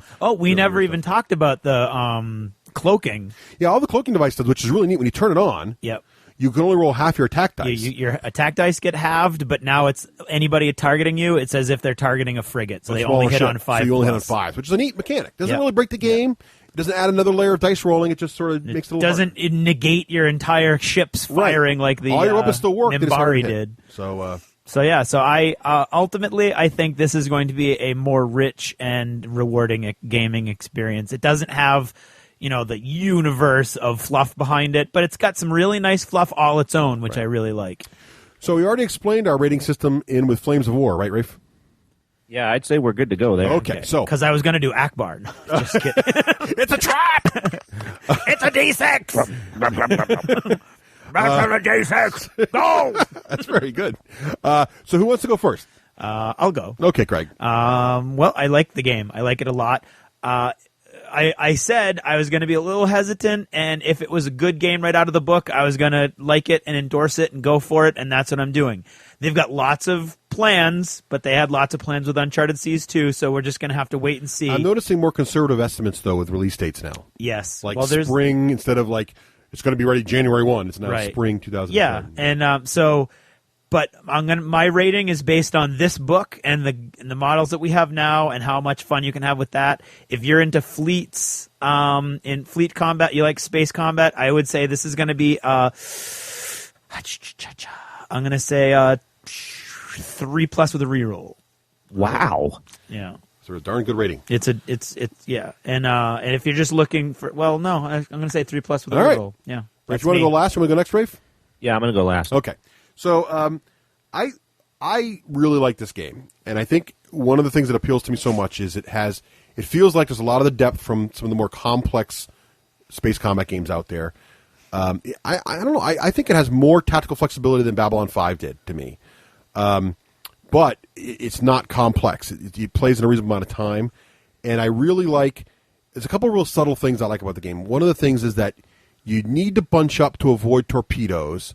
But you also need to spread out to avoid your opponent, A, messing you up with mines, and B, getting in there and really messing you up with combined double broadsides and things, right? So there's two things you got to worry about as you play the game, and it's really interesting. I love how torpedoes, even though it sounds like they're all the same because it's the same dice mechanic, torpedoes feel totally different than regular primary weapons, which feel totally different than how your point defense works. And it just really feels very cinematic, imagining ships, getting them in formation, because you can kind of, even though your frigates can be way ahead of your capital ships, if you sort of get them all overlapping with their bubbles, they can actually screen incoming torpedoes from several inches away because if they pass through those which guys, is another important thing we forgot, which is nothing blocks line of sight except for planets and planetoids. So you can fire right through ships. Because everything's a point and the space is big and three-dimensional, blah, blah, blah. Exactly. So I really think it's a lot of fun, and even if they never did anything else for this game, I would be very happy with my purchase. Yeah. The models were a joy to put together and assemble. I just totally forgot about Dragon Age Origins, which I'm loving, but I totally just got into painting and building them, and it's so nice to build spaceships. It's just a different thing. I haven't modeled spaceships in a while. It was really fun, and I'm going to give it. You know what? If you have any desire for naval combat at all, again, I'm going to say.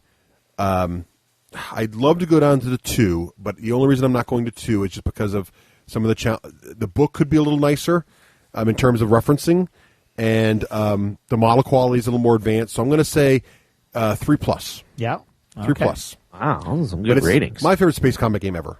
Wow. I would say. Wow. And you're only giving it a 3+? Your favorite ever? Oh, come on. Well, I don't rate it as Rafe does. How much? I'm a real space combat junkie. Right. Yeah. I think though, but if you're not if the models could be off-putting because they're a little tricky to get together for a non-veteran. Yeah. And I'm just being hypercritical now because I gave it a 3. But and again the book's a little tricky to reference. I mean, if it was I get it. 2+ is like a privateer book with perfectly formed models. Yeah. Oh, we get it. We get it. Yeah, all right. get it. Okay. I'm going to rate it on my desire to play. Right. I've never played a space game. I've never had the desire to play a space naval combat game.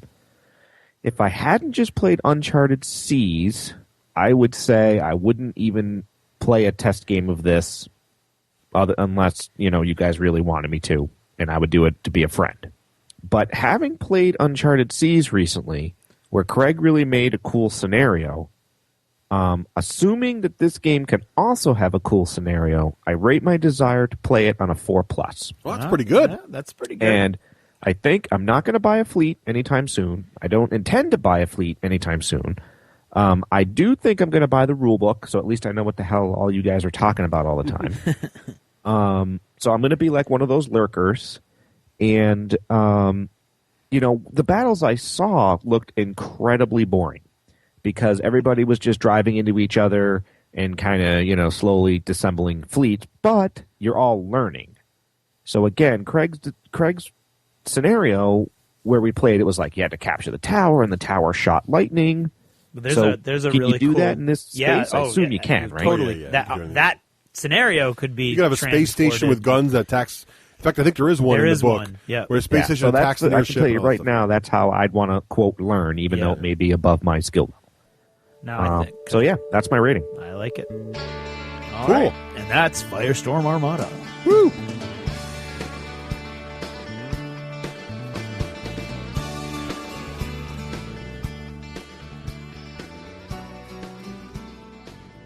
This episode of Jever Notice is brought to you by James, who would like to thank the 2 friendly local gaming stores that have given him so much pleasure over the years.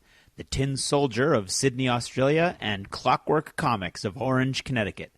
Why are there no good stores in Fairfield County, Connecticut? I don't know, James. I don't know. Well, folks, the final Jever Notice of 2009 crept up on me all unawares, and the next thing you know, Rafe's telling me that it's the end of the new year, or the beginning of the new year and the end of the old year. Well, anyway, and it wasn't actually Rafe, it was Russ. Rafe doesn't keep track of those things. Well, forget about it. Anyway, here we are, my last little editorial blurb of the passing annum. What to rant about? Well, there's this little movie I went to see yesterday in the IMAX experience. You may have heard of it. Avatar. I could review that, I suppose, but no. There was something I wanted to do instead, and it was only by sheerest chance that I saw Avatar yesterday with my friend Pete and Dan and Sarah from Myriad Games and the Sherpa. I'll give you a couple weeks to go out and see it for yourselves before I review it. How's that? Suffice it to say, however, that I'm not sure if the CGI reality interface was as seamless in the non-3D or non-IMAX versions, but in the IMAX version, oh my God, it was amazing. I'll tell you what. I will tell you what my 2 ratings, because I'm going to split it Russ fashion, are, but I'm not going to tell you what the categories, okay? So here we go. My ratings of Avatar To be clarified, in the first episode of 2010, which sounds like a sci-fi movie itself, 3+, 6+. And that's all I'm going to give you for now. But what I really wanted to do this time around is talk to you about how time flies again. And maybe set the record straight, settle some old scores that would otherwise have been left over from the old year into the new year. So, for the form of the thing, do you ever notice how sometimes time gets away from you and the best of intentions get left sitting on the side of the nasty little goat paths of life? Well, tonight I'm going to try to go back and pick up some of those intentions. Firstly, I'd like to say thanks to some listeners who I've been meaning to mention for anything from months to years lately. First, there was Mark for that awesome antiqued playing card set that he sent me to play Gutshot with, which we have used in the Zombie Fest. We used it, and it will be featured prominently at our TempleCon games. So if you're within the sound of my voice and you can get to Rhode Island in early February, you'll see those cards for yourselves. They're awesome. There were a whole bunch of Epic trades and gifts when I had my little flirtation with Epic, which I hope to get back to someday in the not-so-distant future. First, Chris for the great old plastic Epic buildings. I built them, I painted them, I played on them, I love them, and hopefully they'll see the board again soon. Donald Hegarty, Donal. Even more great terrain, some of which I finished and added with Chris's stuff, and other pieces are on hold, but I bet they're going to look just as cool. Derek Z-Man for the trades that included my coveted Imperator Titan, which will see the light of day. See, there's a theme here with the Epic stuff. And a special thanks has to go to Christopher Hogginson, who actually sent me his own Imperator Titan for nothing. Pre-painted and everything, which really gave me a taste for the size, and it's going to see some action too. Anyway, Brennan for his awesomely painted Tyranids and all the Eldar stuff. I trust my vintage Bretonnians are being taken well care of. And who could forget all that amazing stuff we got from The View from the Turret, a great gaming blog that I cannot encourage you strongly enough to visit. I'd like to say thanks to Sherpa, Jeremy, for his excitement and his enthusiasm, and for kicking out his own cool terrain, but especially for creating all those beautiful gaming mats, without which a lot of our games would have been far less stellar. First, there was the Arcane Legion mats that he made a bunch of, and they made a cool game a whole lot cooler. Then there was the Gutshot map, which meant that Brimstone could be brought anywhere in the world and would always have dirt roads. Check that out, too, in TempleCon in early February. Then, the latest addition to the Sherpa collection, Space Fleet Combat Table Maps, featuring giant high-res images from the Hubble Space Telescope. My personal mat, ensuring that I don't have to carry around massive plexiglass sheets with me wherever I go, is a beautiful shot of the Eagle Nebula. A shout-out to Will, a.k.a. Shifty, for wheedling his way from listener to local regular in record time. It had nothing to do with his nickname. And John, the listener that played with Russ and tracked me down later on, and then Russ promptly forgot his name. John played in a Firestorm Armada demo that we did. It was awesome. We all had a blast. And then there was the other listener who found us and played Cutthroat Caverns with us a few months ago, and then found us again just a couple weeks ago, and I promptly forgot his name. Sorry, man, I'll try harder next time. I'd also like to thank all the friends we made in the industry over the years, especially those who have consistently gone above and beyond the call of self-promotion. Romeo, Character of the Year, with all the stuff that he sent us and all the stuff that he does for us all the time. Ross Watson for being almost as big a fan of our show as we are of his games. Navin and everybody at paintedfigs.com. The stuff that they crank out for us is just amazing. Kurt Covert of Smirk and Dagger Games, always fun to talk to, and we'll be revisiting some of his offerings early in the new year, I have no doubt. And, of course, there's Matt Wilson and the entire gang at Privateer Press and all the great access and help they've given us. And, of course, we're very excited that Vince Rospond and the gang at Black Library have reached out to us and to you guys with such an amazing array of books. And no list of thanks would be complete without mentioning our 2 networks. First, there's the Wargamers Radio Network, consisting of Jeff Carroll over at Podhammer, Spencer Scott and the gang over at 40K Radio, and, of course, Luke and JJ at World's End Radio. And then Myriad Games and Game On with Cody and John. See how I didn't do that? Fear the Boot and the whole gang over at Pulp Gamer. These partnerships have been great, and we look forward to finding new ways to reach out and interact with all these great guys in the coming year. And finally, I couldn't finish this up without thanking you guys and gals, the listeners, especially those of you who stick to it to the bitter end with me and Did You Ever Notice? Without you guys and gals, we wouldn't have anyone to do this for. We wouldn't have anyone to do this with. And without those donations and the shout-outs, and without you sharing your enthusiasm with our sponsors, we could never afford to do it the way we've been doing it and the way we would want to do it. So thanks to you guys. And to everybody, Merry Christmas, Happy Hanukkah, Happy New Year, and it's even just a simple, peaceful, and joyous season, no matter what your faith, affiliation, or denomination. Just remember, try not to be in such a hurry, and don't engage sales staff in trivial conversations when there's a giant line behind you, and we'll all get along fine. To those of you who I've forgotten, and I'm sure you're out there, I am awful sorry. I tried my best to go through all my emails and find all the ones that I haven't responded to. There's been a billion people who have called us and emailed us and talked to us and given us good advice and given us good recommendations, and just thanks to all of you, okay? And God bless us, everyone. That's it for now. Thanks for listening, and good night.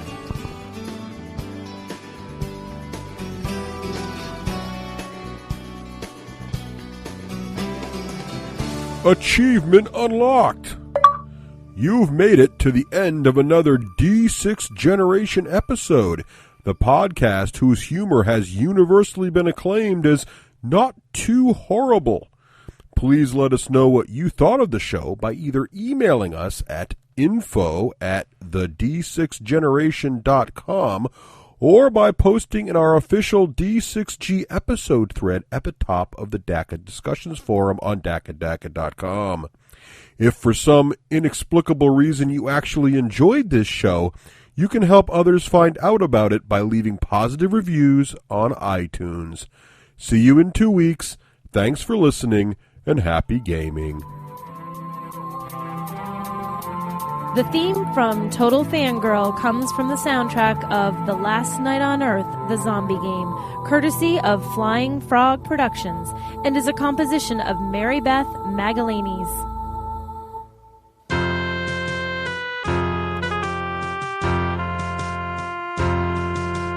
Come see Avatar, Cameron's movie. He spent more money than I'll ever see. He made the people blue look like Smurfs to me. He made Pandora too. It's very pretty, very pretty, very pretty. Friends all tell me this movie's must see. Oh, could it be? But the stories Matt do not want to see. It's been done before for much less money. Unobtainium, are you kidding me? Who approved this script? No writers I see, no writers I see, no writers I see. Then I saw the film, there goes my money. Cameron, you thief. This musical rant courtesy of TotalFangirl.com.